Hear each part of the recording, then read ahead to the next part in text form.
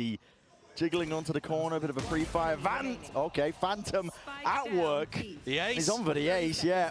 One player left to stand, it's Bane, and he's being pressured, pushed, corralled into the corner. Kesnet steals away, but it's flawless at the end of the day.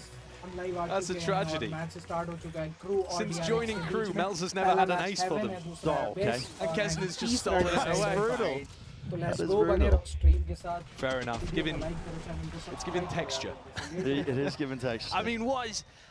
it's a tragedy, honestly, that DRX get caught by that. The spot behind the box and the Spectre spray down as well. It's not even like it was a Phantom, a Vandal. They died slowly, realizing their mistake. Crew are running away with this one. They are. Right there. This is DRX ran down in terms of the money onto that half bite. Taking it slow and steady to begin. Again, looking towards Garage control.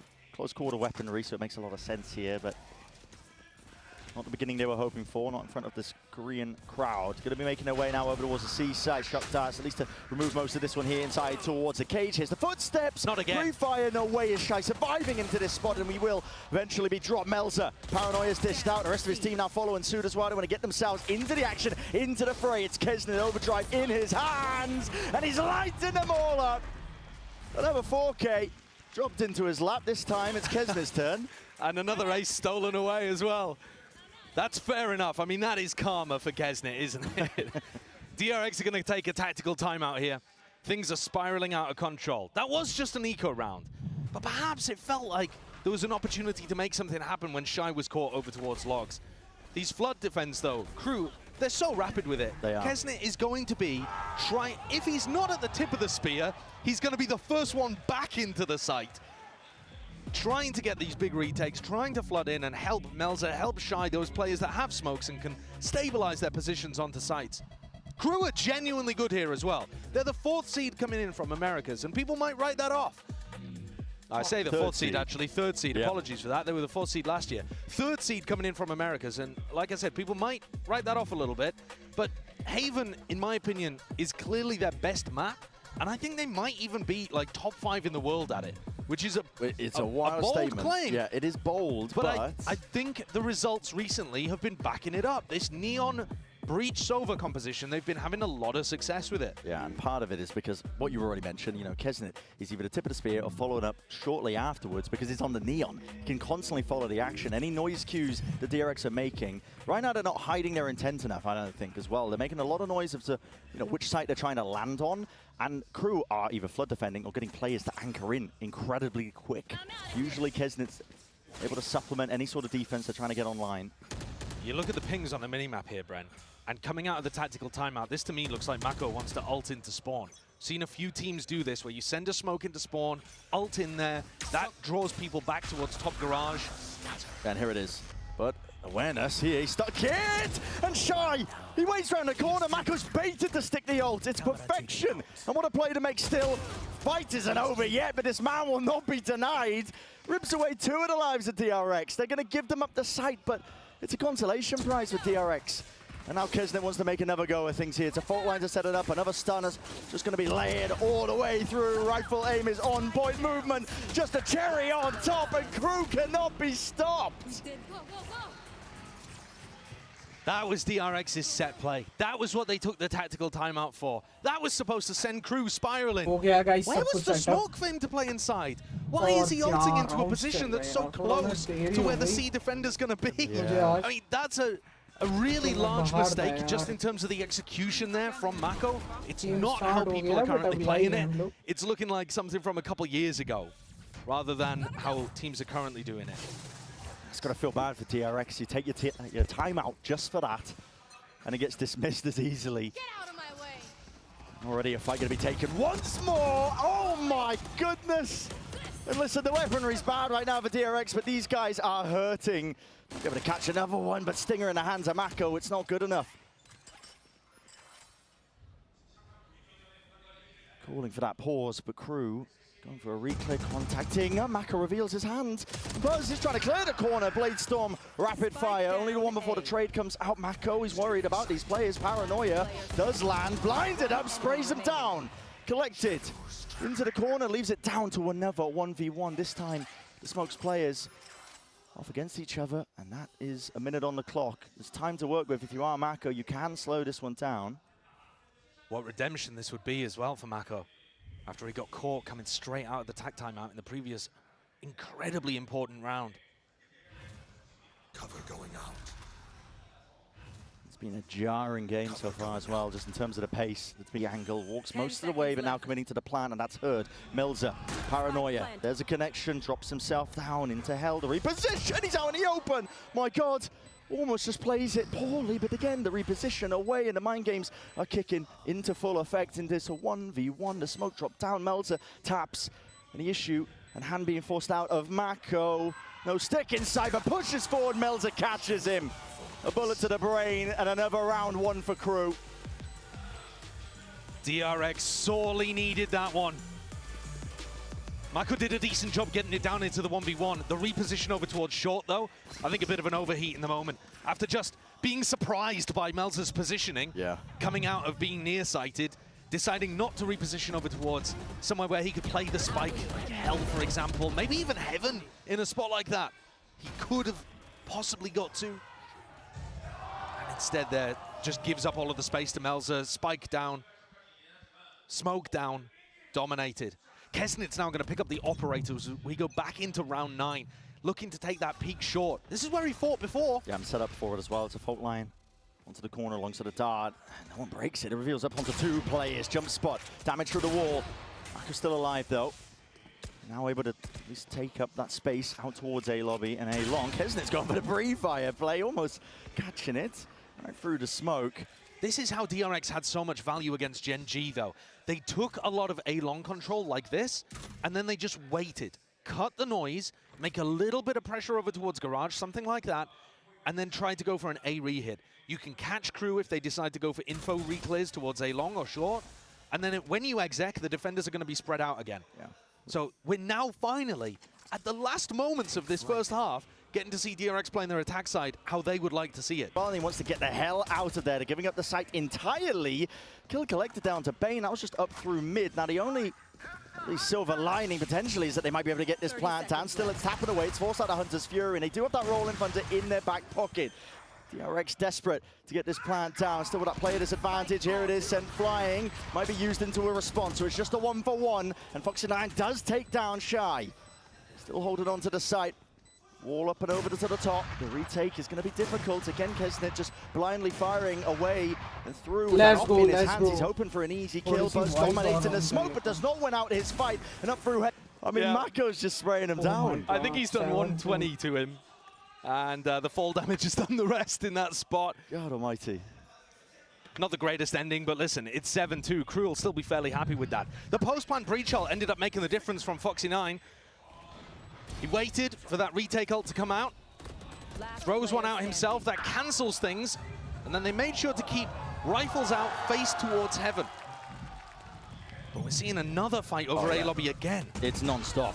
The tempo increase is ridiculous here. Mako with another ult, this time up and towards Heaven, but he's not going to be punished for it. Paranoia sweeps through. Smoke up into Heaven for him to play around. He's waiting for the rest of his team to get in, and he leaps into the fray, trying to take the fight with a cloudburst in play, but already Kesnit is dropping them all like flies. DRX will have to answer back once more. This is ridiculous, man. Barely any time to catch your breath in the action, but 8-2, Crew win the round out. They're not stopping. I thought there was going to be a set retake there from Crew. As soon as the 2 players on site went down, MTA and Kesnit, I thought, all right, the other 3, they'll probably group up and try something more sensible. Shy flew out of Heaven like Batman into the site. And Melzer was right there looking to back him up. I mean, these players are getting so much value out of the distractions that their teammates are going for. They're just willing to put their bodies on the line for each other. That's a good teammate right there. Only 2 rounds left in this first half, and it feels like we've just barely begun. Yeah, the pace is incredible. It's ridiculous. There's been no slowing down. D-Race just getting sucked up into that whirlwind tempo. Crew happy to oblige into it. This time they are giving up most of this site, but they're setting themselves up as a Paranoia, and the fault line out through into the back again. And already this util is just a little bit too late and delayed. Foxy9 Nice. presses the advantage through the smoke, but the spike drop down now, and everybody once more falls here for DRX. 9. Yes, again, it's an eco round for them, but they need anything they can get at this point. And Crew, they've just got a handle on this entire half. There's nothing that DRX are able to do to stop this flood defense strategy. Really, one of the teams that's the best at dealing with this kind of stuff is Fnatic. If you watch how they play their attack sides, they'll do pump fakes into sites. They'll run and execute, but they don't go all the way deep into the site. They run their exec, they take a little bit of space, let's say like the front area of C. And then, rather than pushing the backside, they just wait. And they just wait for the defenders to fall into them. We're not seeing that. DRX are getting sucked up into the pace of Crew. They're getting dragged into it. Oh my, what a shot. And plucked away. That's Kesnet pre-fires onto the corner, and that's a Hunter's Fury gone for DRX. They were hoping they could potentially get a pick onto the C side. The ops are everywhere. Set up. They're in the walls, man. Well, that's the advantage of having a blooming economy. You just don't expect it, but this is them trying to make a good go of it. DRX in through, into the B sides. Rifles into their hands, back up Wavenry, there's no slowing it down. 10-2. Half complete. Tom was talking about a 10-2 half the other way around when DRX attacked into Gen G. Could not be more different here. Crew have arrived on the champion stage, making a statement. This time, they're determined to do something. This champs, more like 2021 perhaps, than 2022 and 3. Exactly, we're gonna see if that pace just keeps on going into the second half.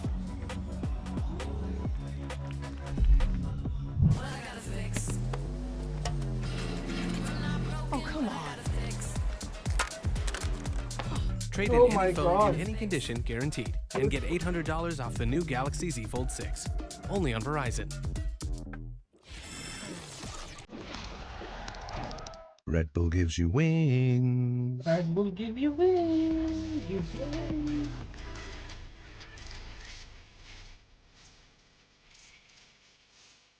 Angel Matt.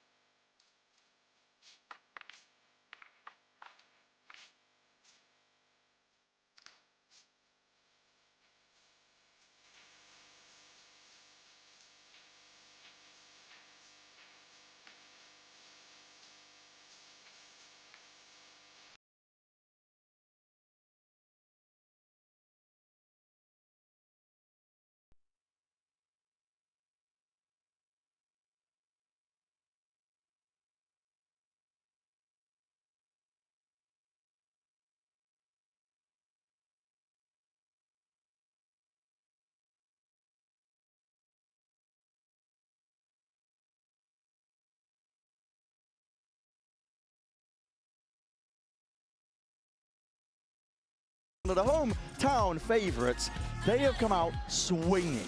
They certainly have. And DRX used to have this aura about them at international events. They would always dominate the opening game, and they would always make it out of groups. This is a new version of the team.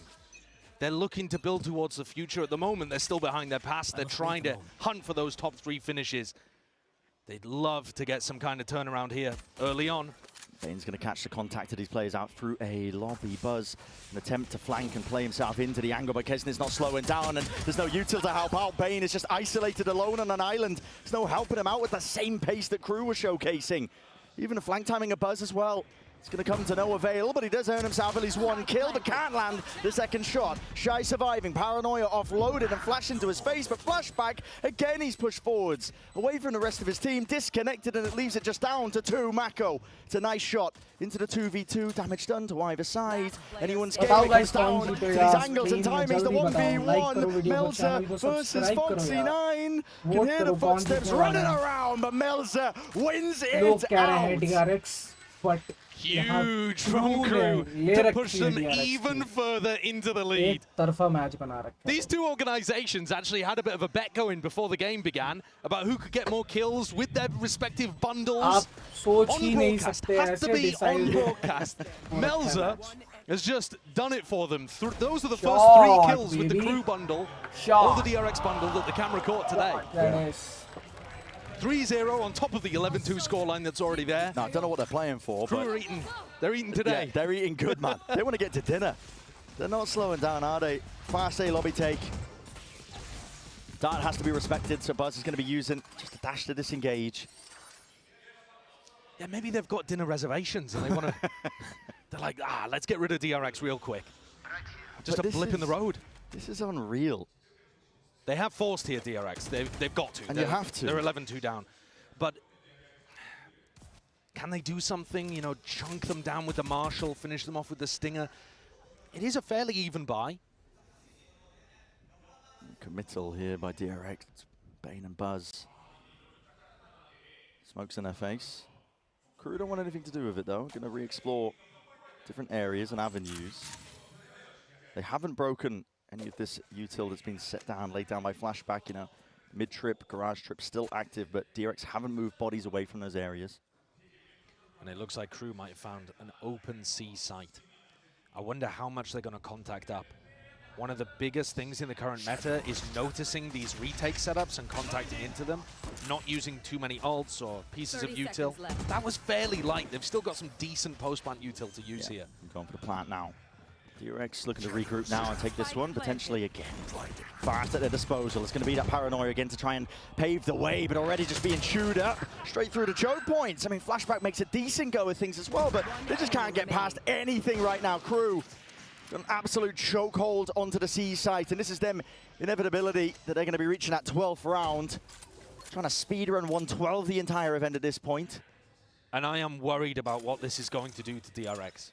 This is not the same team that had all the confidence to be able to make it through groups and get to lower bracket finals and try to break that glass ceiling for Pacific and for Korea. That's already been done by Gen G. DRX at this point, they are rebuilding. They've got rookie players on the team. 3 of them, Foxy9, Flashback, Bane. Oh my. And they've got a brand new IGL, Marco, who, in his own words at the press conference, says he wouldn't say he was entirely comfortable or used to the role of IGLing. If you get 13-2'd on your opening map, admittedly not your map pick, but a map that you're comfortable with, I'm worried about the mental being rattled here. It does rattle you, I think. And it's a big test now for this DRX team. How are they going to pick themselves back up after this? At this point, already looking ahead to Abyss, and that's a map that's essentially a middle ground, I think, for both of these teams. If you're even looking at the strength of it, but here we stand. Crew not willing to hold back in the slightest. It's a fault line. Util going to be used again on either side. A bit of a handshake in terms of the darts. Bane with the drone. Looking for that info. Going to be trying to hide away. Only one player revealing themselves. Buzz onto the off angle, but he's not expecting it across their placement. It's sky high. Creating for Shaq, but he's not in the server. He's nowhere near. I do like the idea there as well. Mako gave him a little smoke that you could barely see so that you could try to play like anti against the recon dart and unexpected in the corner. Didn't work. Crew looking to close out. Yeah, trying to force pause into the round to at least make them stim in. A re-exploration is punished in kind. Any short plays as well. Dealt with dismissed, and that is the map closed out. Map 32. closed, guys. Crew. Domination is 13-2. the only way to describe it.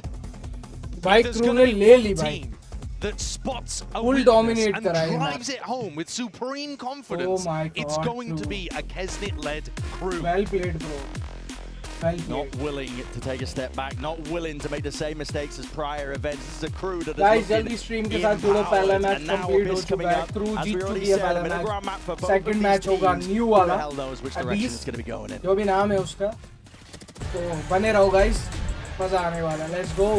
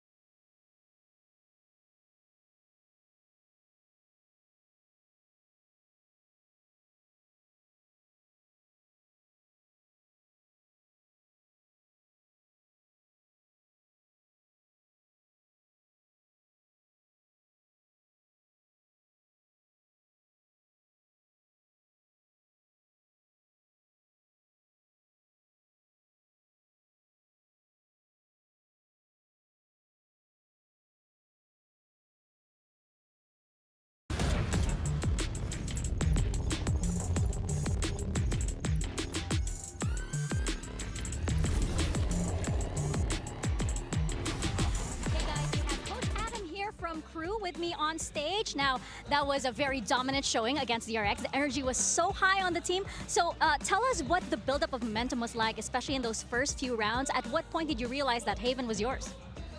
Well, the team is so happy to be here. It was a hard year for us, and to finally be able to qualify and be part of this has everybody happy and hype, and we're trying to reflect that in game. So I think that we were able to do it on Haven, and we will look to do the same on Abyss. Well, congratulations. I think it definitely shows. So we're going to see if Crew can close this one out. Well, I think, you know, it's safe to say, I literally gave you the sign. You still took that long to get it out. I'm a gosh darn genius. That's right, folks. Look at these predictions right here. Oh, yeah. Golden Boy up on top while the rest of the crew out here just living in the past. So Rest I of the think crew, nice. To quote my one of my favorite factions in all professional wrestling, suck it. That's not a quote. That's in the common vernacular. You don't need to quote something that everyone says. All right, wait, well, where's Sideshow and Brent? They see me over there on the other side. Look at this. What are you Can we talk about the game? Let's go ahead and talk about the game, Mimi. And what we just saw was crew utter dominate. I mean, honestly, though, real talk. That I didn't look. Jokes aside. But you should attribute real talk, because who said that? I'm gonna punch you in the neck. Tom, talk about this round. So yeah. I was just gonna say that Crew's looking fantastic, and I did not expect that. Yeah, I also think on the other side, things looked a little bit rough. Like odd timing there from Marco taking a risk. You know that there was a plan for an attempted trade and pincer from Buzz. He's now so far behind everything else. It just gives players like Shy 1v1 battles. Well, the first one wasn't even a battle because the other player couldn't even do anything.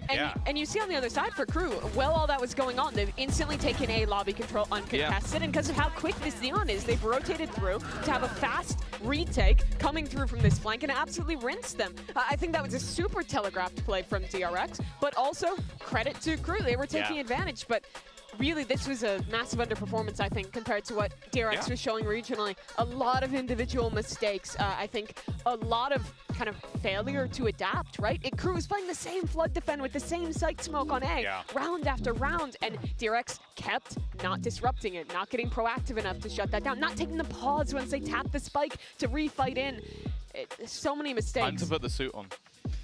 You think the suit's the issue? Well, let's go ahead and take a look at our Verizon high-speed moment. You got Kesnet with this beautiful 4K. Kesnet? Oh, no yeah. way. It is, and I mean, he just went all Palpatine fingers on these fools, and it worked out for him. I mean, look, real talk though, DRX certainly was not prepared for the speed at which Crew, as we had noted before, he was like yeeting himself out heaven at times. Like the guy was just on one. And the craziest thing, I think that might be like the best performance I've ever seen from Melzer. Like the guy, dude, it was ridiculous. Rinsing everyone on the other side. I think he's the oldest player in the server by quite a margin. Clearly age doesn't matter, you know, GB. Ain't that the truth, baby? That's right, old and beautiful. But I will say though, that while I was enthusiastic about Crew coming into this is not the result that I or anyone would have expected. No, I mean, Crew, for all we should be critical of DRX, Crew I think leveled up. The protocols were really good. The flood retakes, the synergy between these players was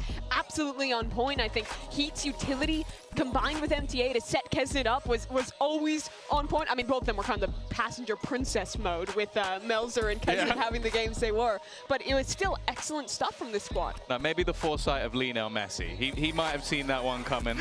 Obviously a big part of Crew, but honestly, it really was. It was a blitz, and it's a blink and you miss it sort of game. And this is what we always talk about when we talk about the likes of Crew. It's like sometimes they just come into events like this, they come into Champions, you look at them and you go, I don't expect this team to do a massive amount, like maybe they'll get a map here or there. They just destroyed DRX. Yeah. I can't remember the last time Crew had a dominating performance like that at a global event. No. Ever. Well, I mean, the last global event was a year ago, and they went out in 2 series swiftly. Yeah. This is a big level up for this Crew team, and I mean, they're really showing that the changes they've made, the way they prepared for this event, they are a different team than the one that floundered at Champions. Champs23. Yeah, and you know, I think also a lot of credit, I think, just goes to the team kind of coming in. You heard Kesin in that, you know, post or the pre-match interview with Mika, you know, just coming in with a very, you know, relaxed demeanor, right? We're gonna show everyone what we can do, and that has kind of been Crew's whole gimmick all throughout the year. It's like, you know, we'll figure this out. We'll make it happen. You know, we'll swap out our IGL, bring in someone else, and hey, you know what? We'll see if it works. And it's funny because you can't keep getting away with this. You look at them in the server, they're not relaxed at all. They're the most fired up. Yeah. Like, that's the thing. I feel like they're one of those teams that rolls off their emotion. If you get those openings, you start strong, which they did. They look so good. Yeah, so scary there. But now let's go ahead and see what's going on with Coach Termi over at the DRX camp. We got Mika standing by with Jen. Hey guys, I'm now here with Termi of DRX and Jen to help with some translation. Now, Coach Termi, that was a tough map. It was a really, really frustrating game. So tell us, what did you tell the team in order for them to reset for map number 2, which will be your map pick of Abyss? 감독님 1세트는 일단 크루에게 크게 내주고 말았는데요. 2세트 앞두고 선수들에게 어떤 얘기를 해주셨을까요? 일단 저희가 생각했던 것보다 실제로 크루랑 상대를 해보니까 피지컬적인 부분에서 워낙에 좋다고 느껴졌고요. 그런 부분에서 선수들이 좀 당황한 것 같고 저희가 하던 플레이가 잘 안 됐기 때문에 좀 어느 정도 감안하고 저희 할 거 잘 하자는 मैं अपना बताऊं तो भाई मुझे भी लगता है कि 무너지지 않은 상태입니다. DRX comeback करेगी. We knew that, you know, coming into Crew's matchup, we knew that they know how to shoot, but today their individual performance was way more than how we expected it to be. So they were shooting way better than how much we expected them to. So I just told them, you know, let's play our own game and do not take it by surprise. Just stay confident, stay calm and collected, and let's do our own thing. Well, let's see if that confidence can pull through for the second map for DRX. I mean, you want to play your own game here, but the reality is Crew just played you like a fiddle, and they were able to lock up that 13-2 in relatively strong fashion. Now we make our way over to Abyss. And I'm going to be real, I worry about DRX's ability to bounce back. They have a lot of young, new players that haven't been in this position on a global stage before. They did pull off some great stuff back home in Pacific, but I think on this stage, you saw their faces, you saw kind of how taken aback they were by Crew's style. It's a worrying sign. I think even more worrying than that is that they got boomed the last time they played this by a team that literally is the epitome of that, PaperX. They lost to a Neon Phoenix comp on Abyss, a Neon Phoenix. Now, do I think that the other side are going to do that? Do I think Crew will do that here? Probably not. But definitely not. They almost embody that, this more aggressive style, and they have switched things What up. the I like fuck? the So they're taking a note from the other LATAM team out of Americas in this one by pulling out the Harbor. I think a lot of the cool stuff. Omen? Yeah, that's crazy. It's a duelist-less comp. This is a little unique. The Harbor's really cool. To take mid-control, you can do a lot of walk-ups off the wall. It's super disruptive to the normal style, but playing no dive besides that Omen is really interesting. He's going to do some wild stuff with that teleport. I don't think he's ever played Omen before. Yeah. He's going to do some wild stuff with that teleport. He's going to try and get around them and be real clever with it. That's what I think. I mean, DRX's prep has to be completely boomed at this point. You just lost 13-2. This is not a good position for that Korean squad to be in. Yeah, not at all. This could very well be a quick one if Crew manages to lock up the 2-0. Can they do it? To send it back over to your casters, Brendan Sideshow, for the call. Let's go, guys. Second map.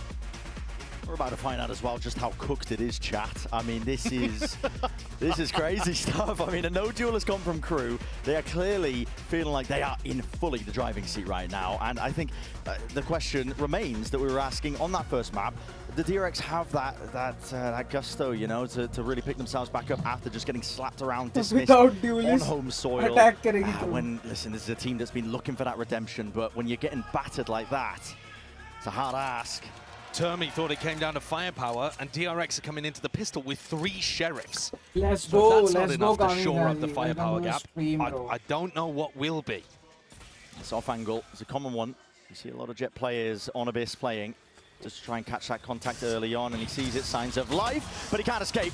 Bloody hell, suppressed by the knife, so he actually couldn't dash in and away. There's a dart's going to be used nice and early. Yeah, without duelist, past कैसे that push point, just करेगी waiting it Crew? out and walking back up with Foxy 9. Nice shot. Quick to respond, takes up that space once more, but as he swings out, he's not expecting, again, Crew to be in these spots. It's disjointed. It's individualistic at its core, and DRX Not enough for them to really win out this map. It's going to have to hit some shots and land them they will. At least Mako, 2v2 to the moment, has made it. That 2 versus 2 onto this pistol round. They need this win. They need it now. Damage done.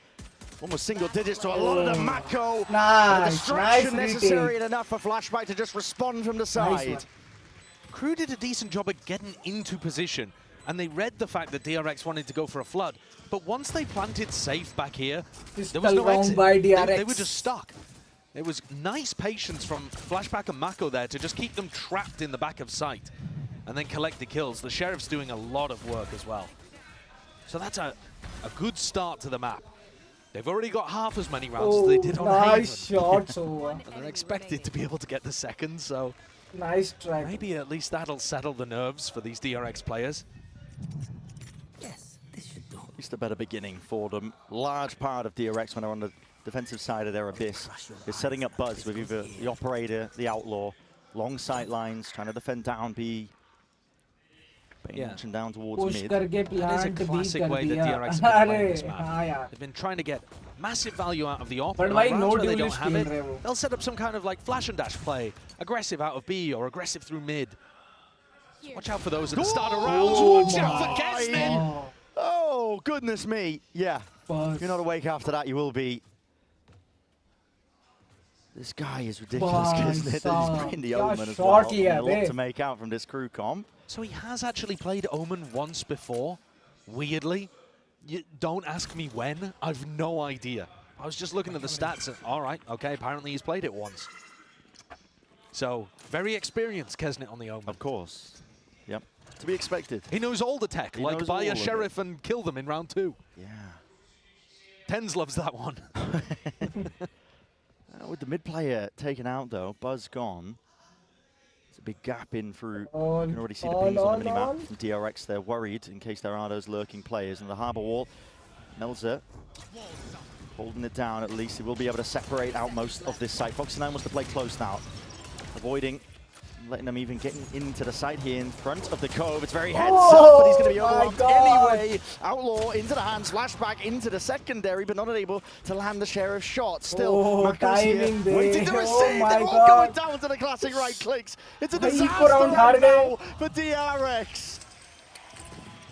DRX का दिन नहीं है भाई, eco round हार गए वो. They'd won the pistol. They'd won the pistol. They'd given themselves a little bit of breathing room to work with after getting flattened 13-2 on Haven. Advantage Haven का और उसके पास ना confident बहुत high. Gets that opening pick and Haven it map all इतना spirals dominating out. जीते हैं ना ये लोग. way. The decision to play up aggressive at the A choke point as well. I didn't mind it. He got in front of the Cove, he got inside of it, but there was just way too many players. Yeah. And against, when you're on an anti-eco there, you're playing into the people with classics in hand. It's just, it's a fine decision on a rifle round, bad decision on an anti-eco, I think. MTA's already got null command online, but it's Heat's ability to get out of here unscathed. Yeah. That might be more important, because he's just donated a Vandal over. Window, He's going to recover this. Kesnit, he's just going for it, man. He's not shying away from the fight. Does he realize the one player slipped past him, though, and including that rifle, picked up, at least the guns, but flashback off to the side. And as well, we'll just put one straight to the dome, but lots of players ready to receive, and there will be no resurgence, at least from DRX into that round. Just a little bit of damage, but again, the guns being at least picked back up, and not even a worry, I think, for Crew. If you're looking at the money situation, you'd think they were cheating. You've got about 7K in the bank on some of the players. There is one positive here for DRX, though. They've got to kill with their bundle. And they are playing for that. Yeah. They are playing for that. I mean, they've got to be getting value here out of Buzz's operator. They need to. I think that's an enormous win condition for them. And Buzz was unbelievable in the playoffs, at least regionally in Pacific. I was so high up on him, man. I had him like as my second highest player in terms of who I was rating coming into the event. Now that's crazy. I've got the opposite of the Midas touch, because so far I'm not predicting any team correctly or player. But Buzz needs to get value, and his opping has been consistent in the past. This time, though, the wall rips its way across, and as well with these doors broken, DRX are watching it with a crossfire said, but it weakens a lot of the other extremities as a result. Asks a lot of them. Buzz can shore up the B extremity, so it's only really A that you're worried about. But once things go silent, now you're concerned that Crew are grouping up and about to hit into, you know, Buzz with a drone to push him off the angle or hit into A. Mako's going to be confident enough to jiggle peek out A and get a little bit of information, a bit of security there. So they're feeling good about the A site right now, but all throughout, they're having to be careful towards mid. 0 point now thrown out towards A main again. 40 seconds DRX left. still feel like A is safe, and that's exactly the timing that Crew are using to group up. Straight after that 0 point. It's perfect calling from Melza. Exactly, and Kesnet's still inserted as well, which means Oxy9 has to have his eyes directed into a different location. Mako is the sole recipient of all of this aggression. The smoke is laid down nice and early and sprays it away and will play for his life. But the door's going to be broken. Still trying to take this fight off. Nice shot, flashback. He does answer straight back into it. Drone. It's going to be used, pressing forwards. Melzer's alone, though, an isolated Resda. Adjustment, transferring with the rifles, and now no time. Not available here for Crew. Round for DRX. Dropping and falling. GG. 2 for 2 now in terms of the rounds. DRX, better beginning than Haven at least.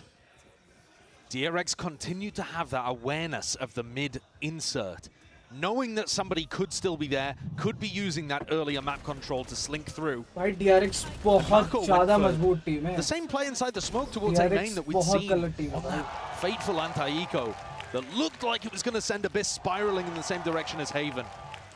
DRX have got their two. Now it's time to push further forwards. They're not going into this op on B. It's only ever been a single player to make sure and give them information. Look at this. Yeah, that's a hard read. Hard read, hard anti-strat. DRX have been playing a ton of Abyss. Yeah. If you wanted to look at any team in the world, I think DRX, I don't have the numbers to hand, but I think DRX have played it the most. It feels like they opt into it a lot. They've been picking it tons in Pacific. So they're comfortable there, but it also means you kind of have a read on how they play. And they do the same stuff a lot, like this position from Buzz. I'm surprised he's still here, to be honest. Yeah, but there's a blind spot in the cam too, so he's available to be perched up here. Anybody to break the drone? No. It's him himself who has to commit to this, and a lot of Utah's going to be sent flying forwards. Crew not backing away from this fight. In fact, they want to be the ones to draw that blood. Nice. This quick scope, and Buzz is able to find the one, and there's no return of that fire. No trade inside, still alive and kicking. And finally, the reinforcements flooding back in and around, but the bullets running out. Buzz, how the hell are you still alive here? Dash back online, Shorty in his hands. Foxy9 finally there with him. Over the shoulder, leaving it just down to Shy. Bullet straight through. And Buzz, the miracle worker, finally challenged on B, finally delivers. It's not that he was whiffing in earlier rounds, they just weren't coming towards his sight. Yeah. And he wasn't being particularly mobile with the op. It's a ridiculous nice round, yeah. But here you see a bit of what you were talking about earlier, Brent, that form he was demonstrating towards the end of the Pacific playoffs. Get him an op into his hand, and if you challenge him, if you come into him, he's so good at playing around the utility, playing around these angles, and around the way that his teammates are going to flood in, using him as a distraction. Now he's going to take it towards mid, so he's found that success on the west side of the map. Now looks to see if he can bring the sniper rifle to the middle. I don't think he's really going to get the angles here against the harbor. No, double smokes, very difficult to get yourself through. I must wait a moment. Despite that fact, though, DRX are up in terms of the economy. It's not Crew down. Drone around the mid round here. Util broken with the cam.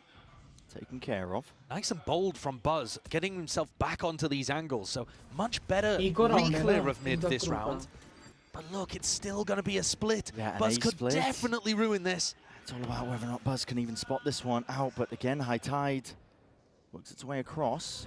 Still calling for that pause. Oh my, okay, that is scary stuff. Pushing back and through. Flashback takes the timing pass, but it's watched for. Traded out and around. Hunter's Fury up through heaven. There's a connection onto the two, but they weren't anticipating that the players would hold their ground. It's down to just Heat. Last one left in through A main, but the spike is dropped down. Unobtainable. With only 25 seconds to work with. 1v3. Running short of basically any sort of win cons. He'll contact most of the way, but a discipline of DRX here. It's just watching every approach. Bane catches it. I know where Heat is. Only 8 seconds left. This is a round win for DRX, just about how they play it. Oh my god. Heat will look to do any sort of damage. Not that it's going to matter too much. At this point, DRX are perfectly happy. Economy is booming. It's flourishing. They're saving for a house, even in this market. No one's saving for a house in this market. That's true. Good luck putting a deposit down with 9K. Crew are going to take a tag time out here. This map starting to get away from them. I actually like the idea that they came into the round with, but you could argue that Buzz has just won 2 rounds in a row for his team. Despite the fact he didn't really get kills in this round, that updraft to get all of the info that it was an A split allowed and encouraged Foxy9 and Bane to stand their ground there despite the Hunter's Fury.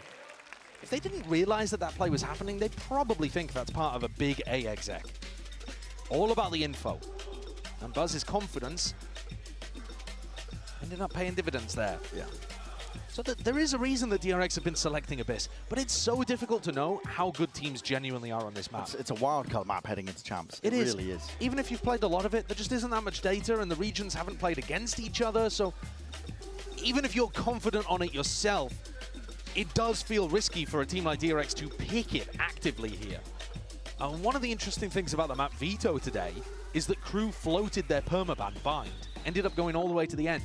But one of the advantages of floating your permaban is that they got to remove DRX's 2 best maps. So that is the benefit. So you're seeing DRX here playing on some more of the maps that are in like the middle of their pool, in my opinion. Yeah.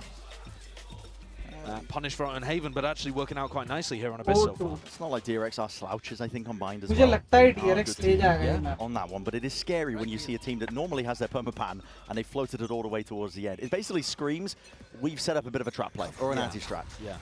At the same time, though, Second DRX match हो ना भाई Fnatic का. Oh my god. very solid team on bind. Yeah. बहुत तगड़ा होने वाला है. Crew are putting such an emphasis on the middle of the map, trying to get value out of this harbor. DRX, their players are being drawn into this area, but it's not like Crew have been able to exploit that by exploding into sites. They have been dragging, as you mentioned, players to watch it, even potentially going for a contact re-clear. This is wild. Foxy9 is alone when he sees this one. Only the one player, it's Kesnet jumping, hopping around, but the fact that there was no punish should be a tell in itself. Is that solo player flash peek as well, Kesnet. Might see a bit of an overheat as well. He's still got plenty more util where that comes from. TPing all over the place here, but calling for that pause and a different angle for Buzz, but still the same value. This guy has got that consistency when you put that up into his hands. And considering the dart just to get that info, but he spotted one player before the smoke was up, so he knows that there's at least some presence into this mid angle. Again, they've called for that reinforcement. Buzz, though, smoked off now. In for the wall, he's going to hear these footsteps right past him. Wilted away. And there aren't really enough discipline in terms of the way the Crew are playing this one, but potentially able to barrel their way through regardless with that brute force. It is chaos. The spike. Only 60 seconds left. Kesnet TP's back and away again. Anchoring players, not expecting it. Flashback. That's nasty. Nice one, DRX. Crew are trying everything they can, working the middle of the map, more than most teams would on Abyss, and DRX stands strong. Buzz is AWPing. As soon as they got that into his hands, and as soon as he actually got the read on which areas of the map Crew were going to challenge, it's been a game changer. Yeah. It has shifted the momentum in this map massively. And playing different angles too.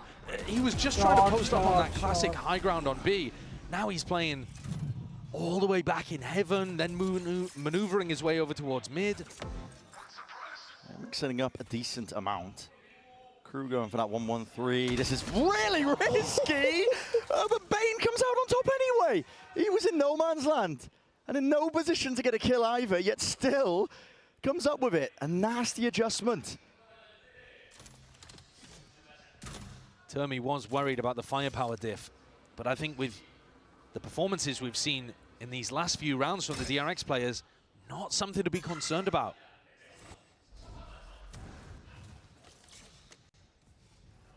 Actually, I think it was more so the flood defending from Crew that Termi wasn't given enough credit to be honest, in that coach's interview, which we'll see whether that has impact in this game once the sides swap. Exactly. But for the moment, not really getting much value out of this. Are they going to try to commit Harbor ult here? It's good against an Opper, but Buzz dodged it last time. Yeah, drone's going to be used at least to, again, circumvent that position. But Flashback is caught by the knife here.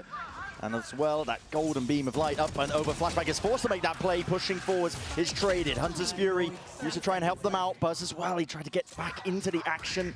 He's dropped as a result of it. Now the plant position isn't the best here. Playing to the side of Cliff. These are Crew do have to commit a lot of bodies to try and hold on to side control. That does leave an opening for DRX. They've saved some util. It's in their back pocket.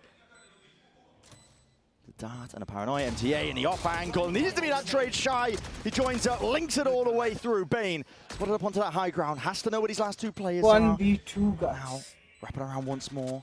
Slowly as you go. But a real difficult round to win.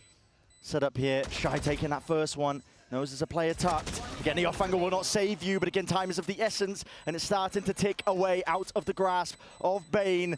Win cons diminishing, and with, yeah, I mean, that's gone with the circle just shrinking. Ooh. And Shy wins it out regardless of the kill at the end. Similar game plan from Crew, except less focus towards mid. Let's Pure go, guys. site exec, overwhelm behind the Reckoning. But this time, the important thing being that Buzz didn't find too much value. He's in a spot where, in theory, he might be able to get 1, 2 playing around that. Yeah, okay. Yeah. God. Back to the operator for Buzz. And another big test, but this time DRX. Massive stack. Yeah, hell of a read. They've got 4 players waiting. They've been putting the site. Oh, they're doing the flash and dash play. Flash and dash play to try and fight for that control early on into the cloudburst, but the dart doesn't reveal too much. And Buzz, yeah, I mean, he handed over towards that weaponry. Players have dropped though. That was Mako committing an ult into spawn at the same time. And he's going to be paying the price for that. So the slow play, I mean, you really have to overextend yourselves as a defender to try and fight over that B main angle, as you saw, and it ends up meaning that DRX was stretched a little bit too thin. I assume that DRX have chosen this round because they were worried about the null command that MTA's just popped. You don't want to allow Crew to get into position and just exec on you with this ult. They tried to disrupt the game plan. Fortunately, doesn't quite work for them. Can they recover? Oh yeah, they're right back into it. Flashback though, backs away. Just only with the 1 kill. He wants to play for his life. And he knows it. At least with the teammates who are arriving, but not expecting that Mel's has already crept up onto that deeper angle. Shy, finally with the plan, there's no chance in hell MTA is getting a res online, so he's going to be dropped just post-mortem. Bane, high ground angle, reset, at least enough to get the 2, and Flashback dropped down into that 1v2, not enough. Can't overcome it. Crew with that discipline, doubling up and contacting together to win that round out 5-4.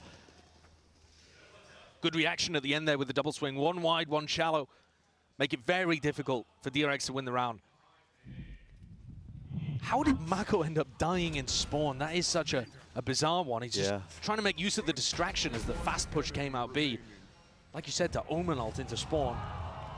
that's an interesting idea. Doesn't quite work.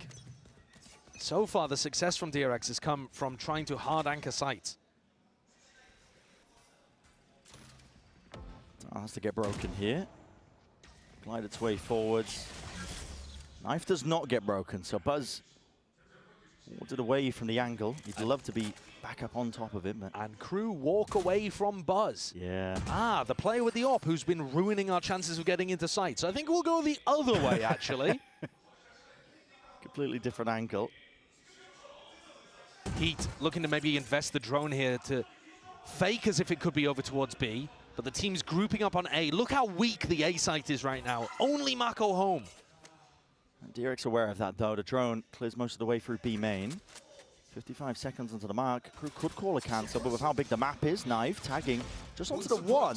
Only 1. And now, as the drone comes out from Heat, surely they don't group up A on defense.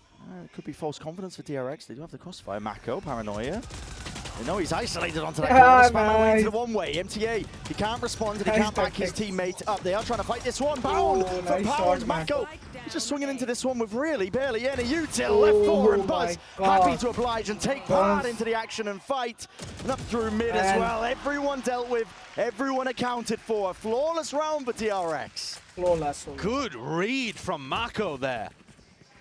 Newer to the IGL role, but reading out that that drone coming towards B was a fake, didn't over-rotate. In fact, took the aggressive option himself, made sure that they were playing towards the choke, made sure it was impossible for Crew to get through. Looked like there was potential there for DRX to let this lead slip, but they've recovered. Minimum of 6 at the half is so much better than the way that they opened here at Champs. Good shot. And of course, huge economy 6-4, advantage heading into 10 rounds this. completed. Yeah, it's been Crew consistently on that back foot. A lot of players tagged, at least the 2 as well. Crew still just trying to brute force their way past this one into the one-way, but rivals in hands. DRX will hold this one. You're not going to be favored there. There's no util to set up DRX into any sort of advantage. Or at least Crew, I should say. I think that's the spot where Crew should probably be investing smokes. Seems weird to smoke off your own avenue, but just to take a little bit of control. That's a headshot. Knocks Bane down weak. Could there still be danger in the 3v5? Yeah, you don't want to let this one slip, do you? But seems like they're grabbing necessary kills across the map. Not sure how that one came about here, but Cove makes it difficult. Flashback's already way ahead of it in a distraction play. Bane capitalizes. This is a much better beginning, as we already mentioned in that prior round for DRX on this map here. It's flawless. They got that momentum back at least as well. And, you know, was feeling rattled from this team. I was wondering if they were going to be able to pick themselves back up with so many players, you know, pushed into new roles themselves, despite the fact that they're veterans like Mako on the IGL, but all these new rookie players, despite the fact that they've been playing in front of the home crowd for most of this year regionally. It is a difference maker when they are at the biggest event of the year. They still have one final test to get over, though. 7 rounds is good at the half, but Crew are now coming in with that Harbor ult, Sova ult. It's a great combo. It's very effective. Got to imagine they're going to use it here on one of the sites. Careful. It's a battle towards this main angle. No one dealt with the dart. What a play from DRX. TP up. That is absolutely lovely. Reminiscent of what teams will sometimes do in that Ascent A main play. DRX have taken all of the sting out of this round. The Reckoning down instantly. The teleport up recon so that you can get kills through your smoke. Yeah, Buzz falls. Crew have been able to find kills like this in the 3v5 spots, but normally the damage has already been done too early. Yeah, and DRX have been usually tempered enough that when these sites get pressured, especially over towards B, doesn't matter. They're able to be able to get a kill, back away. My eyes are down. Never overextending their hands here. Flashbacks gets that acknowledgement. Cage are going to be put back up here. Shock darts removing most of the trips. Knife for a knife. Darting through the back as well. Needs to be broken here. Crew starting to walk their way back up. But again, all the noise is being made. And DRX should know this one. Adjustment. Flashback. He was blind as a bat, yet still manages to come up with the one before the trade online. Kesnit. It's just an ult to try and pick up the spike. It was out into the middle of nowhere. A tap with 22 seconds left. But you've got to start to commit into this. And again, ice cold by DRX. Happy to slow it down, and now the full commit by Kesnit. Paranoia makes his way across, leaves it just down to the one. Kesnit backs himself away. He's hoping that he'll be able to get that easy fight. Singular in action, does isolate just the one onto Foxy9, but it's still a 1v2 to overcome. Smoke up into the one-way, but one for their own here. Jumping around, a tap, there's the danger zone. Kesnit in potentially a bit of trouble. The dart pushes him back and away in, and up for Bane to just get that half. Sticking and grabs it. Oh my god. Too much health for Bane. Kesnit, a valiant effort, but DRX get 8. What a different beginning compared to Haven. I thought there was a chance that DRX capitulated there. They've done such a good job during that gap between map 1 and map 2 at regaining their mental. And what a play here. What a play as well. This is a much better beginning for this second map here. We're finding out if they can keep that going as well if we end up going to that map number 3.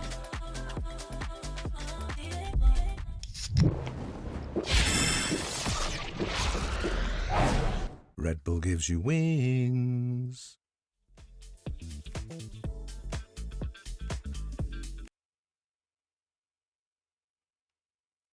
Guys पहला match crew ने जीता dominating. Second map में lead ली है DRX ने, और यार मुझे लगता है कि ये मैप जीतेगी डीआरएक्स और होगा इक्वलाइज, और हम जाएंगे डिसाइडर मैप की तरफ. तो गाइस बने रहो, वीडियो को लाइक करो, चैनल को सब्सक्राइब करो यार, जल्दी से प्यार दिखाओ अपना. मैच सेकंड हाफ स्टार्ट होने ही वाला है. 28 सेकंड्स में हम सेकंड हाफ की तरफ जाएंगे, और लगता है कि डीआरएक्स इसको बिल्कुल इजी तरीके से जीतेगी, क्योंकि उनके पास एक ड्यूलिस्ट भी है और उनको इस मैप का आइडिया भी है अटैकिंग में कि कैसे पुश करना है। तो मुझे तो पल्ला वाड़ा लग रहा है भाई, भारी तो है DRX का।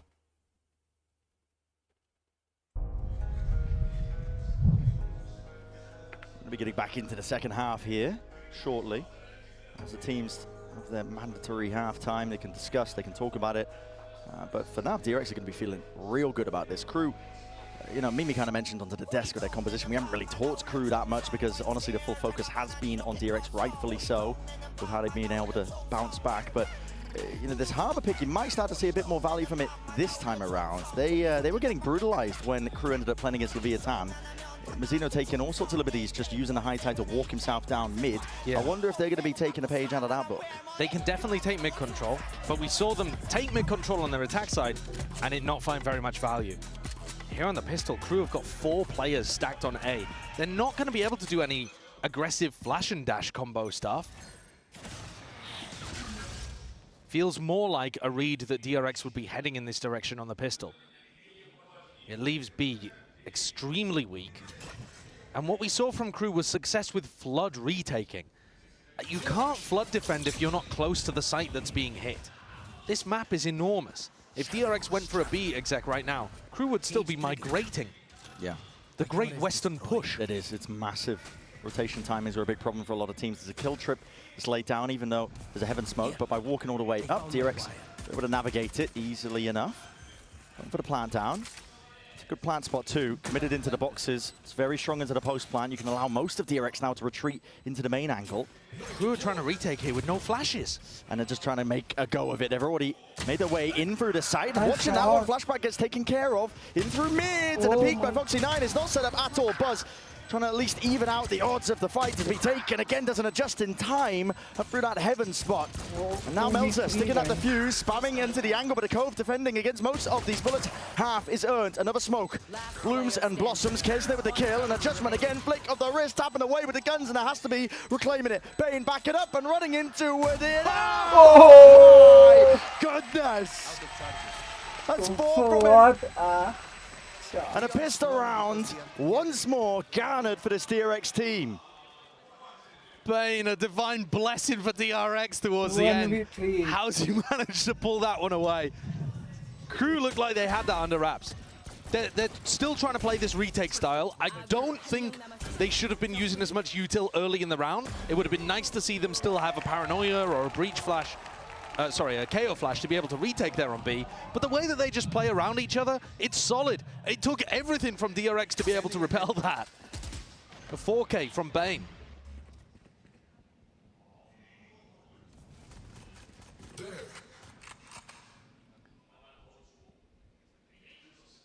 Crew is still putting a really heavy emphasis over towards A. 4 players beginning on that side of the map. Feels like VOD prep to me. Yeah. Potentially just praying for an early skirmish as well when they're on the eco. Alternatively, they might be very confident in their B retakes from scrims and less confident on A, but that would be a weird way to play the map. Yeah, most of the time you see teams trying to fend towards the backside of A. A Crew have rooted themselves in, at least for this round. It's a gamble stack, of course, and DRX are going to be handed a nice open sight over towards B. Yeah, it doesn't look like there's going to be any danger here. We're seeing Marco's calling, be very cautious though, doesn't want to run into any of these stacks. Foxy flashes, looking to see if he can get some info. Might hand over a gun if he's not careful. I don't like this. You normally want to be sending flashback to do that because he's the one with the ghost. 30 seconds left. You've just prime delivered them a bulldog. Yes. And it's not ideal despite that. I mean, DRX, they have an open sight, still planting for Cliff. I'm going for something potentially a little bit better for it, but Camera, I must wait a moment. Crew now grouping up, ready. Try and make a good go of it. The cam was saved just for a rainy day, and that was now, so they get that information that there's 2 players from DRX out through into the back. Got to wait for these smokes now to get pushed up into the position. 1 flash held. We'll see if there's any danger very soon here for Crew.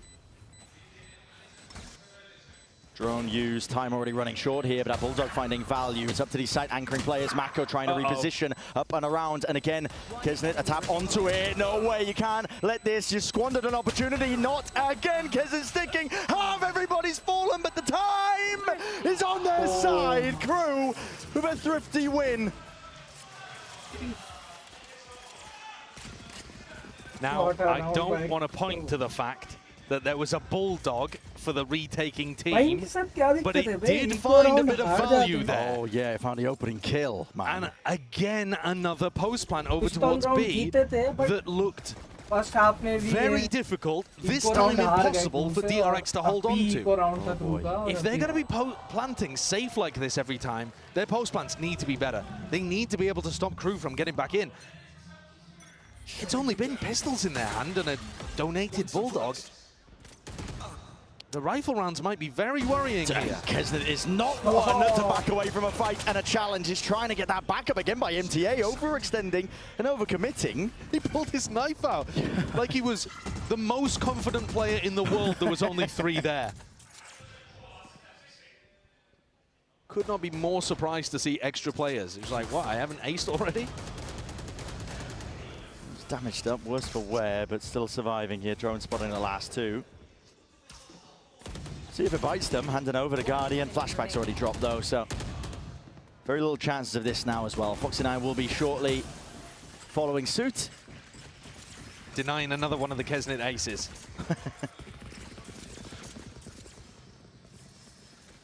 So rifles finally come on board. Round 16. We're seeing both teams with good economies.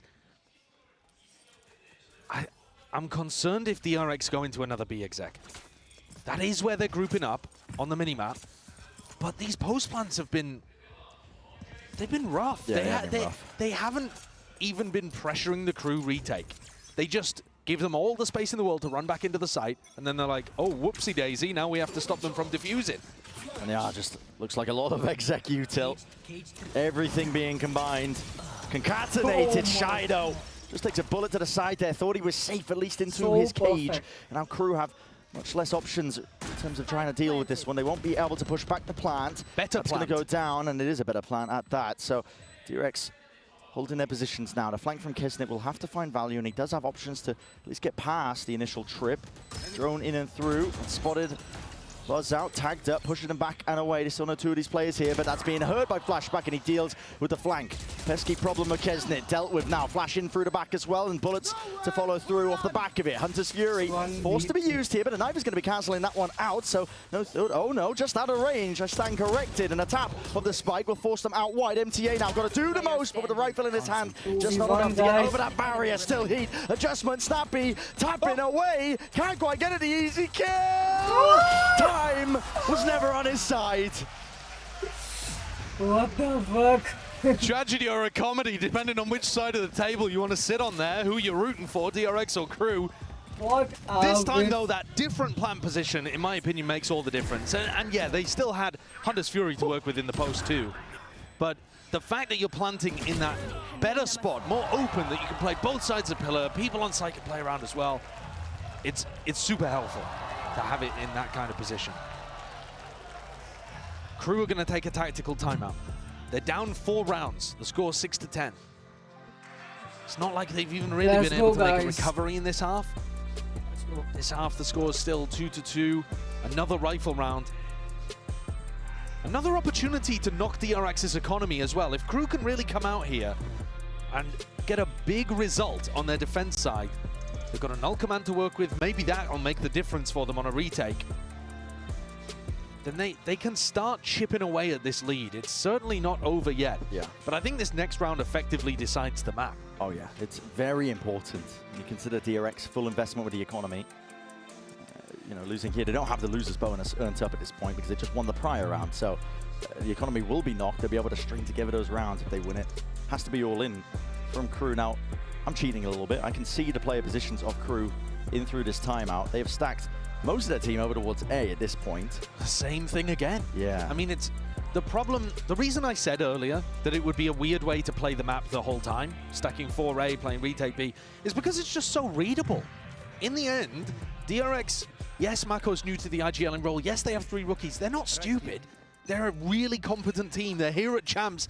They're going to be able to figure out a setup like that if you run it the same way every time. Paranoia to come on position there. It's going to be catching most of this one and draft. Oh my God, just dashing into the face of it. Yeah, Bush? full understanding that What Shy are you was doing, going bro? to be backing away. There's Oh only my a few God. positions he can play. Flashback. Looking up through mid. There's supposed to be that instant response from Crew as well. Ults are being committed with the no command sweeping through, but he's missed the chance to strike from behind. Patience! Yeah, it's not being played just in that moment here, but MTA dropped down to his knees. A res possibility for it. DRX did get that plan a little bit prior. As there, tap onto the spike, forcing out most of the util. Kisnet smokes the play with util on top of it. Nades rebounding, echoing past, flashback, stepping up to the challenge. Right past most of this fight. Melzer not able to stick this one, sprayed and spammed down onto that angle. Heat trying to get tricky with it again, pushing and forcing the issue, but Buzz, the timing is impeccable. Down reveals Kisnet is alone and not enough One to more overcome. round for DRX. Let's go. And the round that may decide the map goes the way of DRX. Crew out of the back of the tactical timeout. Didn't look like they'd adjusted too much there. They were lucky to get away with it, not get caught by that mid lurk. The DRX looking like they're making the adjustments that are doing the job. Wow. Shy adjusted his positioning, but Buzz was on top of his head within the first 10 seconds of the round. Yeah.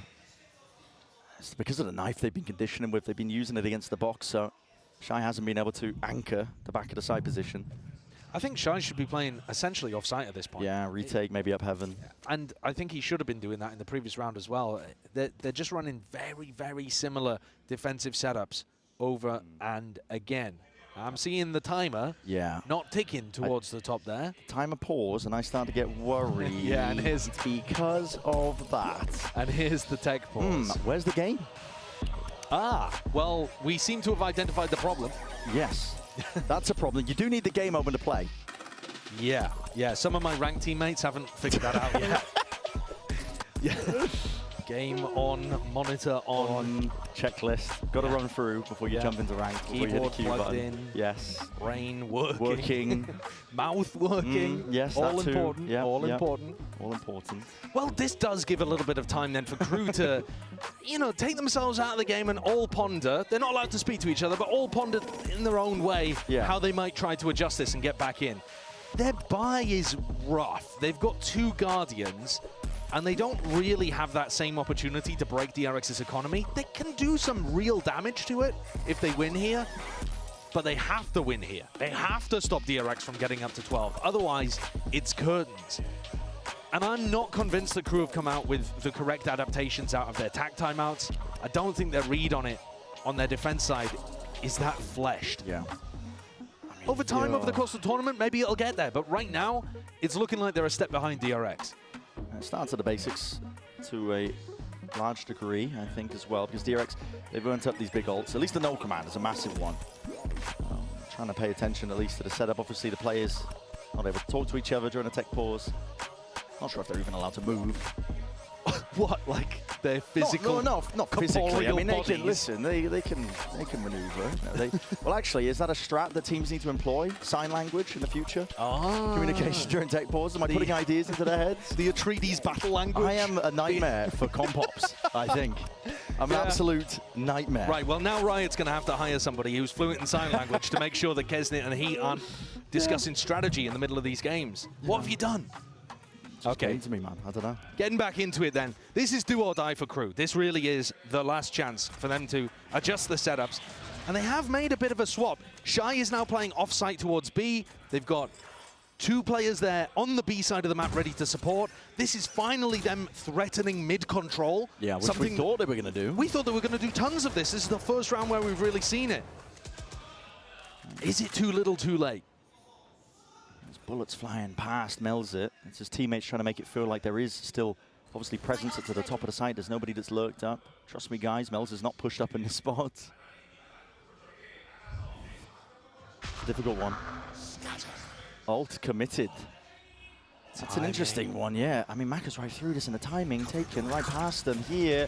And this is going to be a squeeze and a pinch into these A anchoring players. MTA dropped straight to the floor here. Hunter's Fury being used to again push them back. Heat will be able to get at least some value from that with Mako falling. Flashback holding off angle. Claims to kill onto Melzer. DRX to kill feed that is filled up with red, at least for now. Kesnit traded. And so all the options that at least were present, available, removed shortly after here for Crew. Not able to hold their ground onto that one. And brutal. I mean, look at the webcam for Heat. Yeah. It looks like he's had a tech issue again.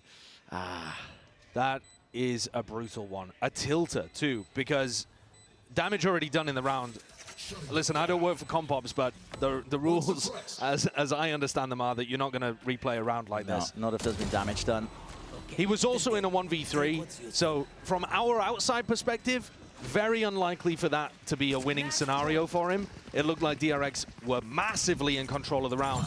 But as a player in that spot, you're feeling like your agency has been taken away. That's the kind of stuff that puts you on tilt. After you won 13-2 on the previous map. It's a tilter. I feel like I'm talking about the mentality of both of these teams a lot, but you heard it from the desk too. This Crew squad, they live and die by their emotions. They do. They are such an emotion-driven, fierce, red-hot team when things are working. And then stewing on themselves, getting a little frustrated when things are not working. And there's nothing more frustrating for a player than a situation like this. And they're also, economy's boomed. They're down 6 rounds. DRX are winning this map. Yeah, it's 12-6. They are winning this map. You can say with most confidence. Doesn't matter how wrong I've been so far in this tournament. I'm saying with a lot of confidence they should be winning this map. Yeah, they should be. And so now you're thinking ahead to Bind, just to trickle some of that kind of stuff in there. It has been a map that's looked regionally very solid for DRX. Crew's permaban recently too. Yeah, a lot of unknowns. So we're expecting that to be a bit of a trap where Crew have got something prepared, but how good it is, we have no idea. And DRX historically have not actually been able to translate success on Bind into international success on Bind. Yeah. So that's another thing to keep in the back of your mind too. Has looked good in Pacific, but is it good enough to be able to get wins here at Champions? हम जाएंगे decider map में क्योंकि ये map तो DRX जीतेगी for sure. From the prep that I've done, at least watching DRX on होने के बाद और यार वो short and shy to mark at least in some of the मुझे matchups. लगता है वो भी DRX जीतेगी. A lot of people paying us our favorites. Sure. Right, so it's Gen G. Combination शायद तो है ना इनका. Yeah, take it with a grain of salt, but they've had close losses in that regard. Incredible. And it's a very fleshed out map for them as well. So बढ़िया push किया भाई. I'm looking at Crew and I'm wondering what exactly could they possibly have been cooking up. You can see just in the body language here from Crew that it's tapped out a little bit. A little resigned, frustrated. They'll give it their all, I'm sure, in these last few rounds, however many end up being played. Now, potentially. Yeah. Could go on forever, couldn't it? Now, if DRX really wanted to boom them, they'd queue up a timeout right now. If we're really getting into like the mental warfare, thinking about sign language advantage during tech pauses. I'm trying to, evolve the coaching game here. But if I got a timeout called after all of this and I was Heat, I would lose it. Yeah, I agree with you. I mean, is Termi that cruel? If we see it, DRX are winning this event. I mean, Termi has been known to not call tack timeouts sometimes when his team are down. That's true. If he ended up sending one here. Listen, he's got rid of the suit. He's turned a new leaf. He has relaxed. He's stopped benching Foxy9. Yes, he's given him a chance to play. Yeah. Which is a point that we haven't really spoken about too much, mainly because Foxy9 has been on this map, he's been supplementing, he's been helping out, he's been there, he's been present. Yeah, prior map he wasn't. Hasn't taken over the game. But exactly. The last time that Foxy9 played an international, he's not a brand new rookie to these global events. Foxy9 was at Tokyo. But I would forgive you for not remembering, because he only played 2 matches. He went 1-1 and then he got benched. Yeah. And that was kind of a running theme of last year's DRX. As they kept subbing people out and rotating the roster. A lot of questions about DRX, but they ended up settling onto this squad with a lot of rookie talent that they believe in, and their development and their scouting has been good. I think Foxy9 may be towards the bottom of the list of good, brand new, great players that they've integrated into their team. But if you think back, Mako was a duelist main that they integrated into the Smokes role and brought up. So they do have a fantastic history of being able to concoct talent and build for the future. Yeah, they really do. And a lot have been asked, I think, at a veteran presence and talent on DRX. Buzz as an individual who I was highlighting. Now, I'm going to steal an asset from the desk, which I'm sure they've called in and prepped, which is the Buzz Ob highlights, because this guy has been taken over when he had that weapon in his hands, at least in the defensive half. And for me, I'm not going to lie, I was a little bit upset watching map 1 because the guy just, he didn't have it. He was kind of getting diffed in that regard by Kesnir, but this time showing up back into that stage 2 playoff form. Yeah, and putting on some real excellent performances back here. Dancing around, dodging a lot of utility, and stinging like a bee when it comes down to it.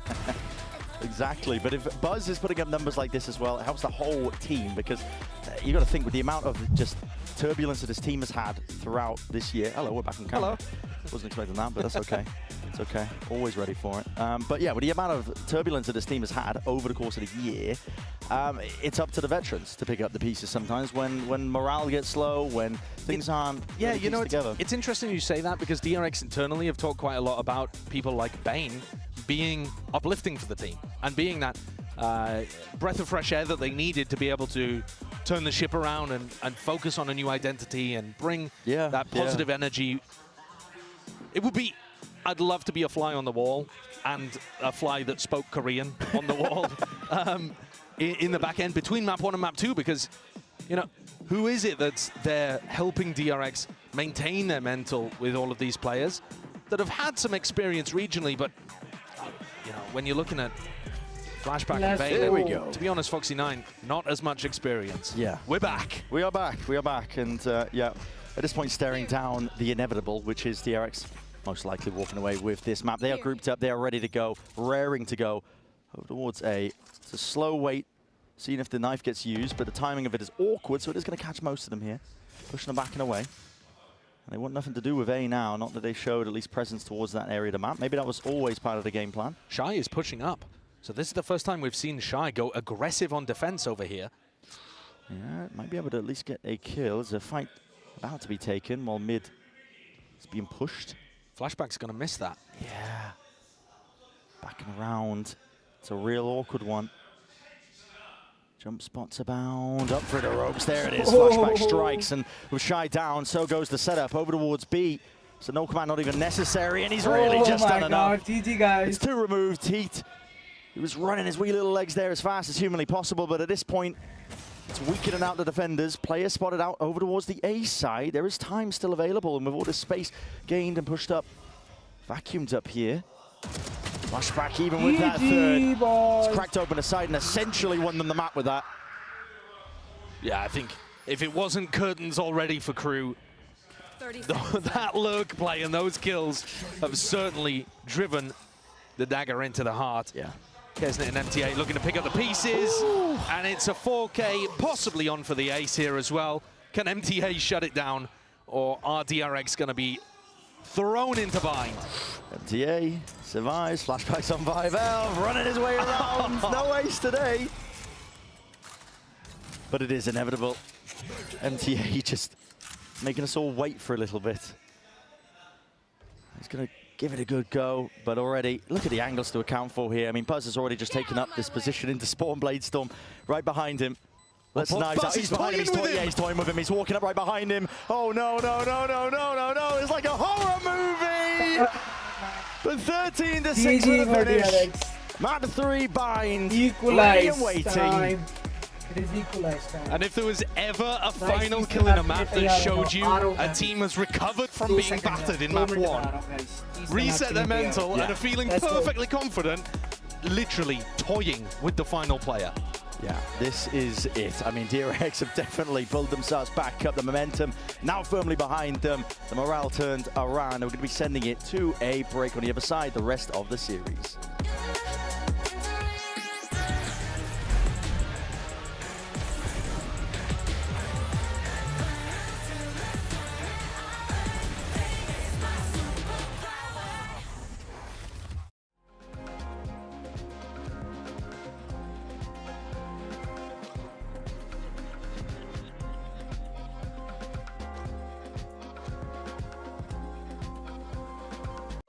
Hey guys, welcome to the stream. When you're relentless, Okay, we got this. you can achieve anything. Reach your impossible. Lenovo Legion.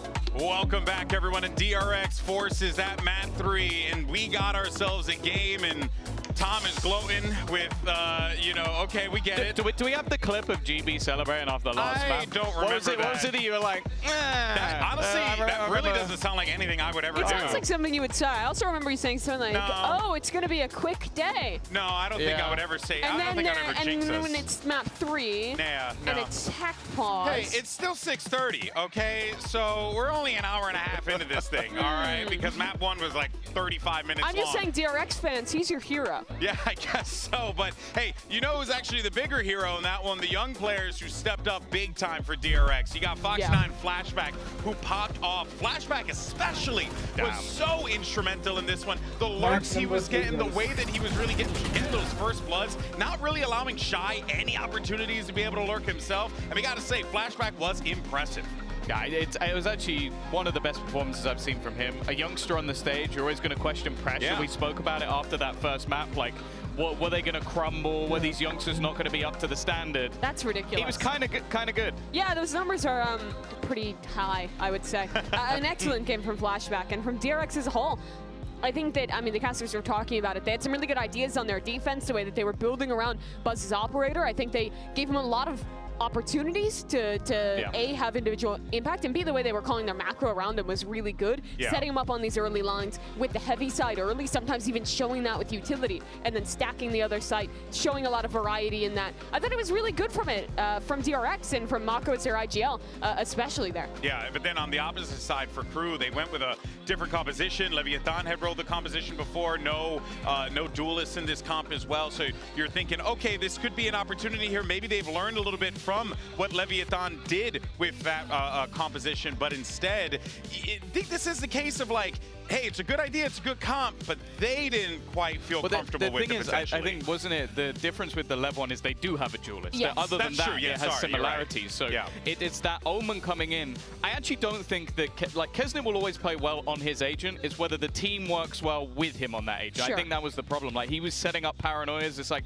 if that guy is at the back, using util, that means he's not at the front popping heads. Exactly. And to me, a lot of the issues were a little bit more like macro. I think that they index really heavy on their defensive side into playing set retakes with the Harbor. Yeah. They had a lot of ideas around using the Cove to get out of choke points or put that down on the spike. Very similar to how teams used to play Pearl in the Harbor Viper meta, right? You're putting up the wall, everyone's fighting forward, one player's sticking on the spike. I think fundamentally that's a okay game plan. I just think it's really hard to deal with the post plants on this map, frankly. The spam game that we saw consistently every round from DRX and from the other teams that have played this map as well, I think it's just too strong. I think that maybe you need indexing... a Sage wall.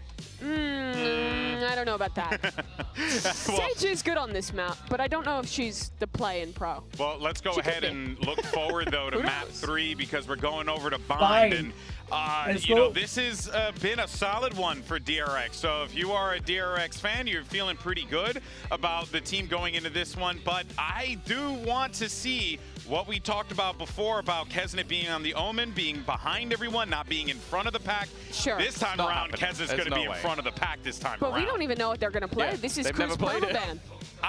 But I mean, realistically, they've not played it for a whole year, GB. Realistically, like, do you really think Kesnet's not going to play Duelist on Bind? He's going to play Race. Yeah, he's going to play Race. So you're going to have him be that tip of the spear for the lineup, which is what found them that success in map 1. So if they can lean on that again here, they could very well walk away with a dub. That being said, though, I think DRX are feeling a little bit more confident. And if these young guns at a global event start to step up the way they did in map 2, it's going to be quite problematic for the LATAM squad to figure out. They've got more data than they could ever need. The last time that it was played by DRX, they lost 18-16 on this map. So you can basically have watched every single round a million times just in that matchup, and you'll have everything to try and break down what your opponents are doing. Maybe you can try and throw a spanner in the works here and there. But that was against Gen G, who I think is presently the best team in the world, I think in most people's opinions, after their early performances here and winning the last global event.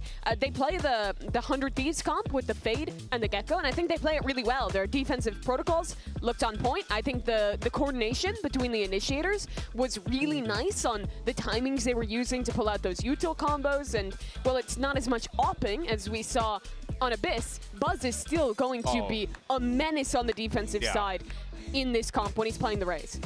Yeah, we're going to have to look out for that for sure, because if Buzz gets firing again here, how does Crew try to shut that down when he's already feeling comfortable like that? Woo, it's going to be real difficult. We got a little spoiler there at the Agent Select, but it looks like Crew is also playing the Mirror here with that same 100 Thieves comp with the Gecko and the Fade.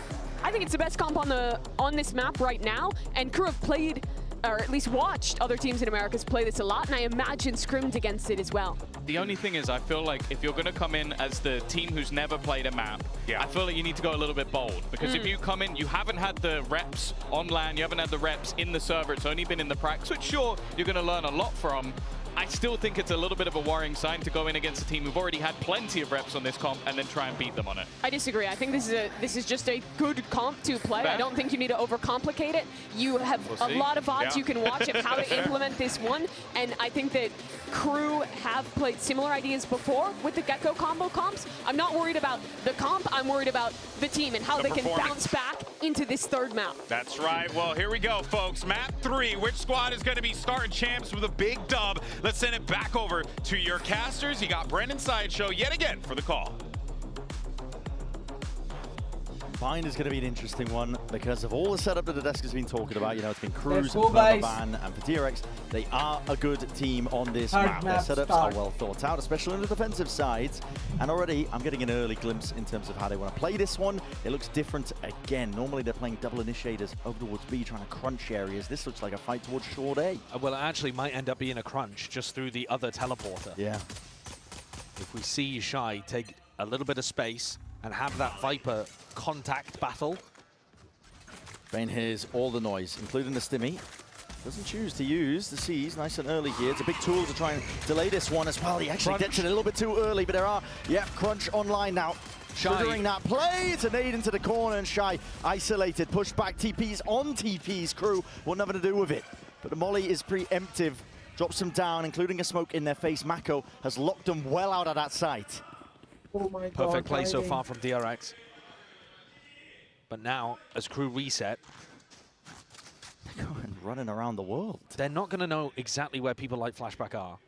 And they're not going to know that it's a 4-player stack, but Crew are much more grouped up. Walking around here, just onto the corner, expecting that re-clear, but crouched up, the bullet's just not quite landing. Only the one for Flashback. Melzer, nice and pretty, still with that shower's control. Buzz, it's a level of awareness there for him. And this is good. This is a nice read here from Melzer. When Flashback dies, you're expecting Crew to accelerate into B. That's where the defenders go. Buzz seeing signs of life down. For a short, Foxy9 over the top there with the Dizzy as well. Nice shot. Forces Melzer out into that fight, crouched up Heat. He removes Buzz. No longer a problem into this round, but a spike has also been dropped down. 2v3. Tap from Heat, seeing if there's that second wave of things. Again, out wide and open. Not enough of the movement, and time now is thoroughly against him. MTA, a lot to do in this spot. Forced to at least get the kills or stick, but it's an impossibility. DRX have played that one to perfection, despite the mid-round adjustments of Crew being on point. A great round from DRX. Perhaps a hint of things to come, with one of these teams being much more comfortable on point than the other. The crunch through, and Shy not recognizing that potential of the threat. It's a difficult read to go for, because they had no info towards short. But he got sandwiched. Oh my god. Absolutely flattened. Yeah! Yeah! There's some emotion. Okay. It sets up the economy nicely for DRX. Catching the players out towards B long here. Crew are grouped up, or 4 of them. Orb in the face though makes it nice and difficult. Nice from the perspective of DRX, not willing to give them too much ground. Bind में attacking मुश्किल रहती है यार, देखो कुछ भी बोलो bind में attacking है tough. Portion by portion, see if they can build up to large ultimates. Normally, you're going to see the attacking team want to build up their Thrash first. It's the one that tends to come online. Take a little bit of a TP here, straight into the open arms of Bane. That is a lovely adjustment. God, a lot to overcome there, even if they are eco kills. That might let him catch up to Heat's ultimate. Yeah, shows that he's on point with it. Large part of this composition of Crew are running relies on the ultimates to try and generate fast execs that can't really be stopped by anchoring players. And they don't really have one. They're going to be heading into round 3. Heat's the closest. That Nightfall, I don't think it's on its own good enough to really be a massive execute tool. Yeah. You can get a lot of room over towards B if you take Long and Hookah. Bonus round रहेगा DRX but Heat is still 3 away from अगर ये वाला round you know, Crew हार जाती है तो भाई फिर दिक्कत में आएगा ये match. But ये match भी close जाएगा. Convert on a bonus round. Crew अच्छी team है भाई, ऐसे नहीं. Flashback takes up position in Hookah with a judge. That's brutal to get through. Knife अच्छा है यार ये वाला. At any time on blind, in any part of this map's history, that is brutal to get through. Doesn't matter if you're on a bonus, man. Listen, it's good, even on a full buy. Find you. Haunt out through the smoke, Bane. It's broken, so there's some acknowledgement for him. And that sends Buzz. He was playing a float position in spawn. It sends him more towards the A site. Flashback would love any of these Crew players just to walk straight into him, but nobody's budging right now. Crew making sure that they try and play that slow siege. That's a walk up, and I think just a pre-fire into the corner as the orb was coming up, but hard to tell. Shido. They may have got the timing wrong. It's a massive kill. As you said, Flashback has his orb over there, but Foxy9 looked like he was caught out in the open. Kesnet still with a huge amount of patience, knows there's a serious chance that there's a shotgun on the other side of this. You have to expect it. But also at some point, you're probably going to want to go in there, and you're not going to have initiator utility. Try and use a nade to rebound, but depends how deep he'll bank it. Flashback could still be alive. And you don't know which side he's on. Exactly. So it's a lot to clear here. Buzz 30 seconds sees left. a lot of them. Signals now the wall to go straight back up, and so does the Dizzy. It actually does connect into the tube. Is that Crew going to be sending it forwards? The go button is hit ever so slightly here. There's a lot of util being used. Again, it's disjointed, but that's partly because You see the Molly's already been placed down as well, so Crew been stunned with only 15 seconds left. And this has bought time for DRX to put players into the spot in a position, and Kesnet just goes for the widest space in the world to clear it. Doesn't work out. Still alive onto the corners, Molly at their feet. They can't step over it. They can't get access to it. Jumping around, making a mockery of the round. DRX are converting this bonus.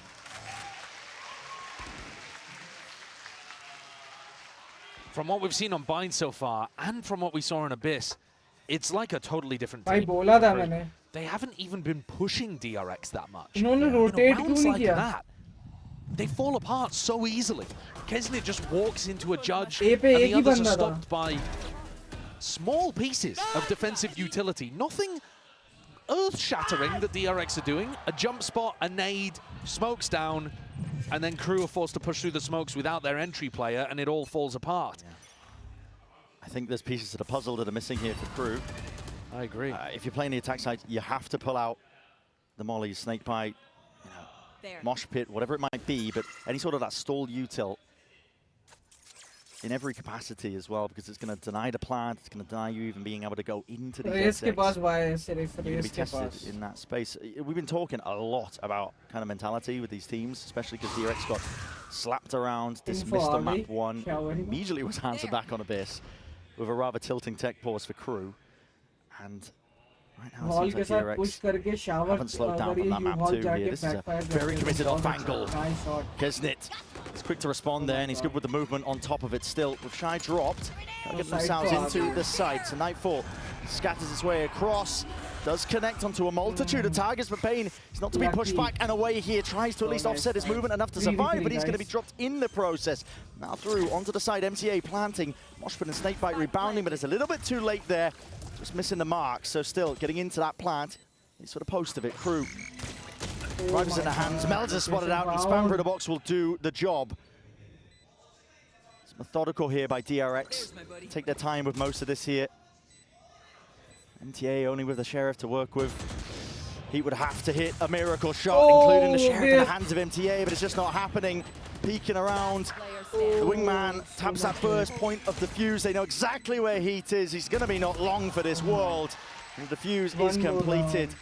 Slightest amounts of danger there in the round, but still DRX looking like they're more than comfortable to navigate it. You're right that there was some danger, but it also took them the Nightfall, which was the first ult that they got up to. And MTA had 3 opportunities to try to get a kill with the Sheriff. 4-0, guys. Couldn't get any of them. Yeah. And that would have brought it into a 2v2, and then we're really talking about danger. This is, I mean, a timeout round 5. Yeah. Normally this is a sign of a disaster. Some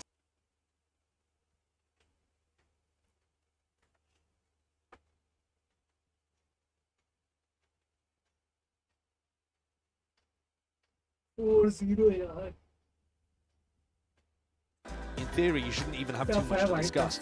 But this next round coming up, they do have rifles on board for both teams, and they have big ultimates online. So Atom might just want to hop in here and give a very quick beat about giving them a specific strat for round 5, just to get their feet underneath them and make the score 1-4 and make them feel like they've got some opportunities to go toe-to-toe with DRX. Sometimes that's exactly what you need, really. Just, you know, like you said, bring some signs of life into this squad, because it's just flat right now for Crew. Yeah. They were a fire that burned out too fast by the look of things on Haven. Yeah. Burned too brightly. Wear their hearts in their sleeves as well, playing back of their emotions.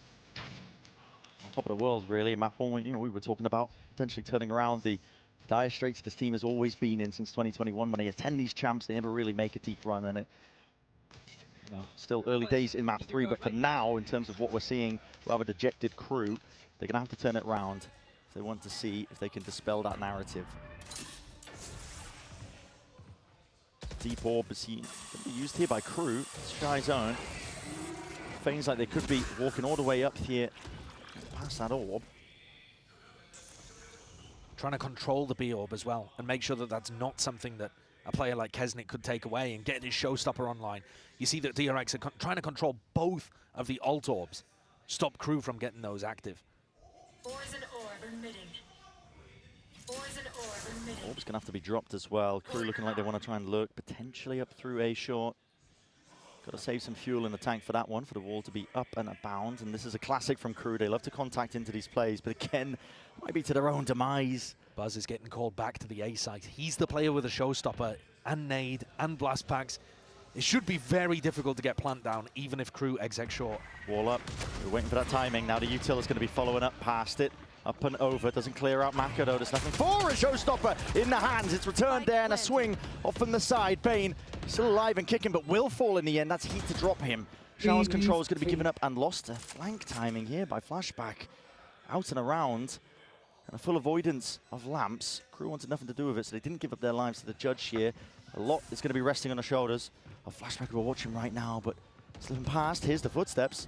Running around. Got to wait for this wall to drop as well. He's going to be given the easy kill. Yes, he is. And DRX, they make sure to swarm. It's disciplines and an ult in the back pocket of Foxy9 will basically seal it up. Checkmate at that point. DRX with another very nice defense round over towards A. And that's after Crew got about the best case scenario against Buzz's showstopper. If you go 1-for-1 in that spot, the wingman still plants. That's about as good as you're going to get when the Raze on defense has that ult. But it's the post-plant situation that's just brutal for them. Didn't quite get the read on Flashback coming through market, and Foxy9 also winning that crucial battle from Cubby.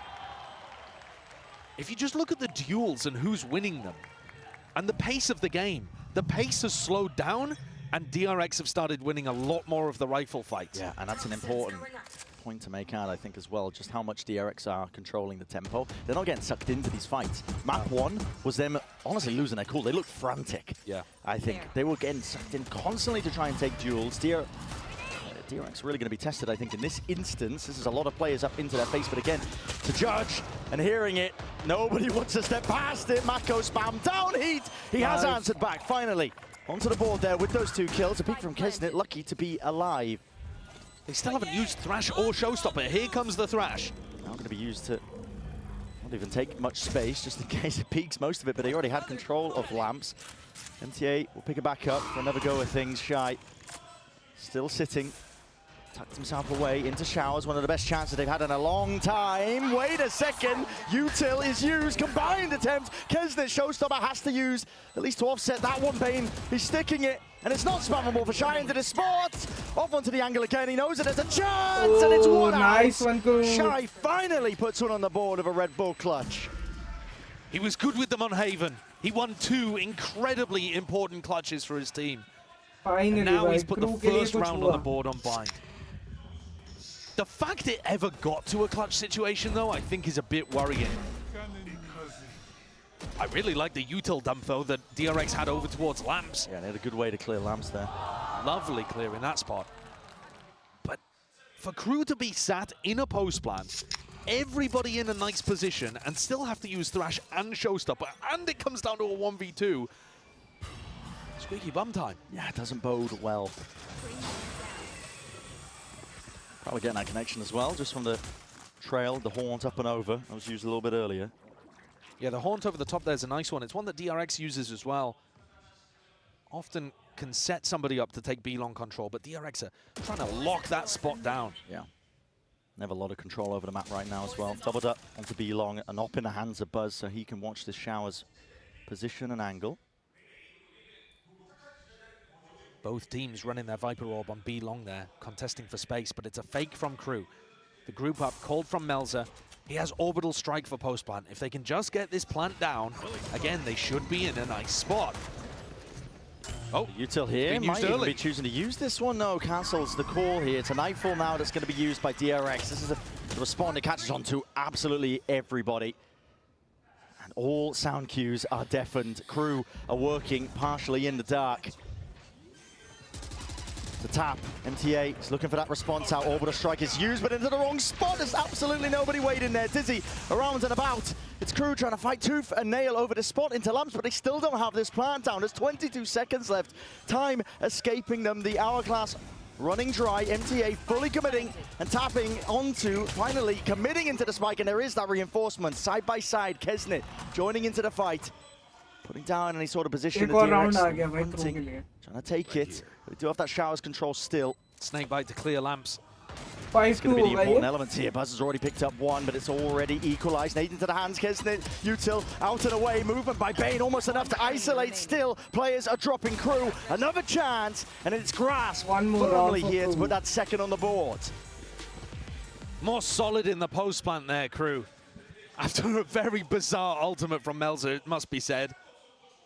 But Crew, with that patience, Lamps control, then tried to fight a bit towards backside. Never really getting lost in these situations. And starting to win those duels as well, even in slower paced scenarios. We'll say Bane made a good go of it. Did a lot of damage to the short player. Kesnit in the pocket. Yeah, I still feel like DRX are attempting these fairly nicely. Maybe the operator's not the play though. If Crew are putting a heavy emphasis on walking down behind the Viper wall and then just execing short, your op is not going to be able to find too much value. We've seen this before when we were watching the Americas teams, and Aspas was struggling with it. Yeah, I think your op player can be excellent and be finding a lot of value, but at the end of the day, it isn't the right pick. Yeah, it's a trap to fall into. A bind at the end of the day, you look at the map, anybody can do it. Listen, you can pull it up on Google. I can look at the map. You can look at it, we can, we have access to it, but there's 4 avenues. It's not like traditional maps where you have these long sightlines where you can post up an opper, they get constant information, they know exactly where the team's going to be. Binds, you can hide that intent quite well, and not just that, you can put up smokes into the face so that you can really mitigate an opper's value. And if you're trying to play post-plant denial as well, a rifle is going to help you do that. If you're locking down showers control, an op isn't. Yeah. I agree with those points. I think that something that DRX should be trying to play around. Marco's going to pick up a judge too, and we've seen that can already find some value. And they might be talking about what we were just discussing in that timeout because they had the money to buy an op. They didn't invest into it. Pit down towards short, Heat with the ult to try to clear it, if they wanted to. Instead, Crew taking a lot of showers control. They might even try to backwards Nightfall here. Set up that trail and have, you know, Melzer clear flashback from short. There goes Buzz early on. Yeah, it's a beautiful shot. I think you can still commit A here. Flashback is now under so much pressure. Yeah, he's worried about players potentially lurking up right behind him. A fade ult into the pit from showers would go crazy. Foxy9. What have they got to do with it? Yeah. Yeah, not too much. They didn't make champs. Jump spot. And a Nightfall. Going to be committing this one over towards the back of the site. The nade as well. Foxy9 so damn low, just about. Wriggles himself round to the corner, but that's both Snakebite and Mosh Pit that's expended. 44 seconds of Crew in danger of running out of time here. And already with a sound cues cut away as well, they are making their way through. That is rapid. Kesnit, he is leading the charge for his team. Flashback worried as well, still trying to maintain control and his composure. Out towards A short, buying DRX a bit of a wing con as well, but the plant is down. Starting to tick away. Kesnit also with that showstopper. Nobody can really wrap through. Oh, I was going to say no one can wrap through short, but now Flashback, Pit down. These players can try. They're trying to bait them in here. Flashback only for the one still alive, though. The defuse! No way, Bane! He sticks it! Where's the protocols in place, man? What the I've got to assume they thought Kesnit's showstopper was going to deal with it. Kesnit somehow thread the needle with his Raze ult to miss the defuse and, I think, miss the player that was pushing him. And just somehow landed it in the middle. Yeah. The splash damage didn't catch. A lot of unknowns there. Look at that! The Raze ult just misses. But I think he was distracted because of that push from Mako. So he's like kind of putting it between the two of them. They still had Melzer's molly to work with. Like there were so many more layers there. They just thought the Raze ult had done the job. Uh-oh. Yeah. Disaster time for Crew. Next level. Squandering those rounds, it should have been easy. Mako, it already plays up in front of him. The contact play again works out for Crew. Kesnit, not push back in a way here. Dizzy over the top, inside the smoke though. Buzz, he's hiding. Rebound with the nades. It's going to be landing and does deny that plan. There's a nade and a mosh pit all going to be used for Bane trying to help him out. Doesn't fully commit into the fight at the front of the site. He's just about wiggling his way through. Damage is excellent, but still Melzer there with a trade. Foxy9 instantly back and at it again. Kesnit, he's here. It's a three-piece for it. Nade rebounds, flashback abound. This guy, there's no safety in terms of anywhere that he can stand as that solo play, and they give it up. Crew, want nothing to do with this. And because he has to be worried about Shy and Showers, Flashback there had to very diligently clear the angle. He couldn't just sprint over towards B and make it a foot race. This is looking like a save. Yeah. Credit's not good. Crew is starting to get a bit of a toehold, let's say, yes. on Bind. It's not a full foothold yet. No, it's precarious. But 6-3, working their way back in, at least getting into good post-plant situations like they were in the previous round, even if they mess it up. I'm wondering, though, how many rounds Crew actually need. We have no idea how good their defense is going to look. Yeah. This map, again, to remind the viewers, this is their perma-ban that they floated in order to get rid of Ascent, Icebox, DRX's, in my opinion, 2 best maps. Stringing together the rounds here for Crew. No one beats my firepower. I wonder if there's anything cooking in the back of the minds of the DRX players about how to stop this contact play, because Crew have just been essentially disrespecting a lot of this util and doing exactly this. I mean, walking up onto the angles. And you might want to buy an operator, but again, you fall into that prior trap of, you know, maybe then they avoid the operator, they go into a different site. I think get value from it. You could try to take aggressive short control. Yeah. As it looks like they're doing that pistol round setup that we talked about. Aggressive short control. If Flashback takes contact, you sand crunch. It's very solid. They've got big ults in this round too, DRX. It's still a half buy though. Making sure they save money for the remainder rounds. Crunch Peak is there. There is a possibility to crunch. Not yet though. No, players are sitting there. They backing around. There's a lot of util being used by Crew. Here it is, time to strike. It's being held by Crew. Watched onto that one, but it doesn't matter if he's holding it. He's not ready for this. Foxy9, he's straight back at them. Drops 2, and Mako's right there too, alongside it, just watching that A short avenue. Heat. Alongside MTA, last 2 alive for Crew. They were not expecting that one. Again, it comes down to comfortability onto the map. Are they aware that somebody's here into the TP? I'm not sure they are. Rifles flicking around there. They're wondering about it. They're looking They seem the like, opposite way. yeah, they know there's some level of danger. All Flashback has to do, though, really is stay alive. Yeah, he does. And he's going to be the nuisance player now. Wingman's out through and a wide, and the Dizzy can't really see absolutely anything here, but it leaves it again just out of heat. It's a 1v3, 25 seconds. Spikes drop down. Discipline played by DRX. This is tempered. They back away immediately. They don't want to give up any easy fights with how low Bane and Flashback are. Buying time. You hear the plant. It's committed inside. Heat. Spike planted. Hell of a job ahead of him. Gonna isolate these fights. Orbital strike. Does not catch it. Haunt is dealt with. One bullet will drop it. Has to reposition. He's worried about every single angle. Flashback was ready. Aim trained on it. Works on the pistol. Works here in round 10. Beautiful crunch strategy. And a great way of dealing with what Crew were throwing at them. Those contact plays down short. And I agree with you that it comes down to comfortability. Most teams are going to have protocols. They know that if they hear that teleport sound, they need to get out of there ASAP. And Crew are just a little slow with it. Didn't quite throw counter utility towards the teleport. Doesn't look like they're ready for those kind of, I guess, higher level plays that we see on Bind. And now it's odds and ends for Crew to try to recover this. 8 at the half for DRX or more would be fantastic on the final decider map. Yeah, and money's back up. There's a thrash on either side. Has been earned up. Again, just walking up through the A short angle. There's a lot of pressure though with this util, but it's flying forward straight past this one. Foxy9, false confidence maybe. He's peeked out, almost getting a collapse melter. Again, he was trained onto that spot and position, so they do hand over the gun. It was trained or traded back over, so. And Melzer still has control of lamps this entire time. It gives options for Crew if they do choose to make their way back over. I mean, kind of, but he doesn't know that Lamps itself is clear. He hasn't felt confident enough to pick up the weapon yet. Only now is Melzer full clearing Lamps, and the fight is happening showers. Yeah, Bane. Danger. But again, safely navigated with Shy going to be dropped. No longer has to worry about that backstab potential. Here's a Nightfall going to be utilized. Forced to swing out from Melzer. It's not going to be long for that world. Stopper in the back pocket of Buzz is going to be able to use this one for any sort of win cons here. Round 11, but honestly, again, that patience and discipline on display here by DRX. Not willing to overextend or overinvest. Flashback with the wrap around ADS up. He deals with it.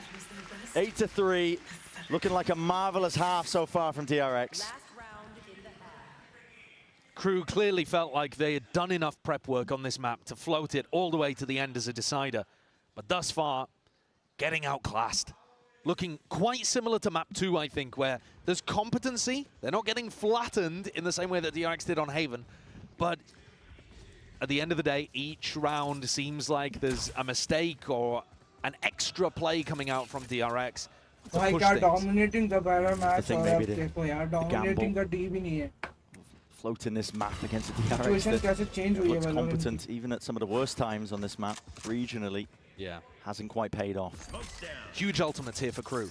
If they want to try to push things across the line and get at least 4, trying to work towards the pistol and close the gap to 2 in the next half, they need to be able to get value out of stuff like the Thrash and the Nightfall. I've just noticed the buy. I mean, Buzz has got an operator at his feet. At least he did. He's handed it over to Bane. It's a double op setup. Tasted their own medicine from map 1. Yeah. Why not? When it's flourishing in this way and form. The peak, of course, it's punished there. Foxy9, sharp.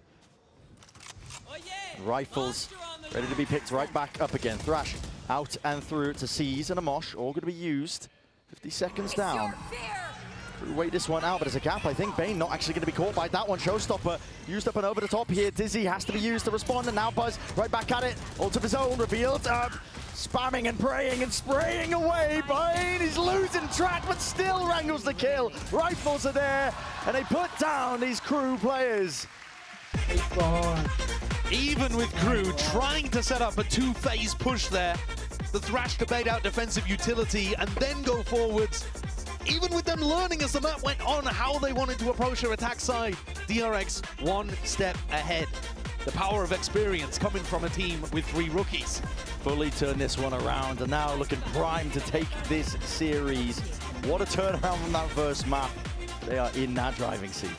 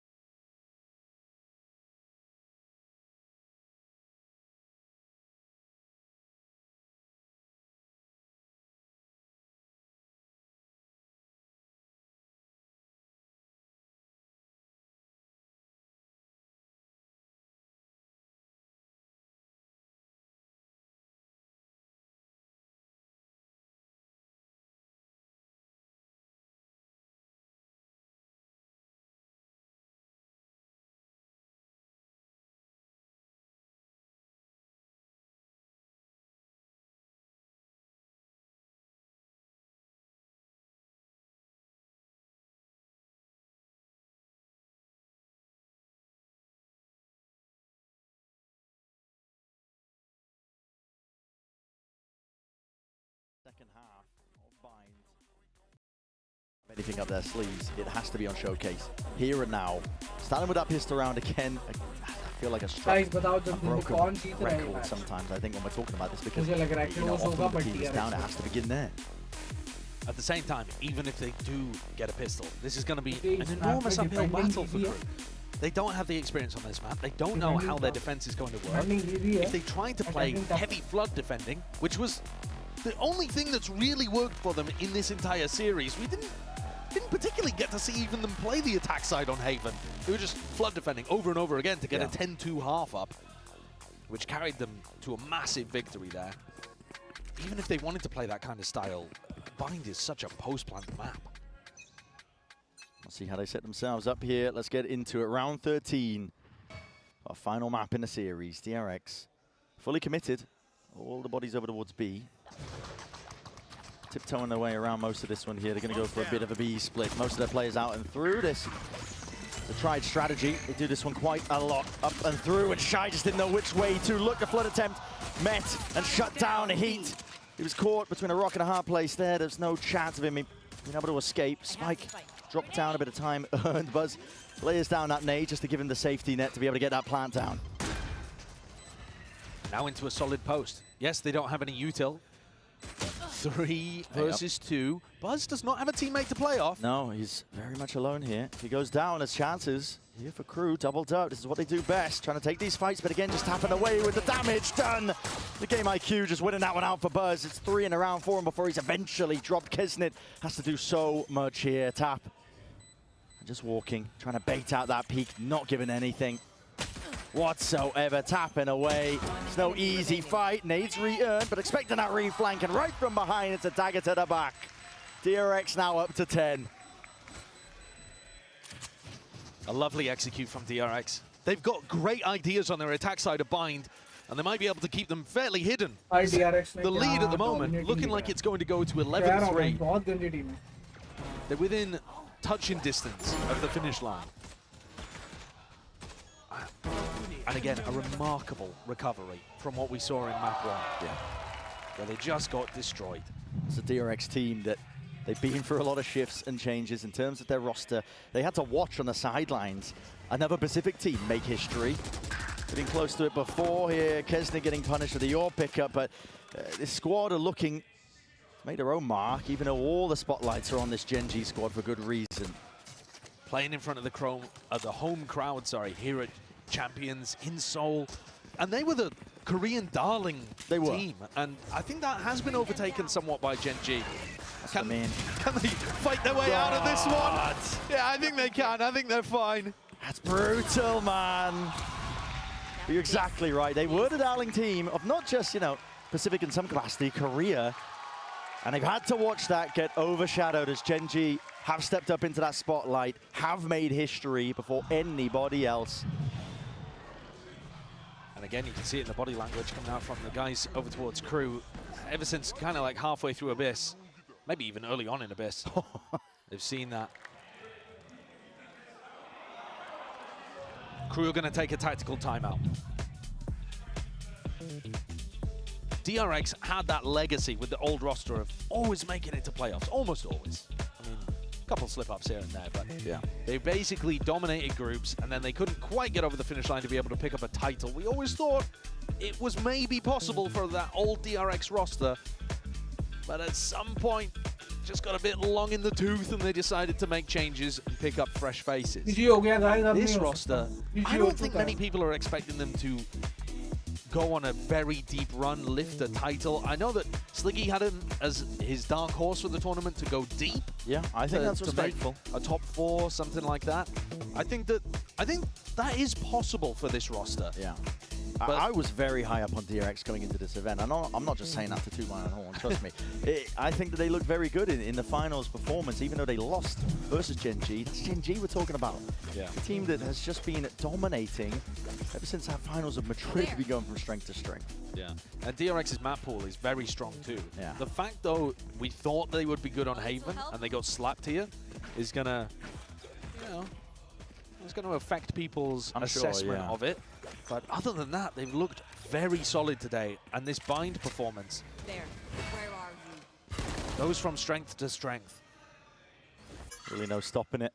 You don't want to slow down here. Showstopper that was earned prior there. Buzz has already got it, and he's going to be using it to pave the way. Set the pace once more. Squeezing through any available players, but Showers is completely vacant. You can just pre-fire this one into the corner, but Fuse runs out still. The plant is down, and that's the important element. Crew not playing for that plant denial, as you see many teams do right now. They're going to have to try and do this one. A bit of extra util available at least. Nade, Kisnet. Wondering which way to play this one as well. Just cycling through the weapons as a seize and a nade. Buzz tucked to the corner, still safe and still firing away. Shots fired. That one through. That's a Showers player dealt with here for Crew. Onto this retake. If they deal with Buzz too, there's that danger, but now he's going to be active. Into the fight now. What's the next layer to all of this one? Has to watch it all down. MTA at least the tap onto the defuse, and DRX at least forced wide into the open. Plenty of time available. Not the boom you hoped for. A couple of seconds on the clock. Would have made a large difference if DRX were willing to fake or really fight for backside there. You saw that Kesnit ran into backside, knife out. He knew that DRX were going to be falling back into classic post-plant positioning, and so he wasn't worried at all. And then you get these kills coming through where Crew are able to contest. One enemy remaining. Crew would have to put together so many more, though, before this comeback felt like it had any real sting behind it. That's what they're going to aim to do. Some ults may come online for Crew to try to deny plant late into this round, but otherwise, it's just the utility that you've bought. Jiggle from Heat, really, he's got that acknowledgement. You can hear the sound cues, but now walking back up. Smoke in their face. Oh, that's a cheeky play. Crew trying to go for that trap play, expecting him to be a little bit deeper onto the line, but it's evacuated, backed away by DRX. They navigate it well. DRX love inserting Buzz over towards B long and then pressuring short. This is a classic strategy of theirs. And Buzz can either become the backstab lurker or just choosing to reconnect with the rest of the team. 101%. And the timer taken by Shy. My God. Shy. Just expecting some sort of presence there. Shy? Who hurts you, Shy? Yeah. Shy, what happened to you? That's what you need. Yeah. Injection of fire there for Crew. Potentially even hearing those footsteps, but with the spike drop down, there's no chance. There's more or less here for Buzz. Potential money for his team to buy back up if he keeps this rifle into the next, but he might not even do that. That's nice. 30 seconds left. Getting cheeky with it. This kind of free round, though, where Shy picks the perfect timing and gets a couple brilliant kills, that's exactly what the Doctor ordered for Crew. It buys them time, gets them closer to big ultimates so that they can craft some 10 seconds left. really difficult defensive setups to get through. And it gets them one step closer to making any kind of comeback a reality. No save. 11 no, I like it. If you see that from Kesnit, it means he's... Has he forgot what country he's in? Well, I mean, the point being that he's not just frustrated, he's actually Fired up. Yeah, channeling it into a desire to win. Listen, it's up to him to attract the ire of the home crowd here. I don't think he's ever been disinclined to attract ire in his life. Of course not. Of course not, this guy. But yeah, he's feeling quite large and in charge here. Potentially Saving round by back beneath them. DRX. So they're going to play for the ult orb over towards B long by the look of things. Get a showstopper online early. Shy's going to be challenged and tested. He's right in front of most of this one. Snakebite at the feet. A lot to overcome there. He runs against the pistols. And Melter, Tass, which is trying to hold on to control of Showers. Succeeds at that at least, forcing the rotations of Crew. Tap of Foxy9. Hoping to bait that ult out. And now they're going to be TP, and they've given up the entirety of the B site. Can they bait out the showstopper as well? Could be a victory here for DRX, even if they don't get this plant down. If they manage to pull these ults out of them, Wingman planting. Kesnit to nade, rebounds across and away. Not enough damage, I don't think, to break this one. Mosh pit into the corner. Pound for pound there. Tucked away. Crew going to be corralled into the back of the Hall's position, but they do have the weaponry and still that ult to make usage of. Foxy9 as well with that crash, but I don't want to use it. Here's the ult. Showstopper forwards. MTA taking care of Bane, and Rocket not really that necessary here with the rifles. Foxy9 making a decent go. Nice shot. Gotta respect it. Nice try. But even more than Foxy9's kills towards the end, it's the fact they dragged out Melzer and Kesnit's ultimates that got no value. I mean, nothing. It was just a cheap tap on A, and then Kesnit trying to make the retake work, worried, even though they're on an anti-eco, even with a player advantage, wanted to secure that round because every round means everything to Crew currently. What a shot. But unless you're saving ultimates like that, it's going to make the comeback almost impossible. Yeah. DRX are going to take a tactical timeout here. Frankly, I don't think they really need to do that, but Tommy's just looking to stop the rot early. They might have done enough just by, like you said, pulled the ults out of them, making it all the more difficult for Crew to even mount any sort of comeback. DRX have a lovely strat that I watched them run in Pacific, where they haunt over the top towards Garden, the same one that we saw Crew throwing, insert Buzz in that area, B long, and then they'll run, so it feels like a B default at that point, and then they'll double lurk A. So one player tries to lurk down behind the Viper wall short, and one player tries to lurk in Showers. Whichever one dies, the other just runs into sight. And it has ruined a lot of the Pacific team's defensive protocols. We haven't seen them run that strat yet. They pulled it out multiple times to huge success in Pacific. I'm wondering if coming out of a timeout to get a big round on the board, it might be a moment to unveil a strat like that. But on the other hand, they've got two big ultimates that maybe they just want to keep it simple, keep it safe. Exactly. Not just that as well. I mean, maybe, you know, taking the timing to think about whether or not Shy's going to be using this ult. Could potentially use a Thrash to clear it, even a Nightfall as well. A really good ults. Making the most of it. You can see, one way going to miss. All good though. Shy with the ult in his back pocket. Now there's no signs of life from DRX. They are nowhere near this A site. Anticipating that would be potentially the position there. Prowler catching. Thrash going to be used as a squeezing the players out and through here. So has to be that evacuation again from these crew players. Out through the back, Kesnick. Got to respect that one. It was a haunt up and over the top here with the Nightfall now. Sound cues up and away. Bit of spam, stray bullets. Gliding past one another, barely giving haircuts. But no casualties, not just yet. Plant is down now for DRX. Important element now into the post. Mosh going to be laid down in a deep, committed site control and the hold for them. It's an orb in their face. The Thrash round 2. Sent flying out through elbow. Nobody sticking to try and at least break that. And everybody's detained because they can't defend. Oh my god. Players topple, bodies fall, and DRX. Match point. Inevitable to get that 12. Just Shy remaining, one to stand. Match point. As I said, inevitable. Keep it simple. DRX just play towards their ultimates, overwhelm the B site. Utilizing that Thrash in the post plant as well, all looking lovely from DRX.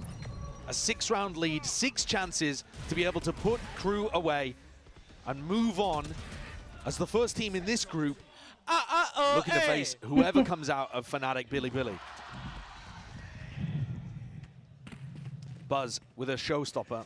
MTA didn't get a chance to use the Thrash in the previous round. He was one away, got detained, taken down in elbow. Careful here. Last time, Buzz accelerated very quickly through short and tried to wrap onto a Showers player. But everybody was playing off-site for Crew. This time DRX are happy to, again, play it a bit more cautiously. Slow defaults. It's more akin, honestly. They've been showing this on their attack sides a lot. Yeah. Just trying to hold for any deep pushes. I like it. It's something that DRX, the old roster, never used to do that much. It's why they weren't as good on Bind when it came to these global events. But learning from some of the EMEA teams, to be honest, in terms of the style, now approaching these early rounds much more slowly, cautiously. Flashback's got to lurk over towards Showers. Looks dangerous over there, though. Really dangerous. I mean, Eva Flashback catches the contact here onto one of these players. It is returned with a fire, but as a showstopper right onto the other side of the map. In through B, and Buzz has gained a lot of ground from it. Just the threat of it! That is egregious by Heat. Thinking he can take that timing back and away, and the Thrash is just dealt with. Broken down. Kesner can't take the timing. This is it. The impetus. DRX know exactly when to strike where it hurts, with an orbital strike earned up as well. There is nowhere to run and nowhere to hide now. MTA will be pushed back from this corner. If any of these players contacts a Thrash up and around, detainment onto Buzz, that will be the kill.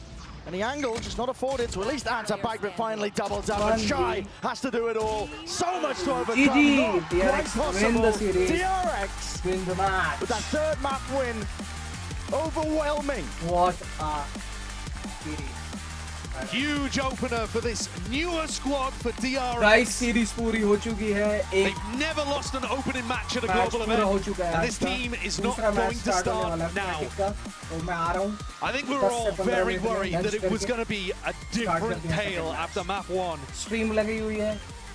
There was possibility of capitulation, the mental fortitude required to get back into this series and play on Abyss and Bind.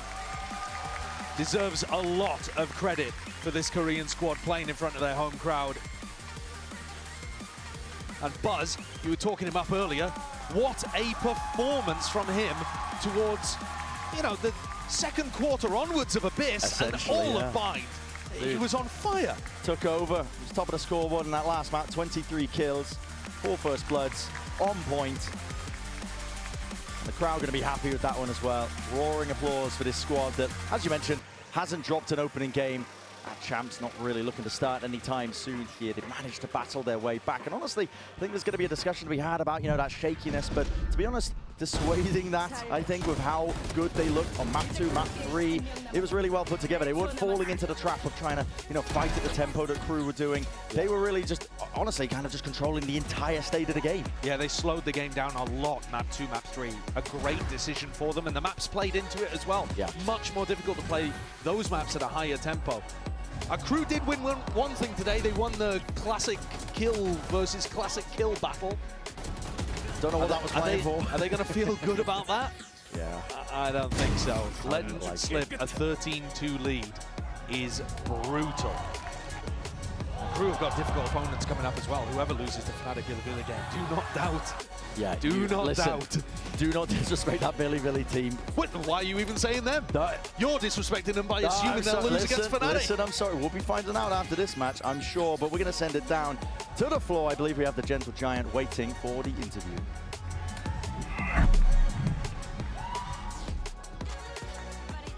Here standing with Mako after they take down Crew 2-1. Now, congratulations, Mako. 승리 축하드립니다. 감사합니다. Now, DRX, you guys had a shift in the identity and the play style, moving away from that execute-heavy team to more of a team fight-heavy team, right? So taking down Crew today, who is known for their contact plays, must mean a lot to you, especially here in Champions.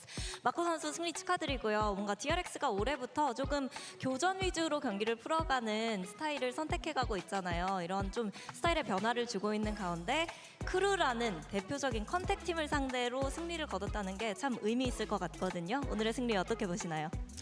일단은 크루라는 팀을 제가 21년도 때부터 되게 좀 눈에 좀 들어오는 팀이었거든요. 그래가지고 뭔가 교전에서도 이기고 전략적으로도 이긴 것 같아가지고 조금 많이 행복합니다. 네.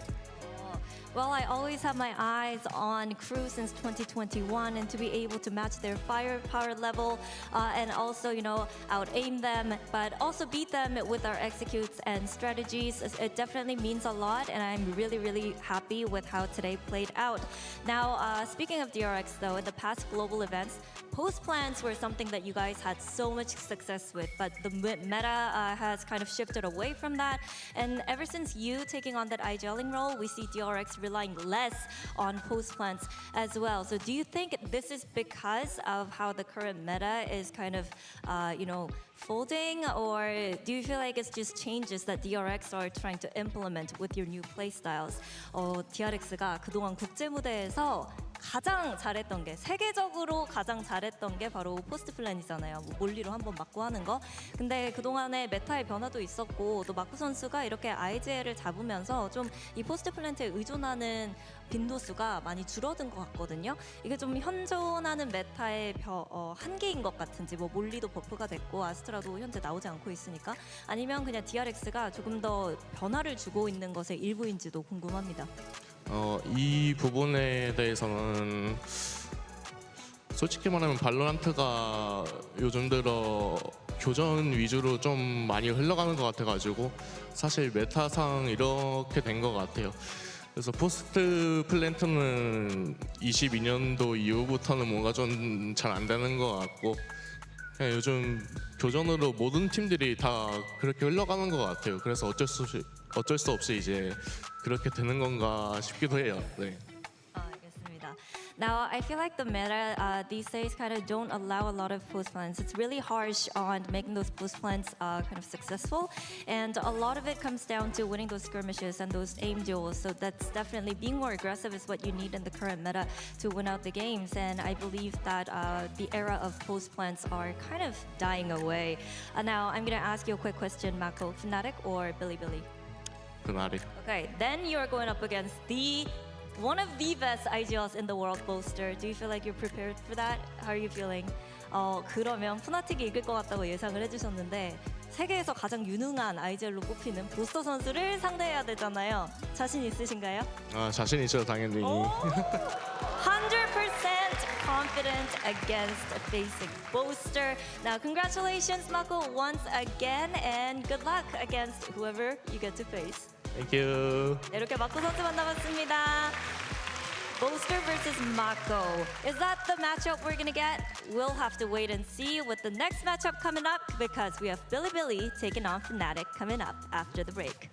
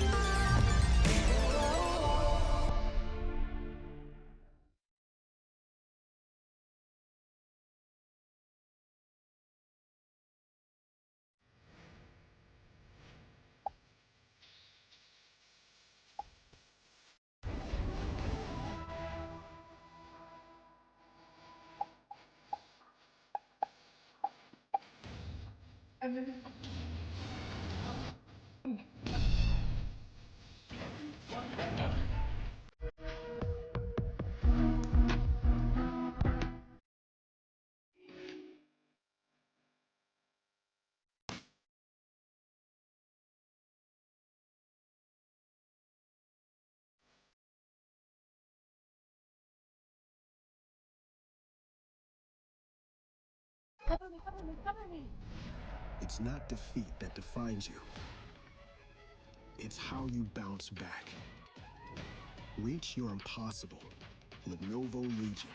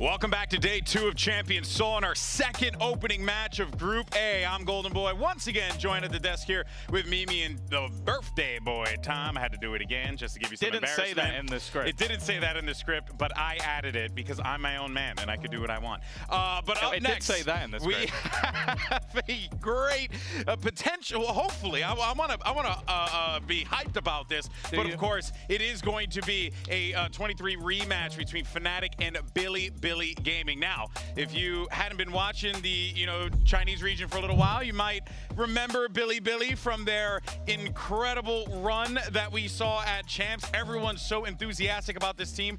Obviously, time has changed, right? It's been a while here, but Billy, they were the underdogs then, they're the underdogs now, and we know what they do when their backs are against the wall. The last time we saw them, they did the funniest thing possible.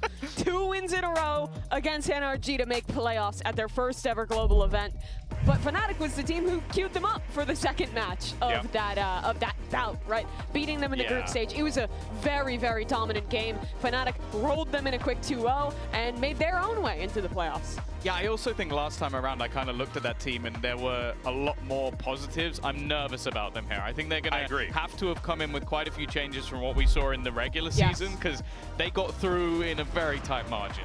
Yeah, Fnatic, however, I mean, it has been the resurgence of all time. They're a great team. Yeah, after not making it to Madrid and going out swiftly in Shanghai, they have come back into stage 2, did not drop a series, and I think reinvented themselves. The critique of this team so often was that they're just playing the same stuff, they're doing the standard, they're running through the same motions, but they were playing new comps, new ideas. This was a fresh-faced Fnatic in stage 2. Yeah, well, they literally had a new player in the mix as well, and they haven't lost since he joined, the youngster in Hero. And it's funny calling him the youngster when Alpha is still like almost a similar age to him, but it really is impressive what he's been able to bring, but also how they've been able to bring this guy into the team. Still the 4th best EMEA team in your mind, though, which is what you said. Top of the show, we have evidence of that. I don't remember that at all. But look, here's the deal, though. Fnatic, a team that, would at times lean on, hey, Durka, go shoot everyone and win. Right now, famous strategy has worked for them from time to time. But now this team has actually leaned so much more on their defense, so much more on what they're bringing to the table here. You're really seeing a more well-rounded Fnatic coming into Champions. Yeah, like the statistics will tell you what you need to know, but at the same time, I pulled some clips specifically for their map of Sunset, because on the defensive side, this was a map that they didn't play up until the end of the season. They pretty much banned it all the way out. Yeah. And this is just them taking B main versus Vitality. Now, Vitality were a team that really loved leaning on that B main control, and that's how they would set up.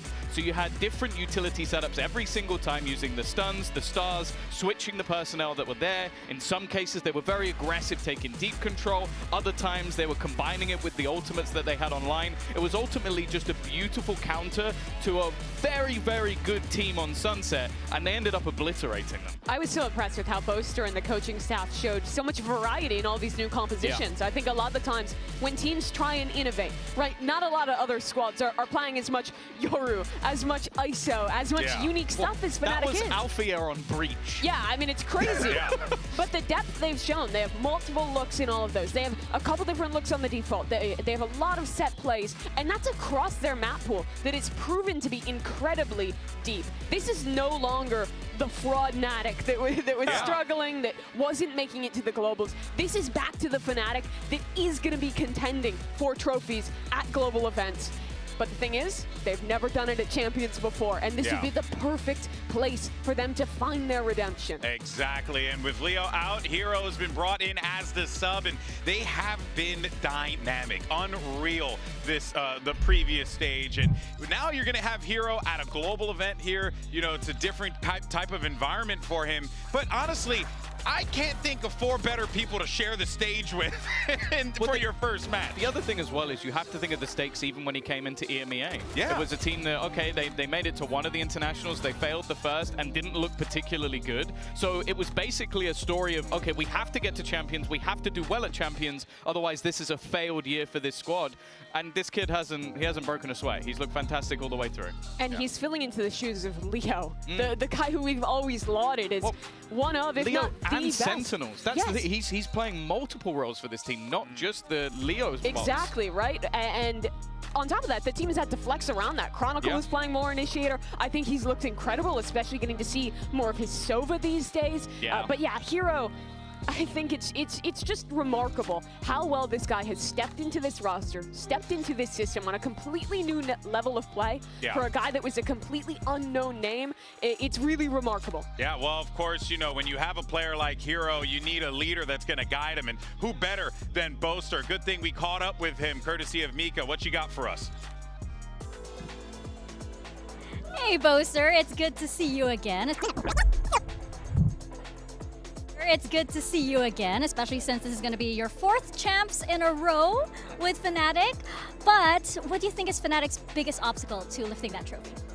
I'm gonna have to say it's our mental aspect maybe, but I think this tournament we're feeling good, we're feeling prepared, we're feeling really positive, and yeah, nothing's gonna stop us, hopefully.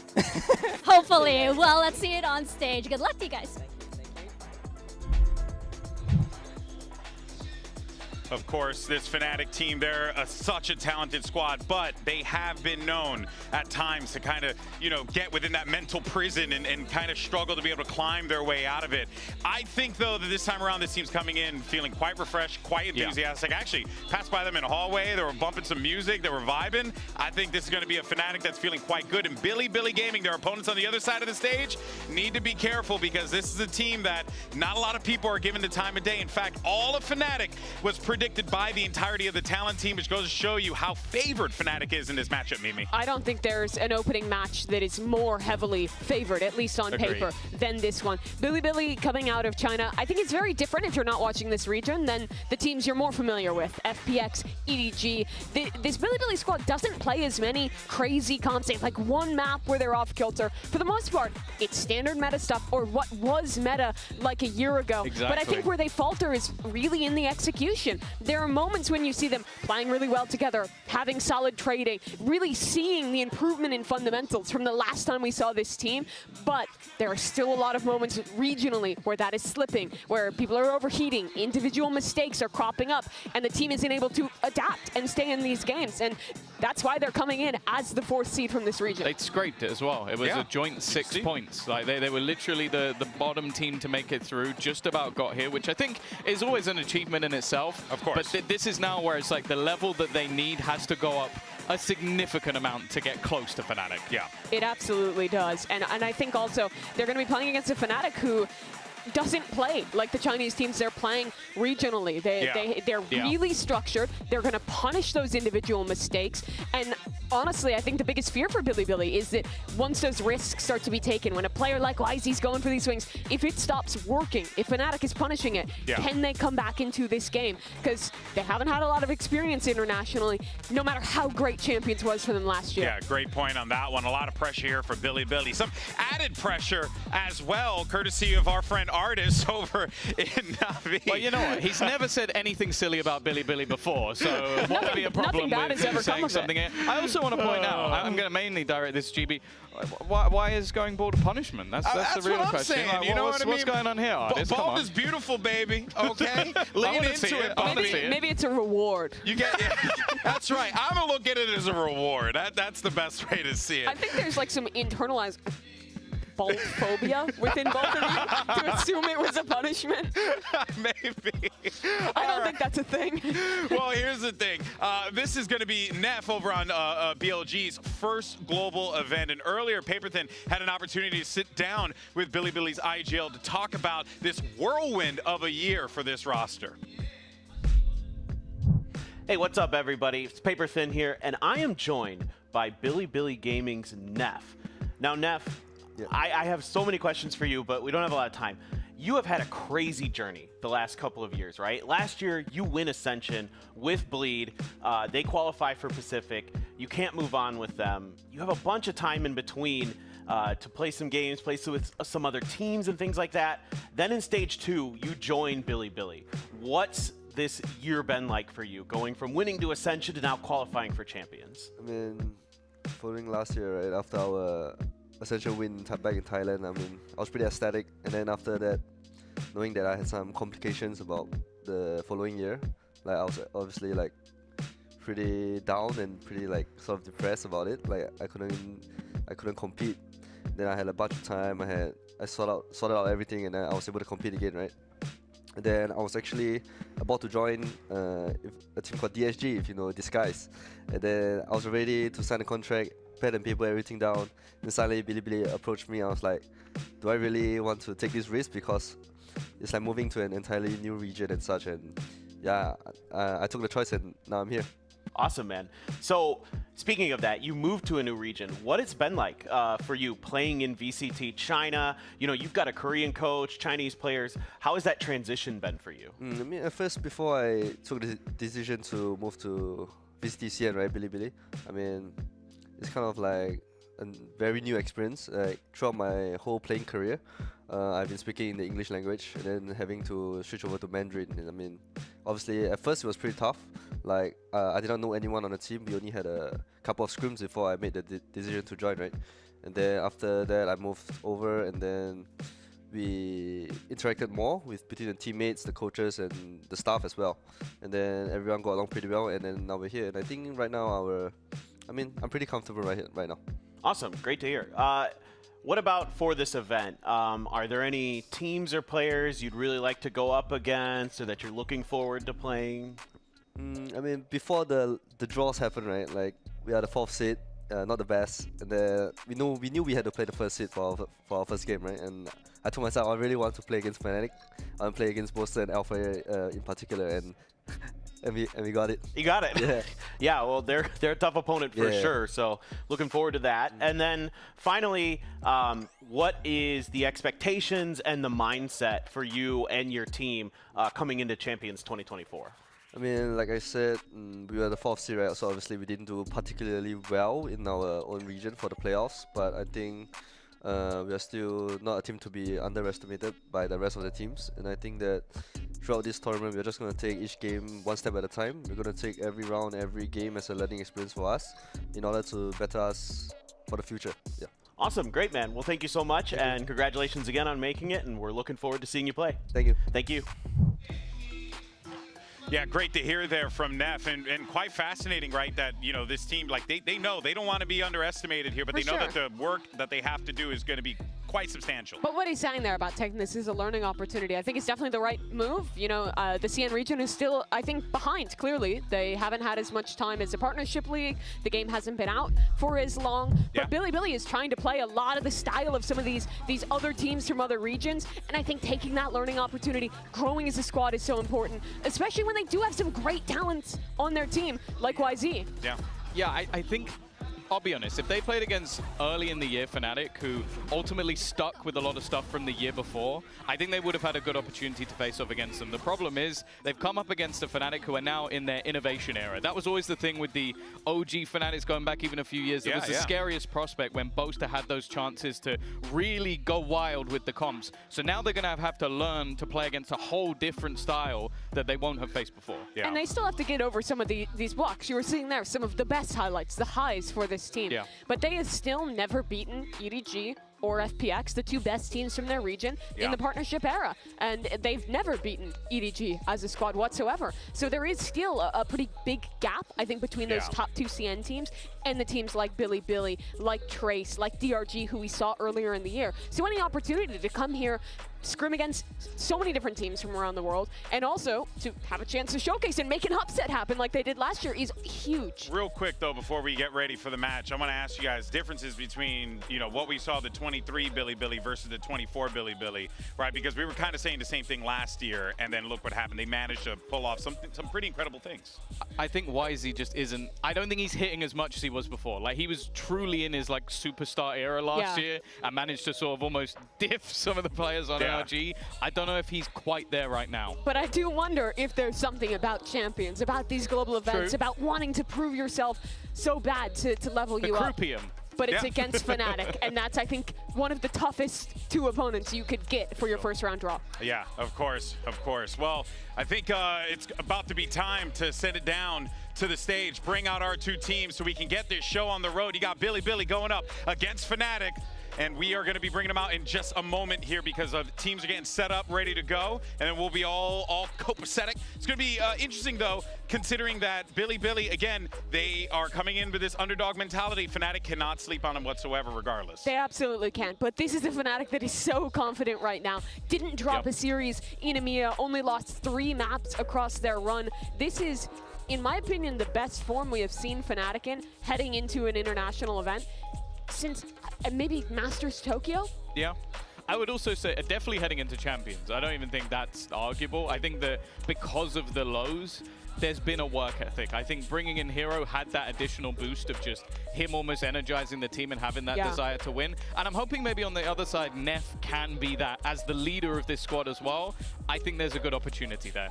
Yeah, all right. Well, we did get word. Players are ready to go. So let's go ahead and bring them out. You got Fnatic going up against Billy Gaming. It's about to go down. Let's head to the stage.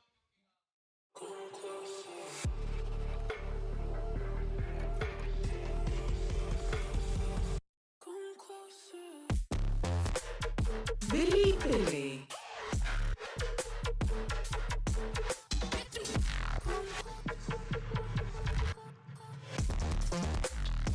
Fnatic.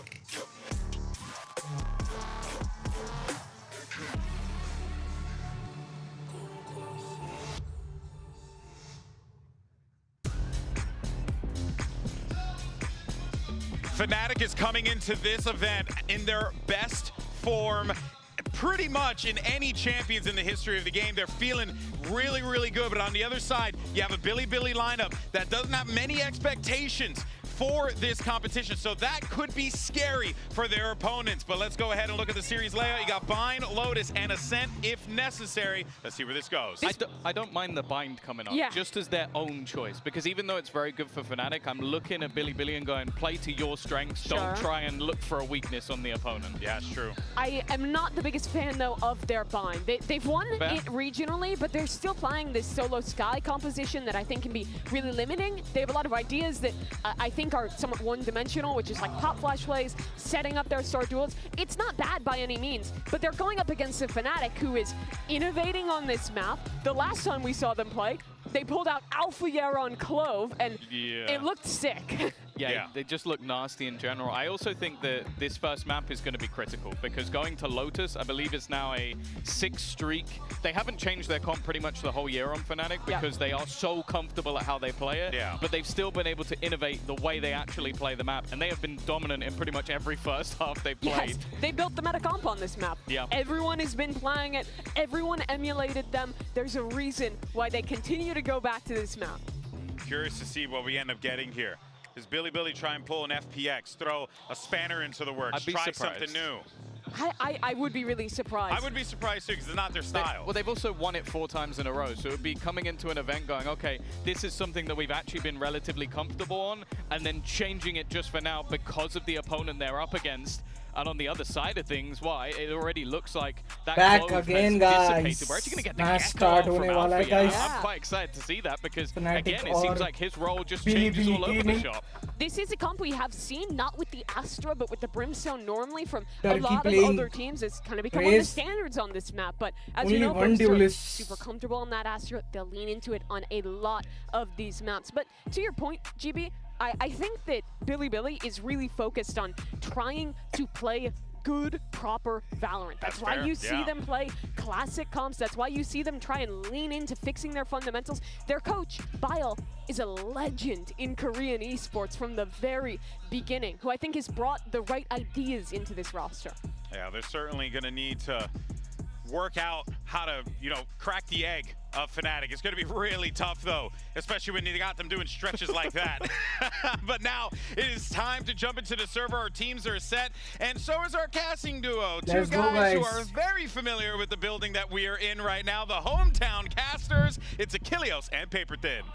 Thank you very much, GP. And yes, here we are. It feels so good to be right back staying in Seoul. Haven't had to travel too much for this one. And boy, already it has been some banger series throughout this first 1.5 days that we've had. And hopefully that is going to continue as we get ready to go into this 4th matchup. No doubt about it. I mean, obviously, it's going to be heavy favorites in the case of Fnatic, as the desk was rightly pointing out. But Billy has a chance to do another funny thing. It might be even funnier this time if they could pull it off. I mean, it's up for debate. Yeah. We also, Artist has his hair on the line. That wasn't something that existed the last time around. So if it does occur, I think it is a little bit more comedic. But as the desk was also saying, it's very unexpected to occur. Let's see what happens though. Is out the rip. Billy going to be here on the attack. Alfier bringing out that Gecko. Jump peek. It's a little bit of damage, but spots out 3. Yeah, really just trying to secure Attacking कर रही है Billy Gaming. Push up and through, and a quick kill from K-Knight to open up the B side. Just both left now. Yeah, eyes on the dog there, but a little wide swing out. Finds the headshot, puts him down. Solid opening now here. There's all Hookah, all sight. Very much in control here of Billy. Double approach coming up through that elbow side of Lab. Slow movement here from Fnatic. Trying to find an opening. Good one-way setup here for Billy. Try to slow this down. Prowler to check, but Billy's holding their angles. Boombot has just drifted across the site. Nearly gets the explosion. Would have done quite a bit of damage there. Paint Shell going to be flying down. Nefta eating a little bit. Put some damage down, but now flexing as well. Going to fall. Durka finds that kill. Chronicle just strafing forward, finding one. Knight. K-Knight rather will be able to find a third. What a retake by Fnatic. The Fuse will come in, and Fnatic will take the pistol.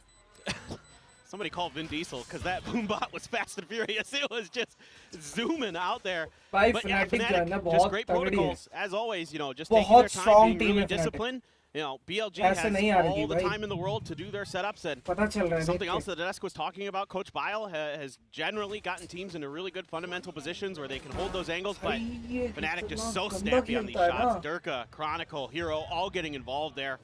And they just storm on through and retake. And it's going to be really interesting and maybe a little bit rocky here at the start for Fnatic with these role swaps. Like the desk was mentioning, it's a very different look, frankly. I mean, Boaster, though, back on his classic Astra, kind of the agent that he's so well known for. Durka does get spotted, but not the end of the world here as BLG looking for a push up through short and showers so far. But sees Nade up over the top, looking for a catch. A little bit of decay there. Somebody trying to pull back the Chronicle through the corner of the wall, able to find the headshot. Shuts down that enemy Viper. It's been a decent investment into this round. These Sheriffs and the Ghost. A little bit of patience and an orb grab, though, at least for Billy. But now they're going to have to make their way through towards the site. Already another star right in front of this door. That's going to be a grab well or what? Spam from Durka, holding them at bay for now. Neff down to 61. Left in 75. Tap of the spike. Plant not being found yet, but they managed to overwhelm Chronicle. Do find that elimination. Why is he jumping across the way with the blast pack? Able to recover that weapon. So now they do have a Bulldog in play. One realistically to try to swap that weapon over to, though. K-Knight the only one at full HP at the same time. Tucked away behind the box. Push forward. Why is he able to find an elimination? They know that he's going to be low. Boaster eventually able to pressure him out. Eats a little bit of damage, but Widely's going to be okay. Mosh into the corner, forcing Neff forward. Have they read this timing? No, they have not. He strikes, finds one. K-Knight gets the other. The push forward. Durka shut down. And it's similar scenes to the opening series of the day. But this time, it's PLG getting the eco after the pistol loss over Fnatic. Well, they're just sort of able to dissect Fnatic's defense there piece by piece. Taking down Chronicle first, and then getting to the plant, and they're able to get back into safer post plant. Send Flexen all the way out. He's got his molly ready if things go really sideways. But YZ really stepping up to the plate. K-Knight having a hot start to this map. He was really good against EDG when BLG faced them. He is so nasty on that Cypher. Has great aim, and he's going to be the hype guy as well for BLG. Well, Alfie trying to push up, but Pete get clipped there by a cyber cage. Somebody's able to collect the kill. Boaster here into the smoke, though, runs out of bullets, and Wisey able to find him with that outlaw. I know exactly. Already a bit of a scramble here at the start, but it's the one casualty thus far here for the side of Billy. Not liking what they see on this B site. It's just going to be a full ship through the teleporter, work their way over here towards A, but faster rotate are Durka as well as Hero. The paint shells up over the top to try to interrupt, but it's going to be a truck side plant. Spike planted. Tough retake coming, and they're just shut right down. BLG gets 2 quick kills. If they do, Chronicle now, last man standing, does have that recovered Bulldog, so an opportunity to maybe deal some damage. Wisey, Yosemite, cash-wise, not in the best spot, but with K-Knight as far ahead as he is, and granted, I mean, he already invested in the neural theft that he was able to build up. He will be able to drop for somebody. Now, YZ would love to get this kill. Get that showstopper online into the next round. Holding that angle with the Outlaw. See if Chronicle falls for it. He's training for the peak. K-Knight trained for the wide swing. A little bit of a push up, and oh, the quick scope in. Finds the shot. Showstopper going to be online going in around 4, and Billy now find themselves in with a lead. Yeah, they're really quite aggressive at times on the teleporter. When I was watching some of their games on this map, this is one of the maps I keyed in on because I kind of expected it to be their pick. They're 3-0 on bind throughout stage 2. And they're really willing to just take risks with the TPs. In this case, you know, they don't have a ton of information on the other side of the map. They'll still go for it. Sometimes they'll set up these cool crunch plays between the teleporters as well. So really curious to see if Billy's going to keep leaning into those ideas as this goes on, and if Fnatic can kind of challenge it. Because sometimes Billy doesn't really take a ton of showers control aggressively. This time they've got some Cypher util there. But otherwise, the main force of Billy trying to put some pressure towards Long. Hero just has to back out. Can't really contest that just yet. Still haven't seen too much value out of this Astra other than the pistol round that they've switched into. A little bit of damage done. And just a little bit of blind spraying there. Hero going to be knocked down to 51. Orb take here from Neff, just now one step away from having the Seekers online. Yosemite taking some space, pushing forward. Boaster able to strike, finds a headshot to shut it down. The Viper now out of play. But no one budging here from the side of Fnatic. They get that one pick, but they still know that there was presence over here towards B, and they suspect that this is where the spike is going to end up. That's a huge find from Boaster. It gives him a lot of information. You know, it's either going to be Yosemite or K-Knight that's lurking around the map, so you can just hold tight. And if you get one kill here for Durka, he's going to have a showstopper. Slow peek in. There's a finisher on to Hero. Paint shell's out, but a little bit too late. Showstopper looking, hunting down, trying to find a target, spots him out. And Durka will get eliminated. Kill coming through now. The man advantage very much here in the hands of BLG. And realistically, Boaster likely going to have to make the call for the save. You see him already rotated over towards Heaven, so it's already been sounded. BLG going to be allowed to move up 3-1. They're so disciplined on these executes. Doing a really nice job of just taking their time, finding the open man and taking him down. Neff has been a really big addition to this BLG squad. And like I talked about in his interview with him, you know, he's had a rough year. He qualifies with Bleed through Ascension for Pacific, has to take some time off, comes back to BLG. He has been a huge pickup. He is an initiator specialist, and he has really done a good job of being a steady hand for this Billy Gaming team. Boaster now at risk.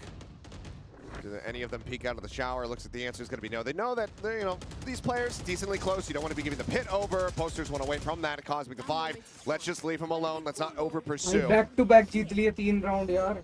Looks like still Fnatic, the coaching staff wanting to see how the rest of this plays out. So not seeing a pump here, not seeing that timeout तो get है कर लेगा comeback Fnatic, but a Guardian scuffed by for the side of Fnatic. Just really not finding much success with these defaults. Feels a little bit uncomfortable at times. YZ seemingly stepping up once again at the international level.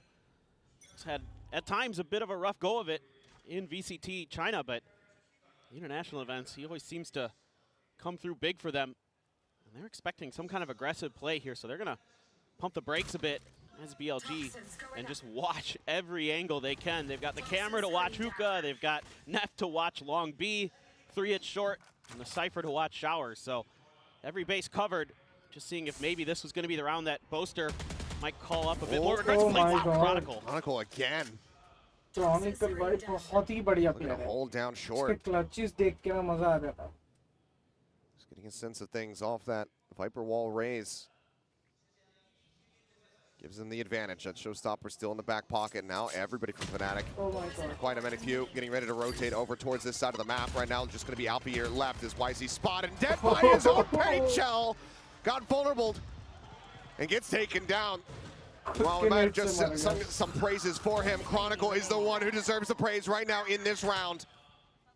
As he looks to single-handedly close the gap, Neff will be able to punch back a little bit. Finds the headshot to put him down, stop him from getting a 4-piece, but ultimately, that is going to be Chronicle putting the team and that round on his back. He has just been stellar in EMEA this year. In my opinion, maybe the best player overall in that region, especially throughout Stage 2. Was absolutely crazy good for Fnatic and is so reliable throughout the years. Obviously, the many trophies in his case already, looking to add another to it. And that is just so clean with that Vandal. He might have already hit it, but it looked like he just tiptoed on to that snake bite right at the very end. Hit the ground for that brief little moment before the second blast came through. Uh-oh. Oopsies. It's okay. After that last round, you get one. You get one. No one saw anything. YZ with an op, though. Okay, I didn't account for him dying immediately to an operator. It's not a great round for Chronicle after such a good one. Now YZ opening things up. Alf here spotting out a couple. Decides to pull back away. Neff for now just going to be tucked over towards teleporter side. But this has gotten so difficult for Fnatic to read. Based on this setup, now they don't have that Viper control over short. So any contact they had on the other side of the map, they were trying to lean in towards it. And again, though, it is Yosemite as the sole player trying to lurk through short himself. See if he can cause some distractions, cause some chaos, and everybody else. He's just going to be waiting for the rotates to come through as the exec comes down onto the side. Boaster eating a bit of damage to Paint Shell right up over top of his head. Knocked down to 82, but did put some good damage down onto Flexen on the entry. This Paint Shell going to be sent. The bounce through. Neff going to be interrupted, rerouted for a moment. 27 seconds. The team now starting to rotate out. Somebody realizing he's not going to get the catch. Swings back around through the link. Still have this op to worry about as well. In YZ's hand, over towards elbow. Oh, the stun, the C's coming through. As that's going to be, can I take it down? Durga able to find one. Showstopper now in play. All the players getting flushed out, sends it over towards Long. Quite a bit of damage there onto Yosemite. Are they ready for the forward player? They are. They find Flexen. Now the Paint Shell is holding him back, nearly taking him down. Yosemite at 10 HP, has to run away, and he cannot save that op. That's a huge round for Fnatic. They had a lot of ults in cycle, and they put him to great use, and it's going to force the first time out here of this match from Billy. As well as this has gone, these retakes coming out of B have been not contested at that door. And so Fnatic's allowed to get out and flood towards the site, and they're making the most of it. Done a great job on the pistol round, and here again.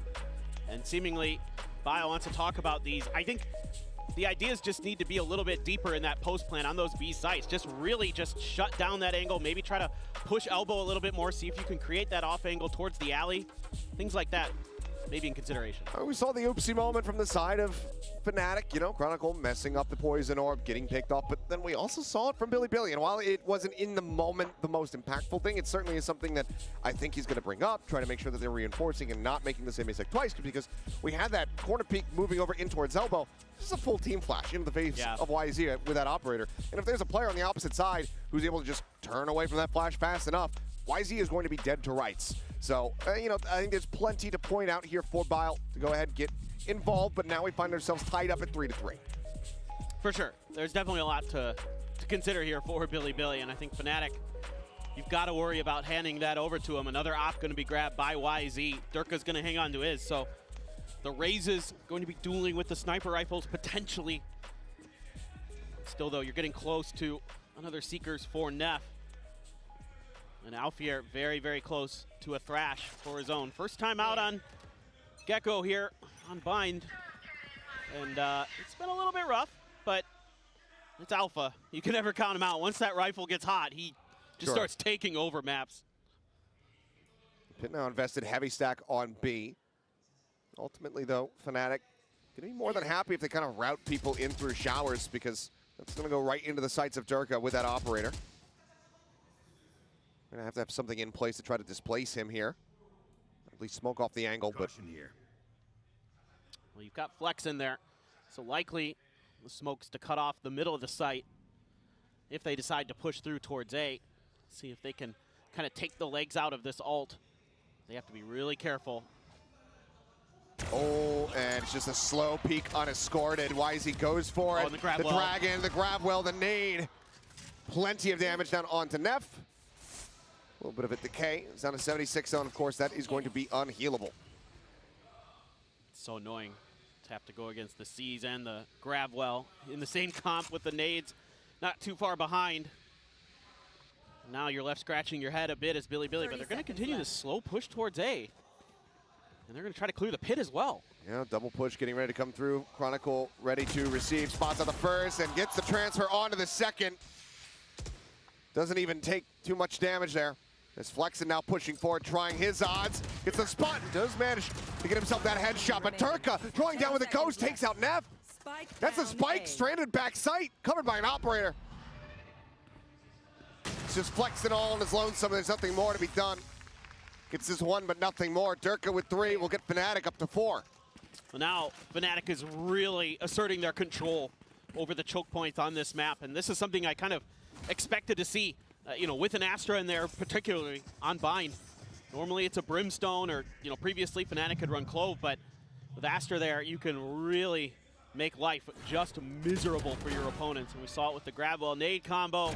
Durka holding that off angle with the op. Doing a great job. Right now, our Fnatic bouncing back. You know, Billy came out swinging a bit. And the Cash, well, they still have enough for a bit of a buy, but had to go down to a Bulldog for Flexen. Have that Seekers now for Neff. They're going to try their luck at B again. Kind of that same old Billy push. They really like these coordinated hits between Hookah and the Octagon. A good flash catches Hero. Yeah, flash to spot out Hero. Sends out a bit of util to try to survive here, try to turn the tides, but cannot. And Alpier with the ult. Ultimately, not going to be coming up with too much. Plant now in play. Chronicle swapped over to try to reinforce his position. They do have plenty of cash. I mean, Alpier's going to be cash capped no matter what. Do they play for more damage? It feels like they should. Absolutely. Definitely think they should try to do what they can. YZ is going to slip over into the cubby. Try to hold an off angle. Time ticks away. Let's see what Chronicle and Alpha can do. Time dwindling. And, well, Alpier going to fall. YZ able to find that shot. Can contemplate whether or not he wants to take the operator there in front of him. But looks like the call is going to be just full rifles forward from here. Tied up 4-4. If you give Billy this extra little bit of space at the point of attack, they are shutting Fnatic down. They are immediately landing some good util, finding some good kills like we just saw in that round. And this is going to force Fnatic to have to think about this a little bit. I mean, they're just charging on in, finding great attacks. I mean, I can't believe I'm going to say this, but Fnatic plays retake on B better than they do just holding the site itself. I mean, that's a strange thing to say about Bind, but it has been true so far. Wow. Timeout now called here. Basically back-to-back between the two squads as Fnatic wanting to make some adjustments of their own. They are starting here on this defending side, so want to be able to accrue as many of those round wins as they possibly can before pivoting over to the attack. Absolutely. And the thing they really have to be thinking about right now is the ults that are coming into cycle for the side of Billy Gaming. Elma Putty and Mini there. Elma making his return back to Seoul. First time since last year. Fair point. Yep, was a coach for Gen G last year. And now finds himself back here leading Fnatic to potential champions run. We'll have to see, but certainly the team looking great in EMEA, so tip of the cap to him. But yeah, there's two ults coming into cycle for Billy. The Seekers and the Orbital Strike. And so that's something that really has to be thought about. You know, making sure that you're aware of that for those post plants. See if you could find a way to bait that out a bit. Durka is going to have that operator again. So looking towards the map, looks like he's going to try to take Shower's control, and Billy seemingly going to try to stack this angle. Flash in hand. YZ, how aggressive does he want to get off that? Luckily, there was no one there. Yeah. Eats that flash. That looked intentional, spam on the close corner. Yeah, it did. It's just going to be the orb pickup here for him. Now that they know that it's perfectly safe. And okay, Knight in a bad spot. Going to at least fake that he's running across, but now no, we'll just go ahead and go for it. Seeker's going to be sent out from the side of Neff. I don't know how many players K-Knight quite spotted out, though. Either way, Seeker's kind of telling all. They should know there's only going to be a couple players here on the site. So Billy now starting to scale their way forward. TP in around the back. Orbital Strike going to be sent, but it's a little bit too late to try to interrupt. But no, Hero will still get caught on the far side of it, I believe. Spot out on to one. Alpier finding that elimination. Wingman 7, that does not check the close angle. Yosemite, it turns back towards him. No, made aware. Holds his ground, tries to go for the kill, but cannot find it. Neff at the same time going to be taken down as Durka finds that elimination. Chronicle pushing forward, has to go for the reload, but YZ able to strike. Paint shell gonna be lobbed in. The underhand toss, a little bit of damage, eating the push up into the smoke. With 2 players stacked up, he just cannot hold his ground. Fnatic, they will answer back and regain the lead. This is a great round for Fnatic after that timeout. They do a phenomenal job baiting out that ultimate, using the TP. Yeah, there's one taken down, Hero goes down, but Alpha plays that so well with that Gecko utility to clear that corner. Breaks things open for Fnatic, opens up so many extra angles. Durka with the op over the top and keeping the site very well under control. And you can see Biles already a little bit frustrated with that round. Yeah. That was a toughie. You used so many ults, and yeah, you've got the showstopper again, but Durka's 1 away from his. You're 1 away from the Nightfall for Hero. 1 away from the pit, though, for Yosemite. So both teams potentially clash with that. Wow, Durka getting real aggressive, just missed. On a big hard line, but no counter swing available. He's able to get it out scot-free. As Showstopper opened up, looking for the concuss there, but YZ able to get past it. Continues to push forward, looking for a target. Do they suspect that he's going to be here behind the boxes? The answer is going to be no, and Chronicle doesn't even need any damage from that. Able to fully dodge it out. The snake bite going through, though, should tell all. As all the smokes dissipated. Nothing more to work with here from the side of Flex, and aside from that Molly, as Nightfall goes across. Catch onto a few players. Now the Haunt reveal as well. Why is he going to be noted? The C sent out. Neff gets a little bit of damage across onto Hero as the wingman starts to go for the plant. I think they can actually wallbang this one. They need to start spamming, and they do. But it's already held up to half. Bolster breaks open showers. Alvia able to find one as the Molly does fall. Chronicle held in place here for the moment. The snake bite further, buying time to push out. Why is he going to be good for one? Finds the smattering of damage onto the other, but Durka keeps Chronicle protected. Another 3K as Fnatic get up to 6. I mean, these Flood retakes from Fnatic have been so good so far on this map. I like the call here from Billy to get aggressive off the rip with that showstopper advantage in hand to create the space, to get the plant down. They've got those mollies set up to try to delay, but they just can't fight enough. Durka just better. A great job there by Chronicle, positioning himself to avoid any damage at all from that showstopper. Boaster just saying, hey. Having some fun. What's up? When they're having fun, that is when you're having a bad time. And that's something Boaster was telling me behind the scenes before the start of the event, that, you know, a big focus for him coming into this champs was, you know, to loosen up a bit, have a bit more fun this event, you know, not try to put too much pressure on themselves. And let's see if that mentality will pull through. Okay, noted the jump. As YZ just going to be making a little bit of noise, tucks back. Trying to sell a bit of a fake. Seeing if they can keep a player stuck onto the B site. BLG has been pretty decisive in their decision making when it comes to their executes. So this time around, they're doing a good job again, I think, reading at least the early part of this round. It's just these post plants they've got to shore up. Showstopper out, spot out, to YZ, but he jumps right over it. Lands, sticks the landing, and finds the kill on the Hero. Scoops up the operator, says thank you very much, and now suddenly this A site is firmly in the hands of Billy. Oh, this is just incredible stuff from YZ. The timing on that blast pack, absolutely unreal. Still a chance for Fnatic, but it's going to be different. The pit's going down from Yosemite. I mean, the big meat sports events going on simultaneously in the other part of the world, I'd give that landing a 10. He stuck it, and my God, did he nail a shot on the back end of it. The push forward, though, looking to try to flush them out of this pit is Alpier, just trying to go for a bit of an off-tempo, catch somebody unawares, but K-Knight is ready for it. Push into the back, and YZ continuing to thrive. Those are putting down one, but nothing more to be done. Surrounded can do some damage, but it's going to be a 4-piece here at the end as BLG giving themselves a shot at tying things up 6-6 on the half. Well, and guess what? YZ's one away from another showstopper. I think he... Well, yeah, whatever, it doesn't matter. He still has one away from a showstopper, but that's the big thing now coming into this round. Is do you play for an orb? And, you know, how aware of that is Fnatic going to be? That's absolutely brilliant. Just beautiful. Masterful from YZ. Huge round. Yeah, you've got a Thrash. Yeah, you've got the Cosmic Divide here for Fnatic, but again, if Billy can find those opening picks on site, if they can just take a player or two down, that's when they've been able to break things open and find round wins. Clear on the cam, Trailblazer pushing up through long. Hero just able to clear that out. Back pedals, but Orb has opened up. Showstopper now online. Let's see how they want to do this. Fnatic playing way, way back. Kasu just able to interrupt a little bit, but he's continuing the chase, and Alpier having to backpedal, waits out the Dizzy, but he's running out of time on the Rocket, sends it blind, not going to be able to find anything. They get away from it. Space bought, that's about it for now.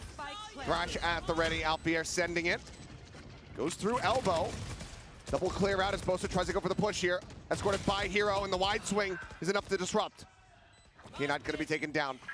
Mosh sent, Durka arriving in from behind. HP bar's completely and utterly wrecked at the moment here from the side of Billy. Billy as Wisey tries to turn the tides, flexing, able to find one. The Wisey cannot hold his ground. The cleanup is there, the defuse will come through. Fnatic denying the tide up, have to make it 7-5. It's just really good stuff from Fnatic when they're playing for blue retake. When they tried to contest the execution, Billy was often getting the better of them, but Fnatic, when they had their heads on straight, were aware of the situation, they did a phenomenal job of making those flood retakes happen. It really did.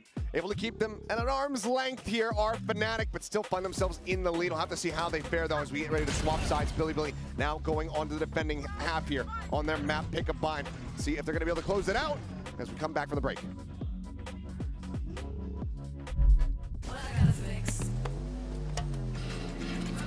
Oh, come on.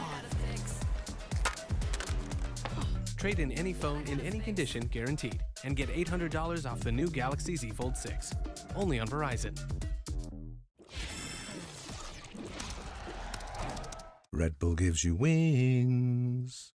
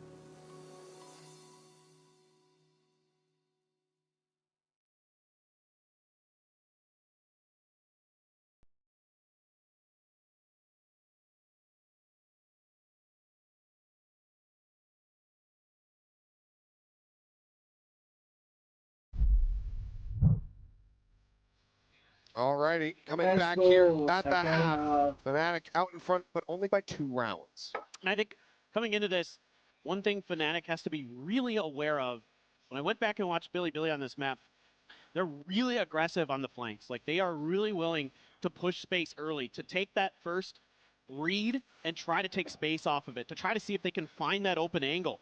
Whether it be K-Knight sometimes just lurking down short, or Neff does it as well sometimes. So there's a lot of things you have to keep in your mind. Head has to be on a swivel for Fnatic if Billy is going to play this. Anything like they did in VCTCN. And YZ, 17 and 8. He's been having a game. Real. He heard what everyone was saying. Okay, I haven't had those high hitting moments like last year. Raise nerf, et cetera, and the guy showed up to play. Yeah. Out for blood here today. We'll see how that continues, though. As for now, 2 players situated here towards B. Full focus from Fnatic, however, on this site. Paint Shell, go ahead and try to clear out the back. Little blast pack forward from Durka. GP's and Flexen out over it long, able to go ahead and intercept one. Both are going to be taken down. The surround now coming through, and Neff able to find Hero. Chronicle still going to be good for a shot, puts down Wisey. But now it's a rotate through the defending spawn to try to get themselves situated on A, and K9, he's been stagnant. He's been sitting here the entire time, and he's caught it, clips, and a headshot. Spike down. And he has unraveled this entire game plan here, this pivot, I should say, from Fnatic. Durka dropping down, will eventually fall. K9 collecting 2, cleaning the pistols, much like we saw at the beginning, and that's now 1 round separating. But again, it's exactly what I was talking about right before this started. As soon as there's contact on B, I'm watching the 3 players over on A, and they're immediately beelining it towards the teleporter to get over to the other side. And all of a sudden, there's 3 different angles that Fnatic has to worry about. They're able to break through, get towards attacker spawn, but K-Knight just holding his ground, and U-Haul waiting with open arms. And Fnatic just no response available. Felt like they were going to get that B site free, and you know, this is something that Billy does really well in this map, is make you think that something's free, and it's actually not. And there's the trap wires.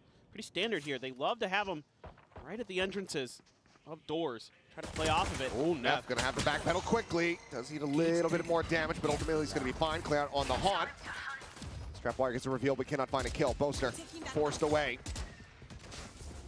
Here. Quite a bit. A pretty decent read on the positions. Durka now setting up. Still has a couple blast packs from Hookah. Fnatic, though, gonna take a TP over themselves. Why is he still here? It's a little bit of a fake attempt, it would seem, from Fnatic, or at least want the opportunity to turn it into one. Still do have that spike lingering here with Alfier. They could pivot. They could just go for the teleporter as well, join in with the rest of the players. Oh, YZ. Heard this. And he has push coming through, and that's going to be a collapse. Lines him up, finds the shot. Hero Chronicle taken down. Now the rest pushing their way in towards B. Stinger in hand, flexing, sending out a couple shots. Eventually finds the headshot, swaps to the coast. Finds Durka as well. And that is clean play. Alfia, however, will find himself a second. Needs that much more work to be done. Gets the third, the double face, a little bit more damage, put down. YZ up over the top, and my God, he gets another headshot onto Yosemite, but cannot finish the kill. Short. Weapons will be lost, funds will be expended from Billy, but they're going to be tying things up at 7-7. Yeah, I mean, Billy gets the win in this round, but there's 2 big takeaways for me from Fnatic. A, they're working the map. They're getting into Billy's head with some of these weird maneuvers they're making, using the TP, kind of spreading the map a bit. Yeah, it's decently well read here by YZ, but the other thing that I'm taking away from this round is maybe Alpha's heating up, and then things get real scary for anybody that's going against Fnatic. Yeah, I mean, incredible amount of damage dealt. As Bile is saying, like, yeah, I'm glad we got the win, but it could have been much cleaner than that. Now you see the very fractured purchase here from Billy. 2 rifles, 2 stingers. Flexen considering a sheriff. No, we'll add a third stinger into the mix. Oh boy. I think Boaster's. Oh, he's flashed, but finds a headshot, and there's no one else there to try to counter swing. Why is he sticking around? But he's very wary about this B-Link approach. Starts pushing forward and might end up clashing here with Durka. Yeah, I think Durka's aware. There's a swing out. Durka a little bit snappier with it. Able to avoid taking damage, gets the headshot. Fnatic now in pole position to regain the lead. Yeah, this is Fnatic doing their homework. Again, Billy really likes to get aggressive out of short, and Boaster tucked in a nice spot to counter that. Calls in Durka just to make sure it's clear. And they do a great job taking 2 players down early. 2 stingers and a bulldog. All that's left in the arsenal for Billy. Somebody gonna back off that angle, but it's just a TP over towards A, and poor Flexen all on his own with a stinger and showers. Maybe an opportunity to try to recover the weapon, but Hero's not playing forward, not playing aggressively here. So Flexen for now just tucked within his own smoke. As the site gets taken, the plan comes through. 30 seconds left. Nothing more that he can do, as it seems like the call is going to be made for Yosemite to just stick around on that B side of the site. Maybe watching just for a linger. Curious to see if he actually rotates in to try to go for a retake here.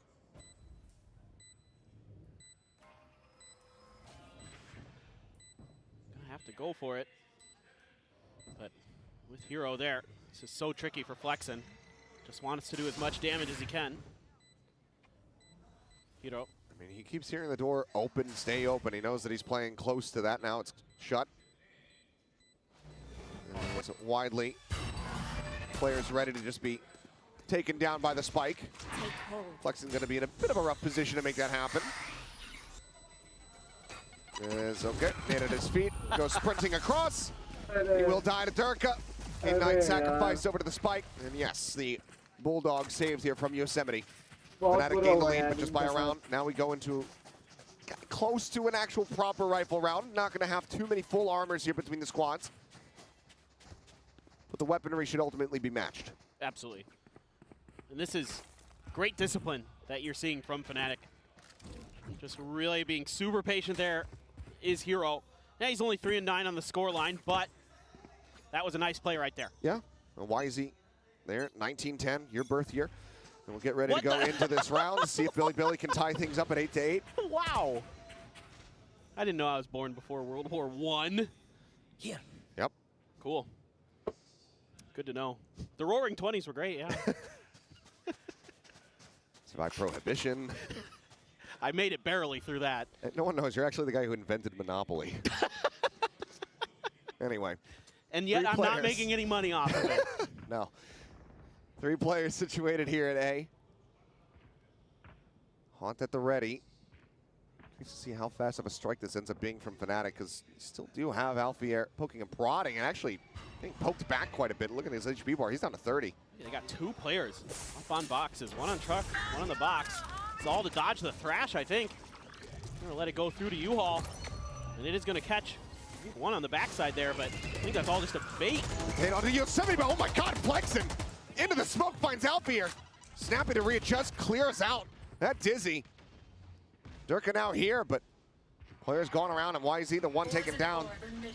Still plenty of firepower available to BLG to hold this line. Now 25 seconds remaining for Fnatic. What do you do? Can you even push forward and try to take the teleporter? Well, Hero will open things up with 1. Continue to push up. Hero finds himself a second, and suddenly they've turned this on its head. Neff now last one standing. Players coming in. They just won that on Gunfire. The Hero won that on Gunfire, and Durka will finish it. Tagged down to 30 at the beginning. He'll be the last one to find a headshot, and somehow, some way, Billy have let that round slip out of their grasp. A great start, a great idea.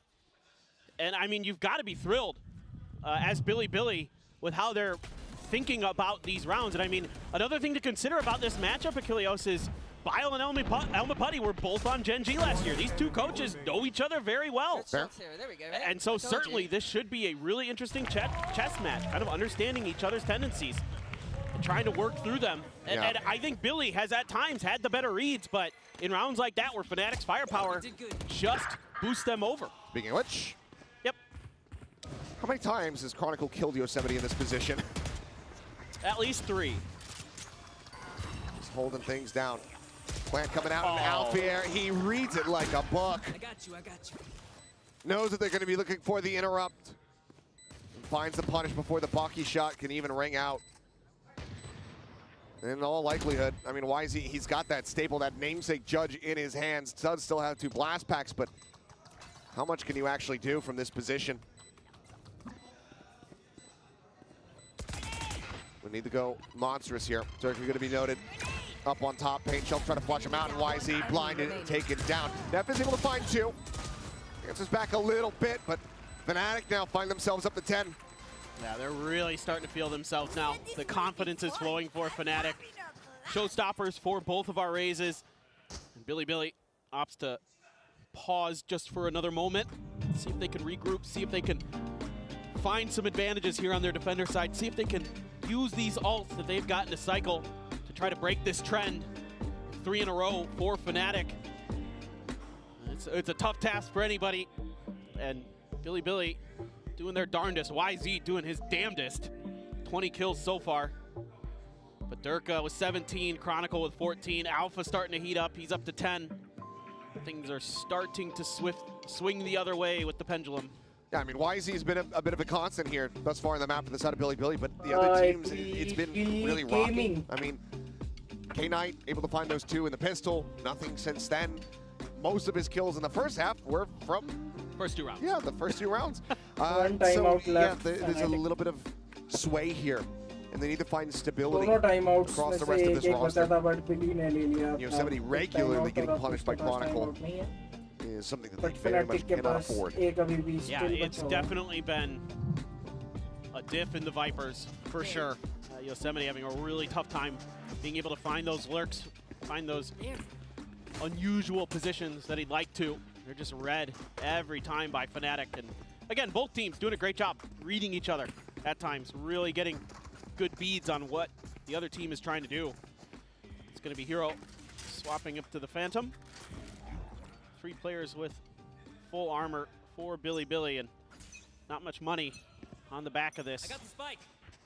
If Billy can't win this round, Fnatic likely to send this to match point. But a lot of ults again to play with. You have that orbital strike, you have those Seekers, you have that showstopper. You have a lot to deny Fnatic entry or comfort on their post plans. Slow push up. Trap wires very much spread apart. One over at Showers, one here at Hookah. As the warning ping comes down. Prowler on the approach. Showstopper going to be popped, and YZ instantly dealt with the ult, finding no value. Neff will be able to answer one back as Poster does get caught up in the crossfire. 1-for-1 exchange, but you'd be hoping that you're able to find something with that ult. Now Durka has his own in play. The spot on the one. Neff trying to go for the challenge, but it's just staring at the rocket as it lands right in front of his face. Swinging to the back. Durka does end up falling. In front of the plan is K9 trying to come alive. Does find a second. Somebody gets taken down. We find ourselves now here in a 2v2. Neural depth available. Teleport going to be used. Oh, it's all just a ruse, though. Yep, the wide rotate all the way back. Still do have the linger here from K9. If he hears anything on that site, he's going to know that this is where it's meant to end up. Starting to push forward, though. How much more does he swing? Goes for it, but Chronicle finds it. And suddenly, Flexen all on his lonesome. But with the cash the way that it is, with the Fnatic about to get up to 11, I think he's just going to have to hold on to this. Heartbreaking for Billy. Invested so much and just couldn't get it done. They came close in this round. It's not over yet, sure, but that round is an absolute backbreaker. Still though, who knows? Flexen has an opportunity, a 1v2. Could beat the hero here for BLG. One smoke to try to isolate Amali to flush out an angle, spots him out.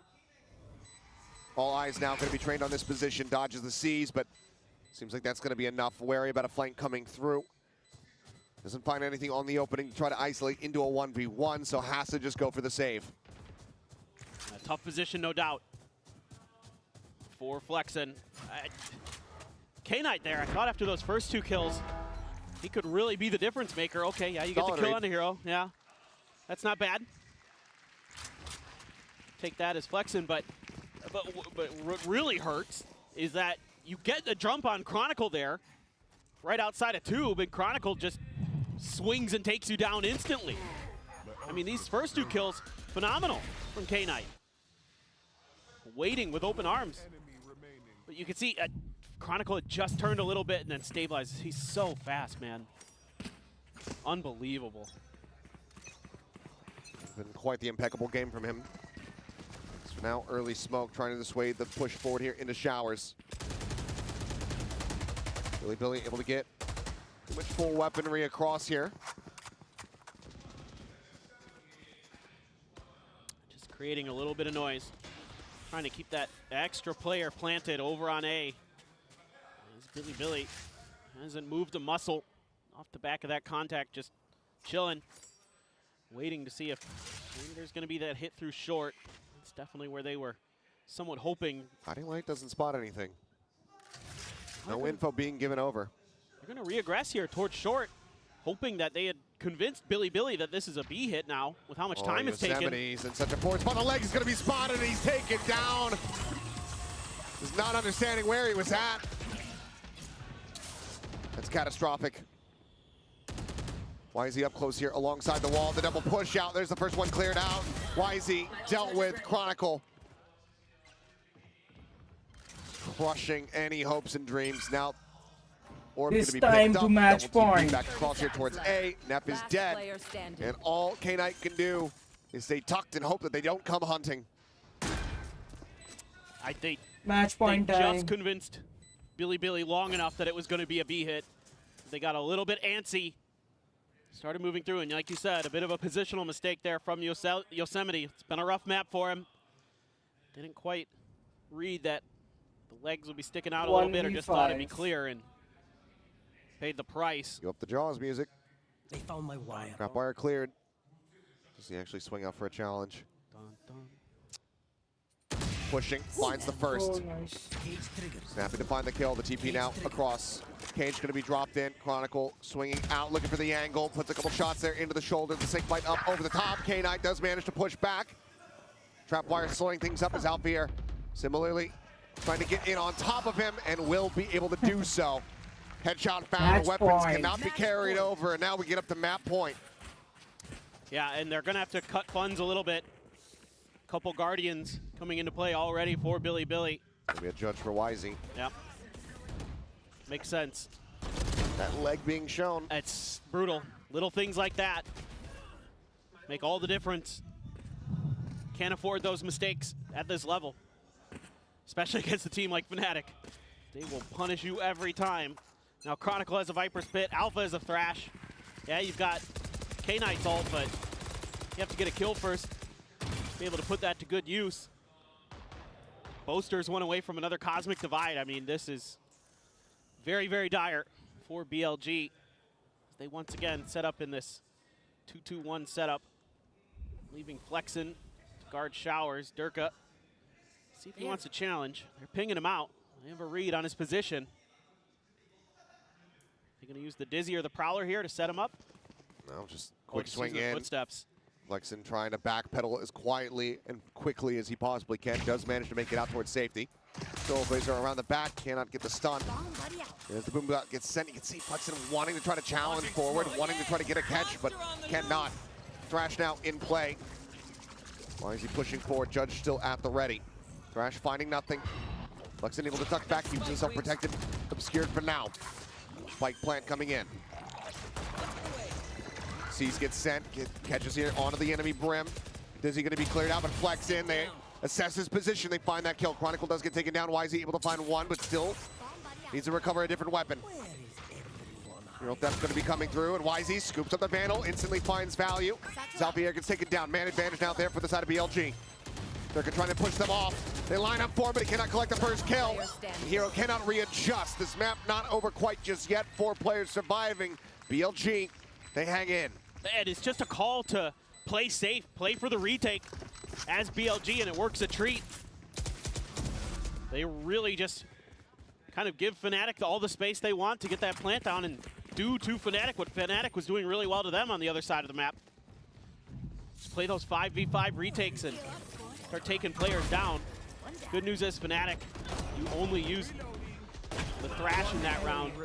Now you've got the Cosmic Divide available for Boaster. Chronicle still has a Viper's Pit.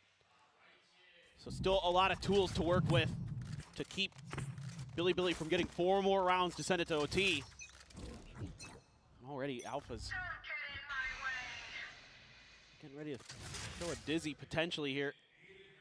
Set up Durka, but no contact just found. Patience shown from YZ. As he backs up a bit.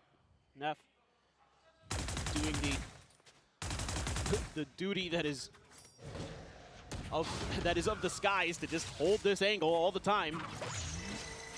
Long B is your job, but he's going to tuck into that corner. See if it's checked by Fnatic if they decide to push. Thinking about Util, they're going to go for the Trying to go for the pop flash in. They are going to be able to catch on to one. Alpier take it down. Teleport taken, but that is the spike now. Stuck. They have to rotate back across the map to regain this. Why is he slowly just trying to evacuate? Paint shells likely to be committed to try to clear out that side.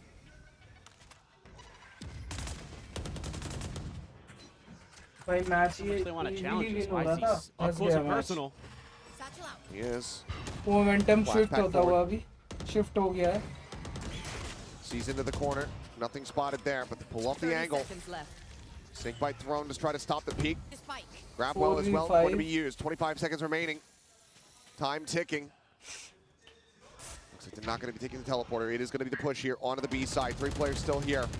YZ, the first one, holding the line. Looking for the drag across, cannot find. It's going to be Flexen. We're coming up with 2, and now Spike is stranded, and that is going to be the round. Done and dusted. Nothing more that Chronicle no time could do. left 1 more round BLG Billy Gaming closing the gap. Well, a little bit more than he could do. Puts YZ down. We'll take the teleporter.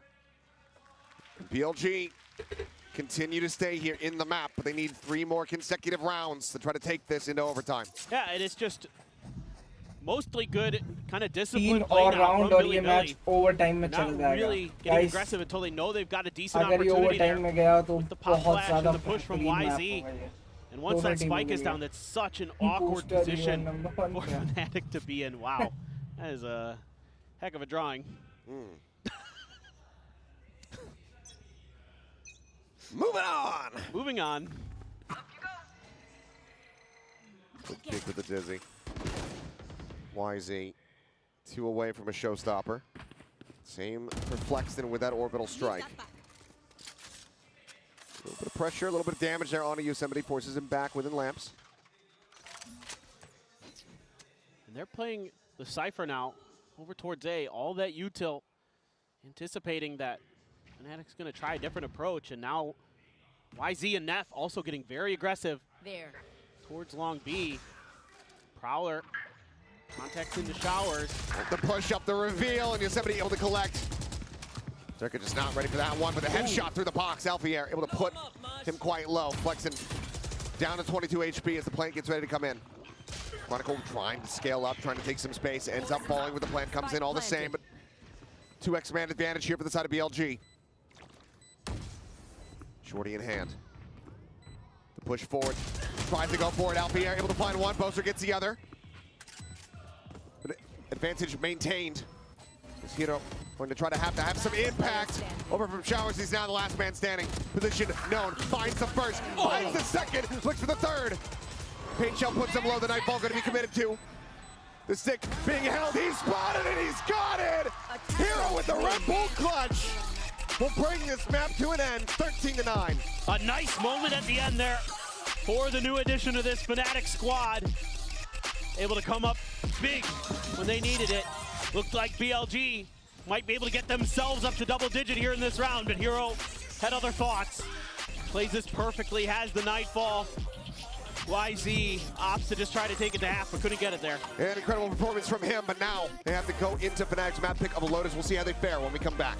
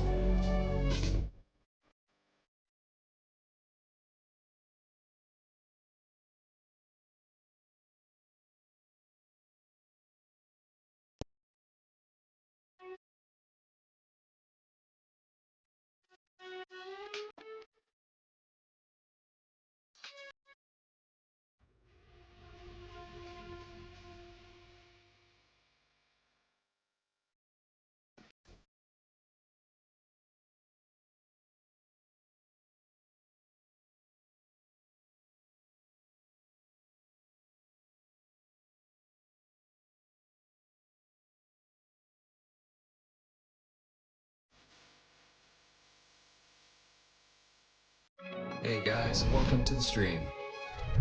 When you're relentless, Okay, we got this. you can achieve anything. Reach your impossible, Lenovo Legion.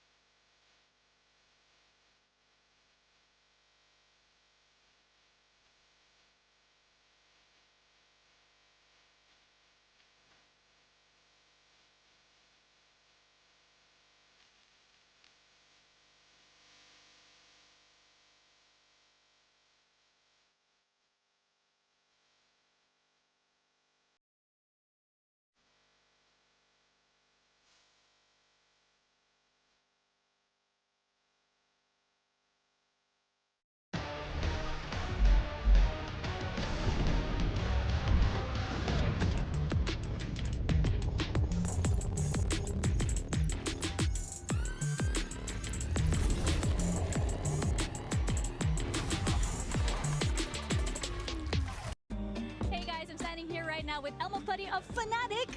So, Elmo Putty, what surprised you the most about BLG, especially since I think the map was a lot closer than everybody anticipated? And how does that knowledge carry over onto the second map, Lotus? I don't think anything surprised us. I think we played pretty poorly, to be honest with you. We gave away a lot of rounds. We weren't just not following our basic protocols. As you can see, we've changed the comp again since we last played Bind. So I think there's a little bit of, maybe we need a few extra scrims on that in some of these players and the new agents. But yeah, I think they played this pretty similar to what we thought they would, but we just got to tighten up our own game.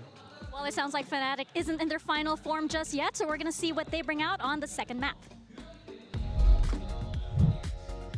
Fnatic managed to walk away with the win. You heard Elmo Putty there saying they're not really in their best form. They're more like a Super Saiyan 1, you know, maybe a KO Ken status, but they're really looking to get to Super Saiyan 2, Super Saiyan 3. Is that One Piece? That's a Dragon Ball reference. Man, you're Close 30. though. Come on, nice man. Try, nice try. I definitely didn't know that. Mimi, you got an elaborate setup over here for Billy Billy. Yeah. Yeah? Yeah. So it would be a shame if it all came crumbling down was right that now. like were those the building blocks? The building blocks of their next map being a structure win? is so strong. It really is. Hold on a second. If you don't mind, production, give me a second. I'm curious to see what a gentle breeze would do. No! Oh, what a shame. That bodes well for the rest of the series, I think. Yeah, well, that's how it's going to be on Lotus, potentially, because they say Rome wasn't built in a day. It was. All right, well, let's go ahead, though, and talk about this one. And something that we should note, though, is that, yes, Billy definitely were taking it to Fnatic in a few of those rounds. But we got to remember that this was, you know, pretty solid map for Billy to begin with. So this isn't all that shocking, but ultimately this was the map that they needed to win if they wanted to be competitive in this series. Yeah, I think it's almost a little bit sad at times. Like, I think some of the initial plans they had in rounds was very good. Like, they had ideas that if they managed to actually get it over the line towards the end, it would have actually looked like some really good plans. It was just that they ended up making some really silly errors throughout those rounds, which I think are actually easy fixes. Like, if they look back at that, they're going to go, yeah, that was a bit silly gaming. The big thing for me is that 5 out of 10 post-plant wins. Fnatic was consistently letting them get the spike down and get into these post-plants, but quite frankly, their post-plant protocols were not up to snuff. There was so many rounds where they had these advantages, and then you saw players in positions where they were untradeable, swinging forward and getting punished by these Fnatic retakes. It looked super drilled. This could have been a much closer game if Billy had been able to close out more of those rounds in the post-plant and made less of these little errors. It's the same thing that we kind of saw with FPX earlier from the same region, where they have a lot of advantageous positions. You see kind of the goal for this team, and then the mistakes towards the end of these rounds is where they get punished. Yeah, but you know what, though? One individual that really did show up in this one was YZ 100%. That brings us to our HyperX Reflex moment of the day. YZ he had a few great moments. He had a few not so great moments as well, but this one was one of the good ones. The fact that my guy managed to become Neo, fly into the sky, and then somehow, some way take out both of the Mr. Smith agents. Unbelievable stuff here.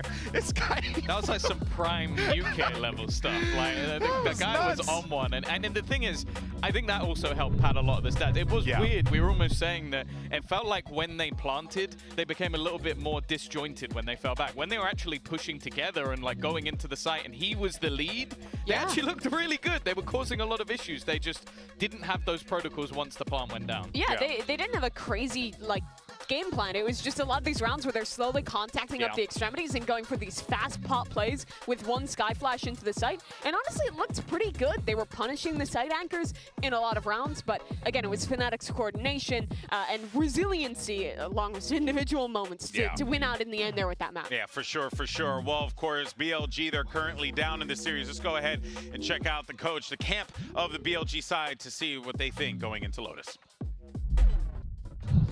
Hey guys, we're here now with Coach Bile of BLG and Jen to help with some translation. Now, that was a really, really close map. I feel like a lot of people maybe were surprised with the result, but what is the plan for map number 2? I mean, there was some momentum in that first map. How does that carry over and translate to a win? 1세트 접전이었고 패배는 했지만 그래도 어느 정도 BLG도 흐름을 탄 것 같거든요. 2세트에도 이 좋은 흐름을 이어가기 위해서 어떤 점이 중요할까요? 일단은 지금 실수를 너무 많이 해서 선수들한테 우리가 최근에 가장 많이 하는 실수를 좀 줄이자는 거를 피드백을 좀 하면서 선수들 멘탈도 좀 챙겨야 될 것 같고 2세트 준비는 사실 프나틱이 로터스 고를 거 알고 있어서 그래서 준비를 좀 많이 하긴 했는데 사실 이게 지금 선수들 멘탈상 이게 지금 될지 안 될지는 잘 모르겠어요. 일단 바인드에서도 사실 준비한 게 많았는데 실수가 많았기 때문에 그래서 그거를 한 번 더 강조하면은 좀 로터스도 할 만하지 않을까 싶습니다. We made so many mistakes, so I told them to tighten up our plays, make sure we don't make the same mistakes over and over. But I don't think it's going to be super easy for the players to come back mentally, reset the mentality completely because we made so many mistakes. But in terms of Lotus, we are well prepared. We knew that Fnatic were going to pick it, but it's just down to how much mental reset that we're able to get. All right, well, thank you very much for your time, and we're going to see if BLG can take Lotus from Fnatic. I mean, I'll be real. I'll keep it $150 with y'all home. Don't really feel that confident coming out of that interview. You know, hoping that they can reset the mental is definitely a tall task to ask of these boys after they lost a map that was quite good for them, and now they're going into a map that was quite good for their opponent. Yeah, Fnatic has won this one 6 times in a row. It's been their best map since. I feel like it came into the pool. They were the best team in the world on it last year. The meta they only lost to Loud last year on this map. That was it, twice. Yeah, so you're really looking at a Fnatic that, statistically is super favored in and this also Lotus. Factually. Yeah, no, statistically facts. But isn't statistics facts? Not always. But they can be indicative of facts. I guess so. Yeah, you're right. I'm just trying to. No, this is where we've got to. We're arguing. I'm just trying to cause controversy over here. All I know is they don't care about your feelings, GB. That's perfectly fine. But yeah, I mean, look.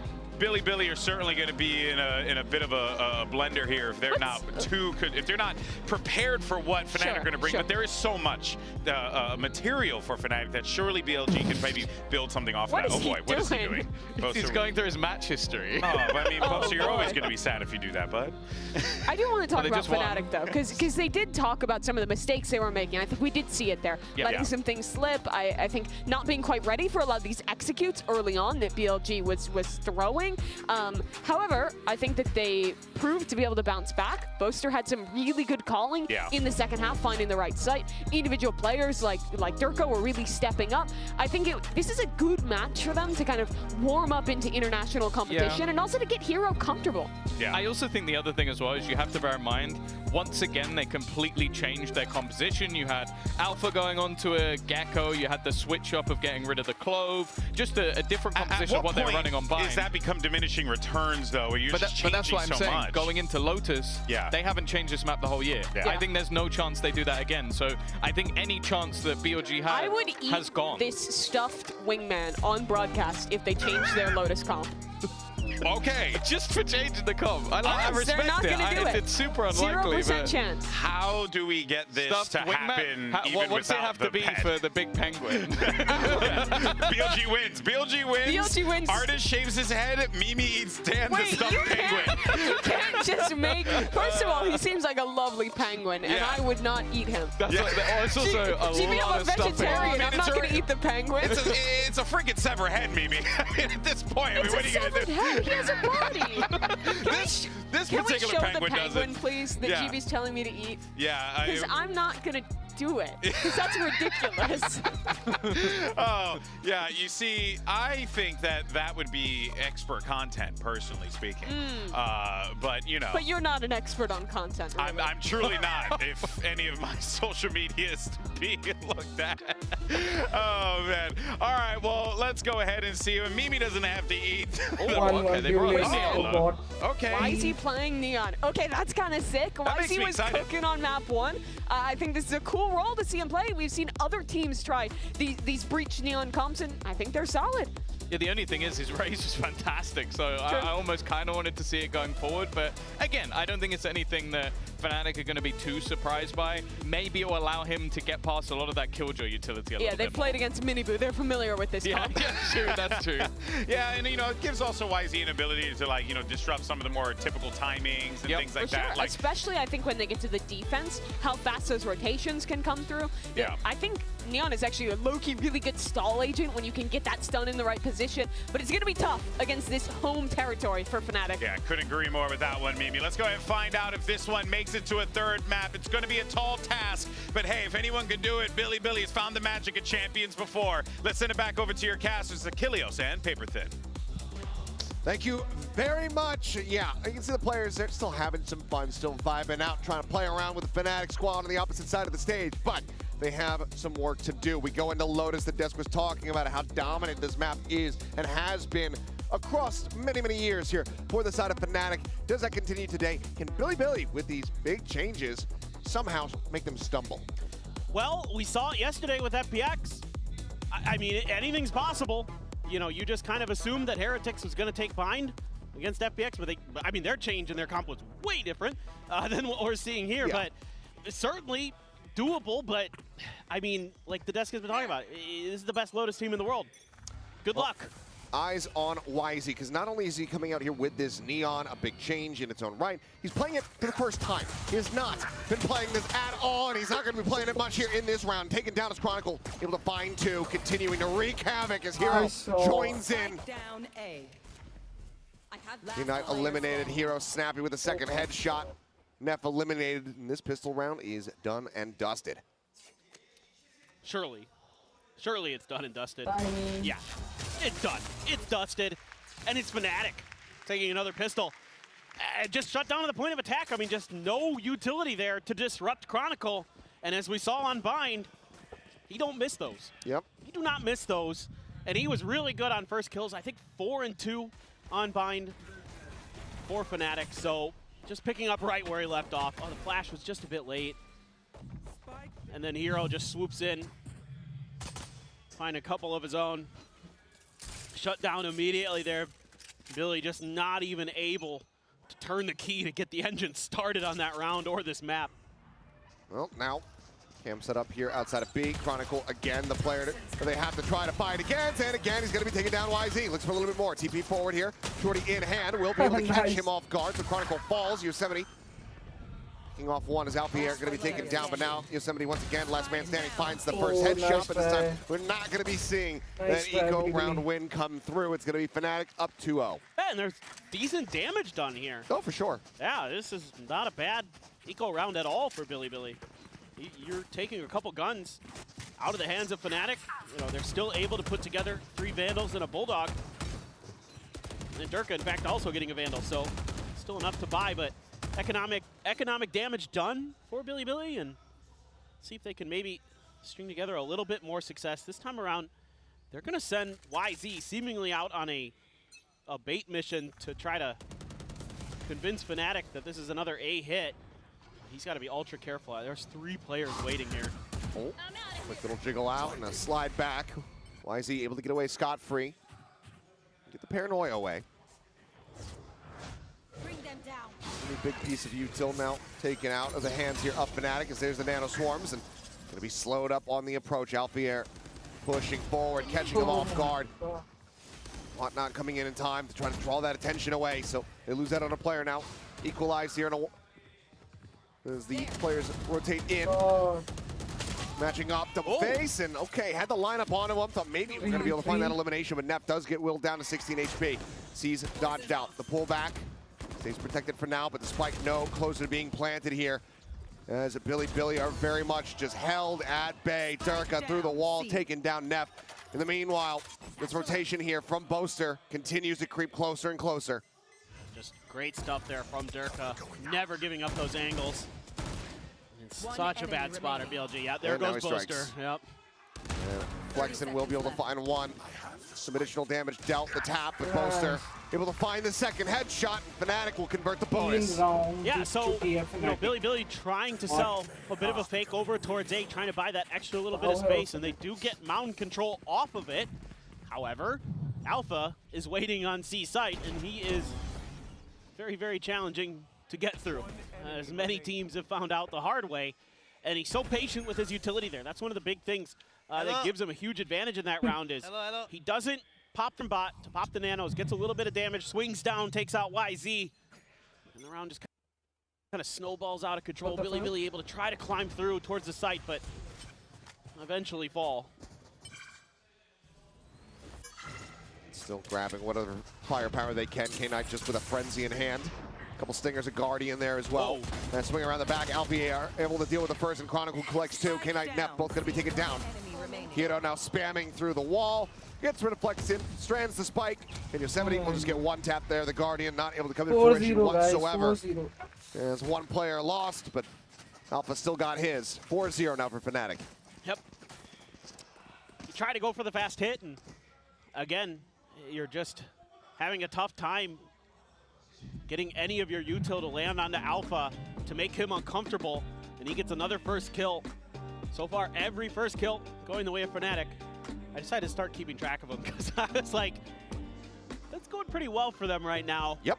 They've got a lot of ults in cycle. So does Billy in a way, but 1 away from the Nightfall for Hero, 2 away from the Viper's Pit for Chronicle, 2 away from a lockdown for Alpha. Dirk already has a showstopper. These are already looking very, very challenging for Billy. And what does Bile want to talk about? Good luck. It's tough. I mean, I think maybe just trying to slow the rounds down a little bit in the beginning, try to see if you can take a little bit of rebel control, see if you can kind of spread Fnatic's defenses a little bit more, make it harder for them to react. So far, you haven't really given them much that's been difficult to react to. Yeah, it's been a very one-sided affair thus far. As we'll see with 15 seconds remaining what the adjustments end up looking like here for the side of Billy. But thus far, it's not been great. I mean, we've had plenty of players given the buffs, you know, through to Neon. Coming in, try it, pick it up for the very first time. YZ is one of those players now here on the biggest stage. And so far, it's not been finding too much value. It's a singular assist to his name. I was fairly surprised with how good YZ's raise is, and not just today, not just because it will look good on Bind. Yeah. Generally pretty good at it, that they would make this shift. You know, he has been playing the Raze pretty much all year on Lotus, so definitely a bit surprising. I think this is actually his first Neon game. Looking for a pacey hit here. Durka, the showstopper, out, catching a glimpse of one, sends it down directly below. YZ going to be taken down, but still value going to be found as K9 able to open things up with a kill on a Boaster. Heroes head packing, rotates back around through B, gets his way up into upper. As the neural theft comes out. This is great. Exactly what I wanted to see. Some rebel control taken. You're able to win some fights, get the showstopper off the board, and now you can pivot over towards B and get the plant down. Prowler to check here on the cross. Swing out, jump back. Page going to be coming up. Lurk v Lurk over at A, though. Chronicle with an opportunity to maybe even up the count, but he's pushing over here towards the door instead. Seemingly, though, wary, but there still could be someone in position. Now he knows about it. On cleared sight. Open here for now. K9 turning his way back over here. Sends out that fault line, looking for the Days. Alfia, however, able to get the punish, but time is ticking, and Nep snapping with a headshot puts him down. Remaining players making the call to go for the save. Yeah, just a great small change for Billy. Nets them their first round win. And all it takes is a couple kills off the rip. You're able to break the space open that you need to get the plant down. Set up for those nice post plants. Make it so Chronicle can't go for that wraparound towards Baby Door. And yeah, I just double checked. This is indeed YZ's first Neon game on an official match. Yep. To bring it out in Champions. Bold move. It's very bold. Still killless, but people able to play off his util in that previous round, so did set the rest of his team up for success. So Billy now on the board. Still a lot more to try to claw back, though, because when you're playing this, Leon, expecting to see that impact really coming through on the attack, and oh, they just read it like a book. Sees Nate combo. He's dead. Yeah, and this time around, an immediate adjustment from Fnatic towards this rebel control that Billy wants to take. And now Boaster has an Odin in hand. Able to start lining up to do some damage. But man, you've got some big ults here for Billy. You've got the Nightfall, you've got the Rolling Thunder. If you can just find the opportunity to use it, you might be able to turn this round on its head. Oh boy. Only a little bit of damage done Flexing down to 77, 4 armor. Knight just barely tagged up. They're going to try their hand at the other side of the map, leaving Neff to just get taken down as soon as he launched that Nightfall. Yep, sends it, dies for it. An attempt at a fake. They still have to try to get through. Alpier, who so far has been a bit of a raid. Oh my god, Chronicle is the first to put them down. 2 quick kills, Alpier on the finisher. Very bad. Chronicle just, this guy can do no wrong. Unbelievable. He's so talented. Just so clean with his mechanics. बहुत tough है भाई, His Lotus positioning, जीतना इनके हाथ से so बहुत good. tough है. Reads his opponents incredibly well. And they dropped the Odin over to Durka, and Odin spray. immediately when that Nightfall was launched, he was ready. Yeah, to be able to recover after sending out the util. Just the 1-2 punch. Chef's kiss on that round. Well deserved. Well, now Alpha backpedaling here. A lot of presence over here towards C. It's going to be a pickup on the orb from YZ. Ult is online, but Chronicle immediately pushes back in from Waterfall, sets up the pit. So smart. They've already gotten Boaster to a forward position outside A, just playing alongside Rubble, and Chronicle still, through the smoke, finds Flexing. Just reads it. Did they haunt over the top? Not sure. I think they may have. I think they might have gotten a ping reveal. बहुत जालिम team है Third one भाई. going out. Hero now. It will बहुत find strong one. Team है भाई. The stuns Loud do come through तक off the relay इसके board, but no सामने one can वो हो push जाता forward. है. This Viper wall from Chronicle continues to hold them at भाई bay. He is मजा आएगा locking जब down Fnatic, all 3 Sentinel और sides by Loud himself at the moment. Leviathan के सब एक साथ खेलेंगी ना मिल के आगे जाके VCT. High-low setup. Photo on the one side, the swing forward, and it's just into the meat grinder. Absolutely minced. Sentinel का अगला मैच है जेन उसके साथ FPX के साथ. This is so difficult for Yosemite right now. Does he read this? Nope. Thinks about it, but angle's a little bit wrong. Flawless here from Fnatic. 6-1. Continuing on the reign of terror, only dropping that 1 round thus far. And for BLG, you know, you're able to get that round win after the timeout call. But now you only have 1 more. But how long do you let this go get away from you before you have to invest that second timeout in the first half? That's a great question. But for me, what I love is the way Fnatic thinks about these things. Their protocols they have, the immediate response with that Viper's pit after that orb is picked up. They know that it's almost certainly going over to YZ. That's completely gum things up, and then they just send Hero and Durka over towards B, and they have BLG completely trapped. And they just absolutely sweep them away from that round. सब spam में मरेंगे ये. A little bit off the mark, but here we go. Okay, Overdrive gonna get popped, but can't really spot out anything. Everything is covered, obscured here by these smokes. As a matter of damage found on a Hero, the swing onto the corner, Durka. Just quite a bit of damage there with that Odin, looking for more as Neff down low on 23 HP. Blast packs across. Why is he now considering with a push here into the B side, and Durka just dragging it across, and Neff goes down.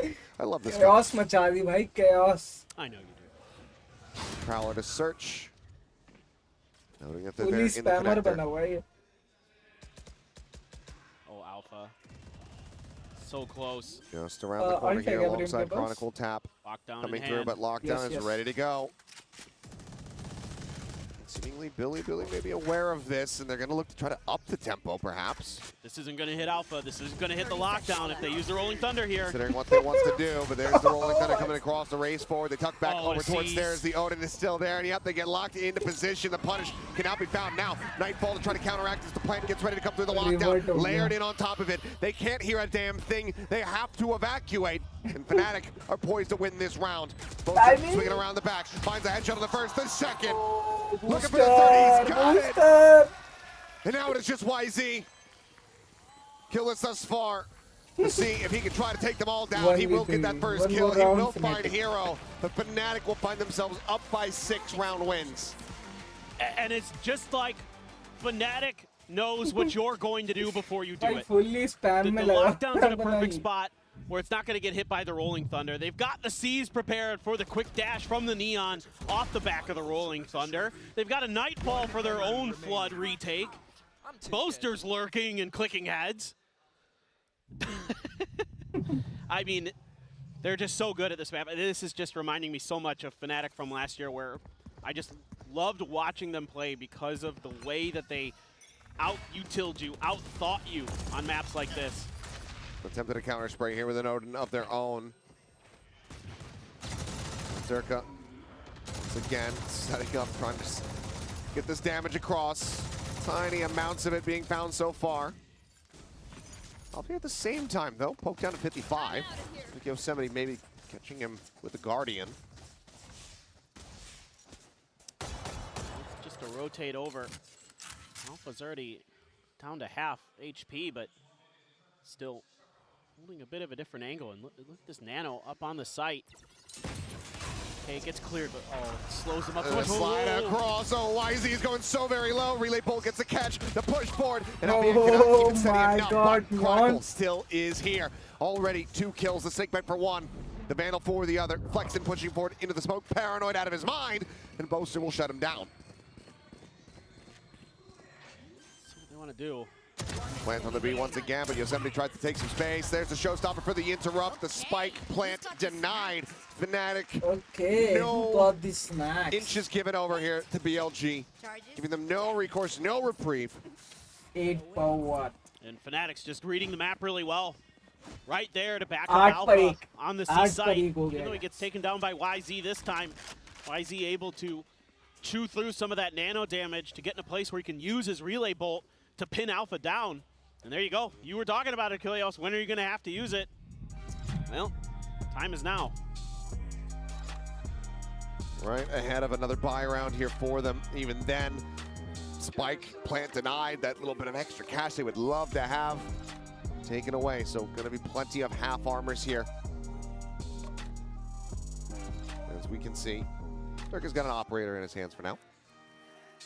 But this is an incredibly difficult position to be in here for Billy. A very competitive opening map. Granted, it's their pick, but that bind, I think a lot of people may be surprised by how much they were able to push them there.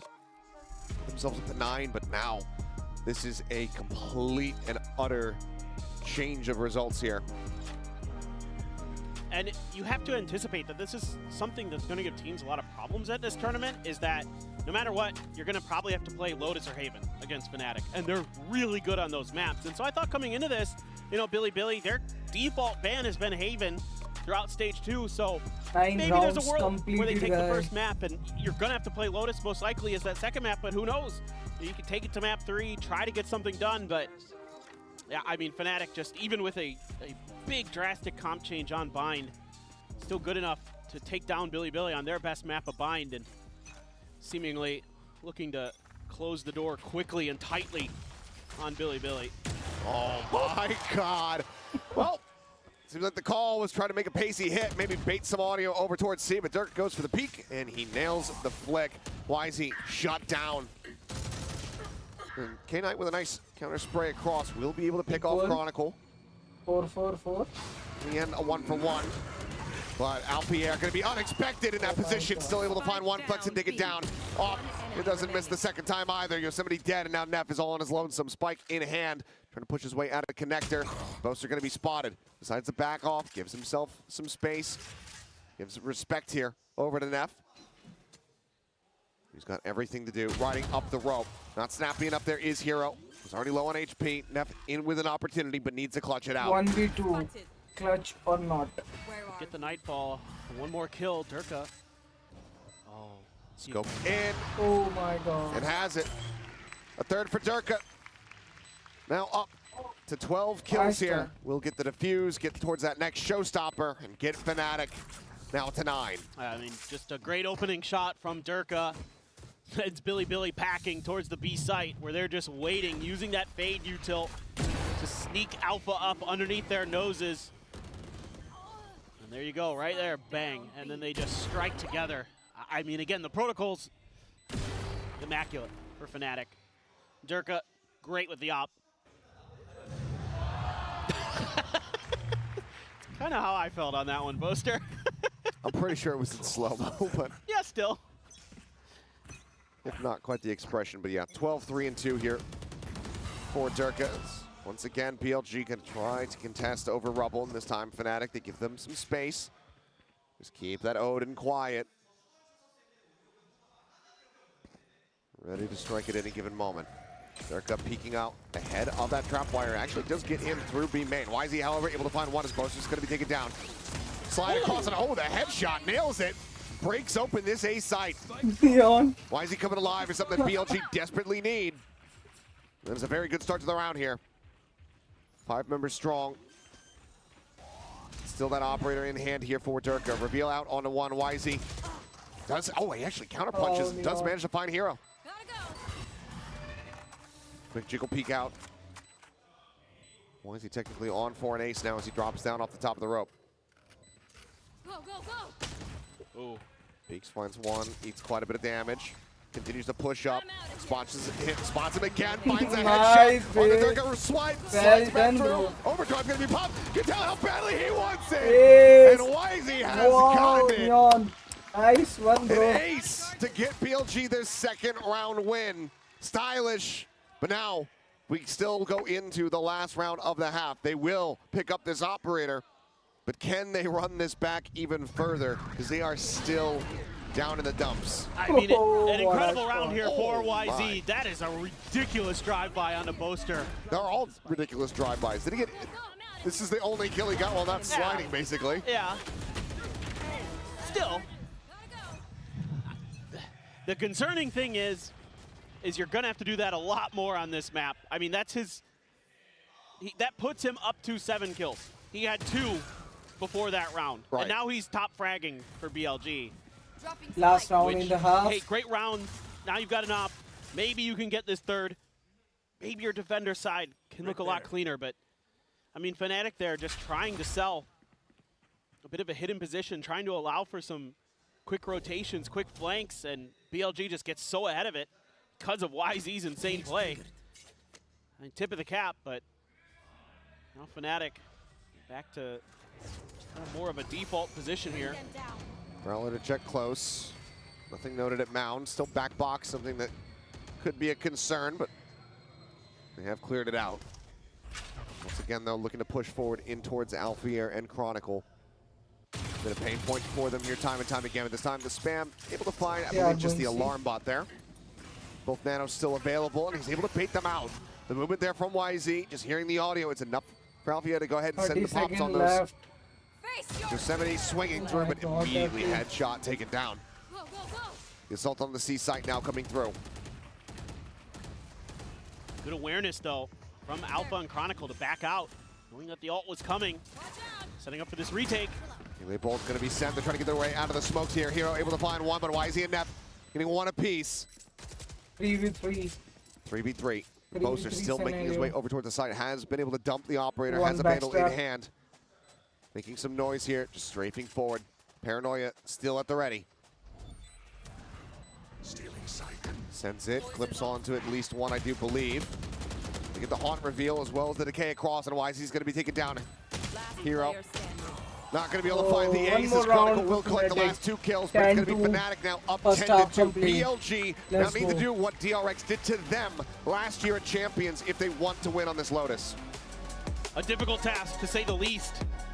And again, it's just great protocols from Fnatic. I mean, I like the idea here from BLG. I like that they're better about clearing util, but still couldn't get over the line. Rough spot to be in. 10-2 at the half. Fnatic way out in front, looking for an easy closeout. We'll see if they can get it done when we come back from the break.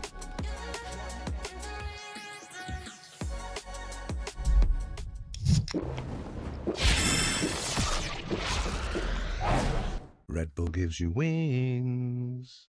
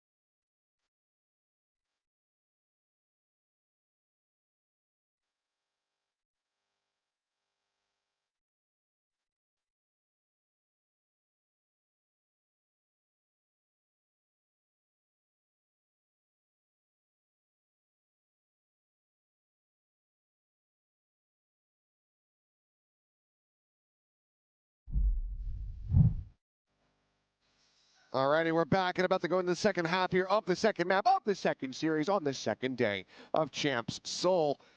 Fnatic, however, in such an advantageous position, find themselves up 10-2 here on their map pick. It's a tough road for Billy, no matter how you slice it. And generally speaking, attacker side is better for most teams on this map, but who knows? Maybe Billy's got something dialed up. They've got something in store, but they've struggled mightily on this map so far here throughout Stage 2 and into Champions. And you're going up against a Fnatic team that is looking very well drilled, very confident, coming into their pick of Lotus. It's going to be a desperately needed pistol round for Billy if they're going to pick this one up. Let's see. They've been decently elusive so far. Yeah. Let's go. देखते हैं यार second half में क्या होगा. मुझे तो लगता है 3 round चाहिए. Fnatic को ही series जीतने के लिए. Oh. Space taken. Rubble under their control. ले लेगा Fnatic. Firmly planted to watch their backs. And you got to anticipate, especially with a Neon there now. Billy's going to want to get aggressive. Try to get in towards Fnatic spawn if possible. There. As they begin to drift towards the site. Billy's going to split 2-2 between B and A. Turret left there, but as they begin to make their way through, turret is going to be grabbed, so there's going to be some space available for Billy. And they've got an extra player sliding in towards stairs. They could make this pretty difficult for Fnatic. Prowler reroutes Neff up over towards Row. Bite into the back of side here, and Yosemite eating quite a bit of damage. Boster able to find first blood. Is K-Knight going to be taken down? Push forward, clear out on the trap wire. Boster plus by that, but the headshot will certainly offset him. 2 kills found here for Neff in replies. We find ourselves now into a 3v3. Alpha down to 40. YZ approaching from behind. Swing out, they spot him. They know that he's got the Sheriff. Catches a glimpse. Continues to push his way forward. Trying to play a little bit of ring around the rosy here with Alpha, but Alpha maybe outdoing him a bit. Swings around the back. Hero at the same time, able to find Flex in, but Neff finds himself a third. Tap onto the spike. YZ opening things up even further as Hero trying to live up to the name. Knows that he's right in front of him. And he has it! The headshot for the Red Bull clutch. Hero delivering. Fnatic another pistol win. Yeah, another big clutch for Hero. A great entry into Champions for this young pickup for Fnatic. 15 kills, now topping the leaderboard for Fnatic on Lotus in the fragging department. Another big clutch. And I mean, just, this looked like it was going to be so difficult. I mean, Alpha just really, with an interesting turret placement there, looked like he was just going to be able to delay YZ into infinity. But instead, YZ's able to finally find some success and make it a 1v2, but still couldn't get a win. And Frenzy in hand, you see a shorty there for Flexin. Every pistol in the game ho gaya, guys. for BLG right now. Yeah. Just trying to see, you know, whatever sticks. One of them's bound to work. Yeah. See how they fare. Drift back across here from Fnatic. Getting set up over at A. 3 players from the side of BLG in position. Tap on the door. Now just Neff on the opposite side. Sheriff in hand. And as he swings out, tries to go for the headshot, but Durka able to put him down. Pick up on the orb, and now he's already over halfway to that showstopper. Now that was the Sheriff. It is scooped up by K-Knight though. One to try to hold them in position. Yosemite playing off the back of that nicely. Gets the catch here on a Boaster, but Durka still in a spot to try to strike, but it's going to be Chronicle who's able to find him. He's playing around the rotating door. Now to cut across, back over in towards B. And Flexin, I mean, he's got to reposition. He's got that shorty in hand. Tries to take the fight here. Does get the catch on Alpha here. Guardian now at the ready. A 2v3, a Bulldog picked up. And everybody from Fnatic fanned out. Flexin going to maybe reroute. Looks like they want to approach from the same angle. Fnatic जीत गई है man. Oh! K-Knight able to find one. Durka taken down. That's huge. You know, just that Sheriff in hand. Cover going out. Smoke comes down, cutting off upper. Paranoia sent across, holding them at bay here for now, but they still have to get their way over onto the spike. It's planted in deep. The swing out, Hero putting him down low. K9, 10 HP, and Chronicle with a backstab. Cleans them up as Fnatic get themselves now to match point. Yeah, just some really nice micro plays in this round from Fnatic. To catch Yosemite at the door. You know, Durka sees the cape as they're swinging the other way. Chronicle's right there to take him down. And then here at the end, Hero does a great job avoiding getting killed and just opens the door for Chronicle to swoop in. Spading for him. Yep. Well, now it all comes down to this. Bonus for Fnatic, a must-win round for the side of BLG. They will need to win 10 consecutive. Now they're not spotting anything. Quite an aggressive push up here towards a rubble from BLG, but all eyes of Fnatic right now set up here on this C site. They're not going to be lobbed in, clear out on one of the wires. As there's a reveal, Durka does get taken down. Solid from Yosemite. Poster going to be eliminated as well as he plays up close, but Hero eventually finds the elimination. The push out, the swoop around, playing distract here, drawing the attention as Chronicle will fall. Up here though, eventually able to stabilize, finds that first kill, but cannot get the second. Spike not planted, aftershock thrown. Hero cannot quite clutch it out this time around. As BLG will be allowed to hold out hope for a bit longer. Yeah, just good hold from Yosemite. That extra layer of trap wire confuses Fnatic a little bit, not expecting it. Catches Durka out. And Durka does have a showstopper. And definitely picking up the second as well, huge there for BLG. And they're quick to rotate, quick to bail out Yosemite. Keep Fnatic at bay. Very nicely done overall. Right there. An outlaw for YZ. As it is a bit of a scuff by now for Fnatic, but you have that showstopper, do have a rifle in Hero's hands. Guardian for Alpha. Oh, great shot. Wasn't ready for him to be that far forward, and YZ good with the adjustment. Puts him down, and Neural Theft now is going to tell all. Solid investment here from the side of BLG. They know that the pressure is working against them. They know that they have to win out every single one of these rounds, so as much info as they can get is going to be necessary, but now the round starts getting away from them. Goes with one, YZ finds his second. Relay Bolt looking for the stun. Doesn't bounce quite deep enough, I believe, to actually connect on to Chronicle. Ultimately, he'll back away, look to reroute. Flexen here, trying to hold the door. Eventually finds the kill. The swing out, though, from Hero. Takes him down, and now it's a 2v2. Oh my god. Boaster has just been waiting a drop. Still has the spike in hand. No ult available. Unless he found a kill, but he's going to be able to scoop up the Guardian. YZ with another with the Outlaw. Third gets a shutdown, and Yosemite finds Boaster as well, but still decent damage dealt here from the side of Fnatic. BLG now up to 4 rounds. And I mean, the rounds that have been going Billy's way are some where YZ is able to find some real impact early, and they're able to kind of snowball off the back of that. That is a crazy good shot, Boaster. That is nasty. And that was the Nightfall in Neff's hands that gets taken out there. And that's a moment where I started looking at that round thinking, oh boy, does it just end right here? But Billy clings to life for a little bit longer. It was looking possible for a brief little moment. Front line through, showstopper going to be popped, and YZ blinded up, cannot get away from it. Durka puts him down, looks for a little bit more. Neff and K9 both playing forward here. Boaster and Hero eating quite a bit, but ultimately lives are intact, and for now, Fnatic make the call to just cut all sound. Play this quietly, and let that doubt start infecting the minds of the BLG players on the opposite side. For sure, and you had to anticipate that maybe BLG was trying to take more space off that aggressive play from YZ to see if they could create some flank angles, create a bit of a crunch. Not going to come through this round. Fnatic now begins methodically working their way towards B, maybe C, but right around the door. Flexen holding the box, is taken right down by Alpha. Alpha able to find it now. C-site wide open, man. Advantage very much here in the hands of Fnatic as they look for a flawless finish to this map into this series. Now has the Nightfall. He's going to have to send it, but how well can they play off the back of it is going to be the question. For now, he's drifting his way forward over towards that door.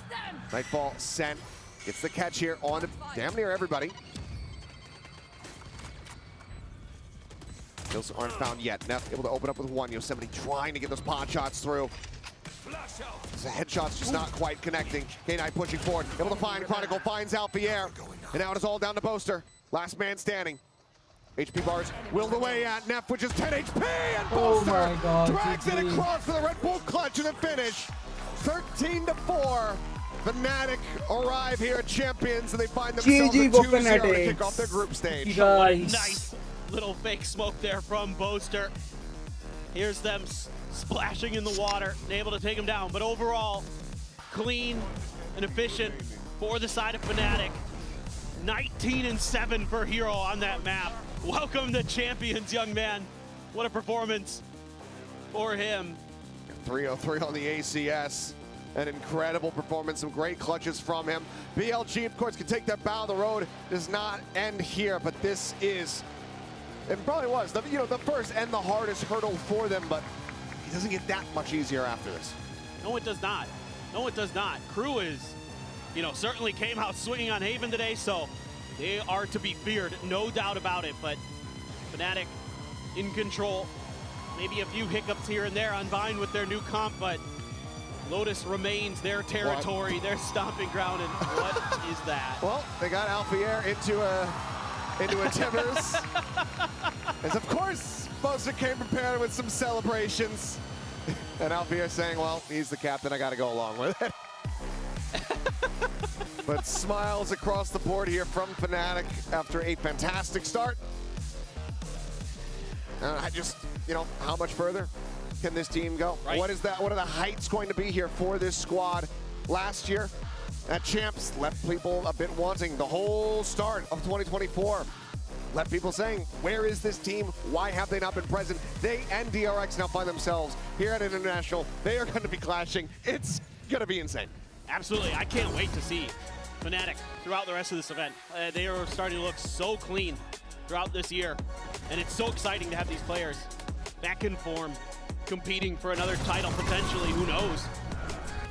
I'm really curious to see how DRX is going to handle them. A lot of young players on that DRX squad, they were able to bounce back again here today. They had that reverse sweep against Paper Rex, but I think Fnatic is a very different beast right now. No, they very much are looking back into that form where they were the team to beat. They were the top dogs in 2023. That's been resurging here for them, and Hero has folded into this team so incredibly well in such a very fast amount of time. It's been immaculate to see, and Fnatic now are that team to be feared once more. Absolutely, I got to tip the cap to Billy. They look good on Vine. Yeah, Lotus is their map, but what are you going to do? What are you going to do indeed? Well, they have to win their next one. We'll see if they're going to be able to do that. But for now, let's go ahead and hear from one of our winners. We've got Jen standing by with Boaster for our Verizon Welcome back down interview. to the stage, everyone, where Boaster was just twerking for the fans, where we have Boaster for the post-match interview, of course. 보스터 선수 만나보겠습니다. 승리 축하드립니다. Now, I gotta ask you, Boaster, what was that? Alpha and Annie, you're passing down that job over to Alpha now? 먼저 그 알파이르 선수의 세리머니에 대해서 좀 짬 처리를 당한 건지 물어보도록 할게요. So originally it was a gift for Mini because it was his birthday while he was here. And I was like, oh, we can do that as a celebration because we haven't done a celebration in ages. And Minnie was like, I don't feel comfortable wearing the costume. So I was like, Alfie, you have to do it. And Alfie is like the good vibes man this tournament. He's like, all right, if you say so. Originally, Alfie was going to be Annie doing this. Oh, okay. But he wanted to be Tibbers instead. Okay. 먼저 이게 사실 저 옷이 미니 감독님이 한국에 있을 때 생일이었기 때문에 좀 선물로 받아가지고 우리 이런 거 해본 지 좀 오래됐기 때문에 좀 입고 나가자 했는데 미니 감독님이 나 저거 무대 입고 들어가기 싫다라고 얘기를 해가지고 알파이르 선수한테 입으라고 해서 알파이르 선수가 그래 뭐 굴럭 참이면은 내가 입겠다라고 했지만 원래는 이제 미니 감독이 저 티버 옷을 입고 알파이르 선수가 애니처럼 이렇게 등장을 할 거라는 비하인드 스토리를 얘기해줬습니다. 자 그러면 먼저 챔피언스를 앞두고 푸나틱의 폼이 올라오면서 많은 분들이 좀 푸나틱을 우승 후보로 바라보고 있는데 보스터 선수 스스로는 이 푸나틱의 현재 폼에 대해서 어떻게 느끼고 있는지부터 물어보도록 할게요. Now, you guys are back in form. Right before Champions, you guys are looking strong. A lot of people say that you guys are the favorites, one of the favorites for Champions as well. So how do you feel about the current form the Fnatic's in? I'm just happy that we're all happy and have this kind of like positive energy. To be fair, today I actually felt we weren't on full form, which is quite funny. You say that because, yeah, I think buying could have been a lot more cleaner with communication and stuff. And Lotus, I think Lotus actually, yeah, I will agree with you. It looked alright. It looked not bad. 사실 오늘은 그렇게 폼이 완벽하지는 않았던 것 같지만 그래도 팀 자체가 분위기도 굉장히 좋고 또 다시 긍정적인 에너지가 많이 돌고 있는 것 같아서 그런 부분이 가장 고무적이라고 얘기를 하고 바인드 같은 때는 좀 실수를 줄이면서 조금 더 깔끔하게 끝낼 수 있었을 것 같은데 로터스에서는 좀 잘한 것 같다고 얘기를 했습니다. 그러면 이 바인드에서 아스트라 픽에 대해서 좀 물어보고 싶은데 브림스톤 대신 아스트라를 기용했는데 사실 비주류 픽이잖아요. 좀 어떤 이유였는지도 물어보고 싶습니다. 아무래도 푸나틱이 잘하는 게 자신들만의 메타를 창조하고 또 이렇게 메타를 이끌어가는 그런 부분이잖아요. 물어보도록 하겠습니다. So speaking of Vine, what was the reasoning for bringing Astra back? Because she's not mainstream. She's not been mainstream for a long, long time. And it kind of felt like what Yunsu would call the vintage fanatic, kind of creating your own meta, leading the forefront of the meta. So talk to us about the Astra pick.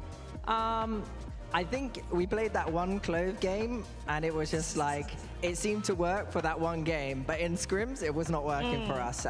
And so we were just like, let's get Chronicle back on Viper, he's super strong on that. And let's try and get Althea Gecko, he's really good at communicating on Breach on Sunset.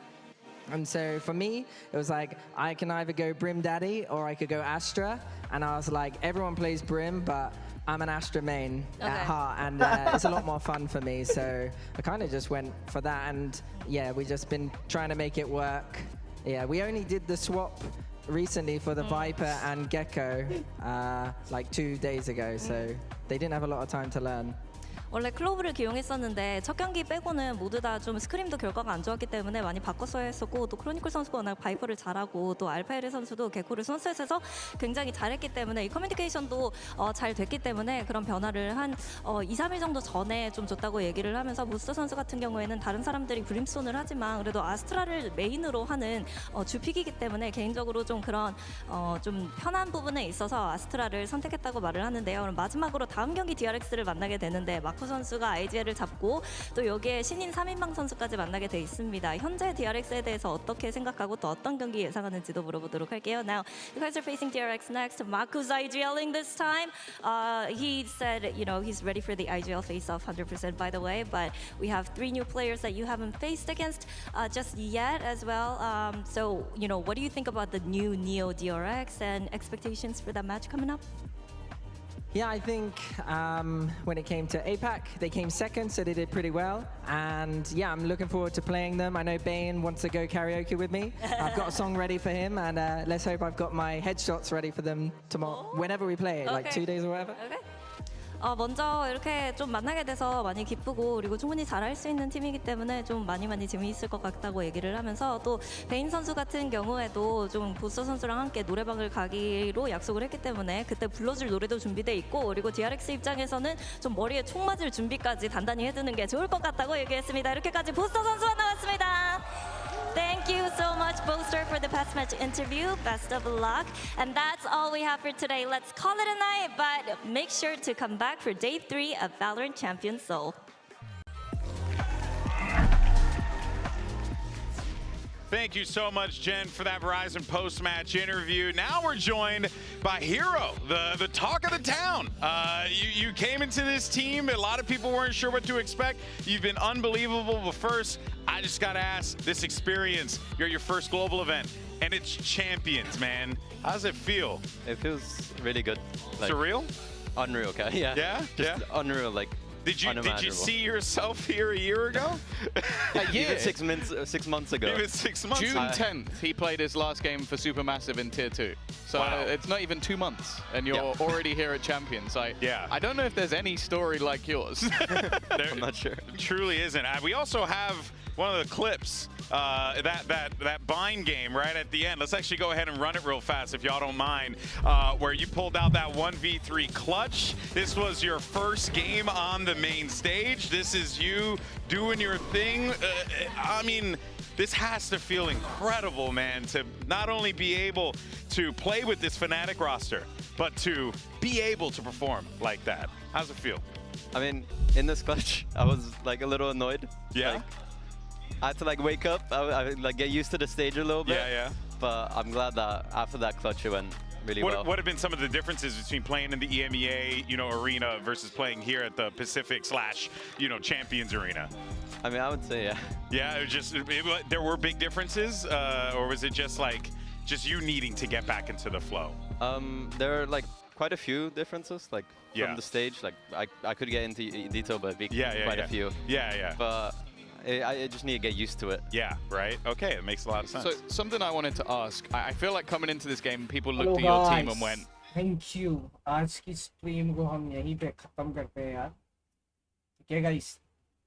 Thank you so much for watching my stream today. आपसे मिलेंगे कल एक नई stream और नए दिन के साथ चैंपियंस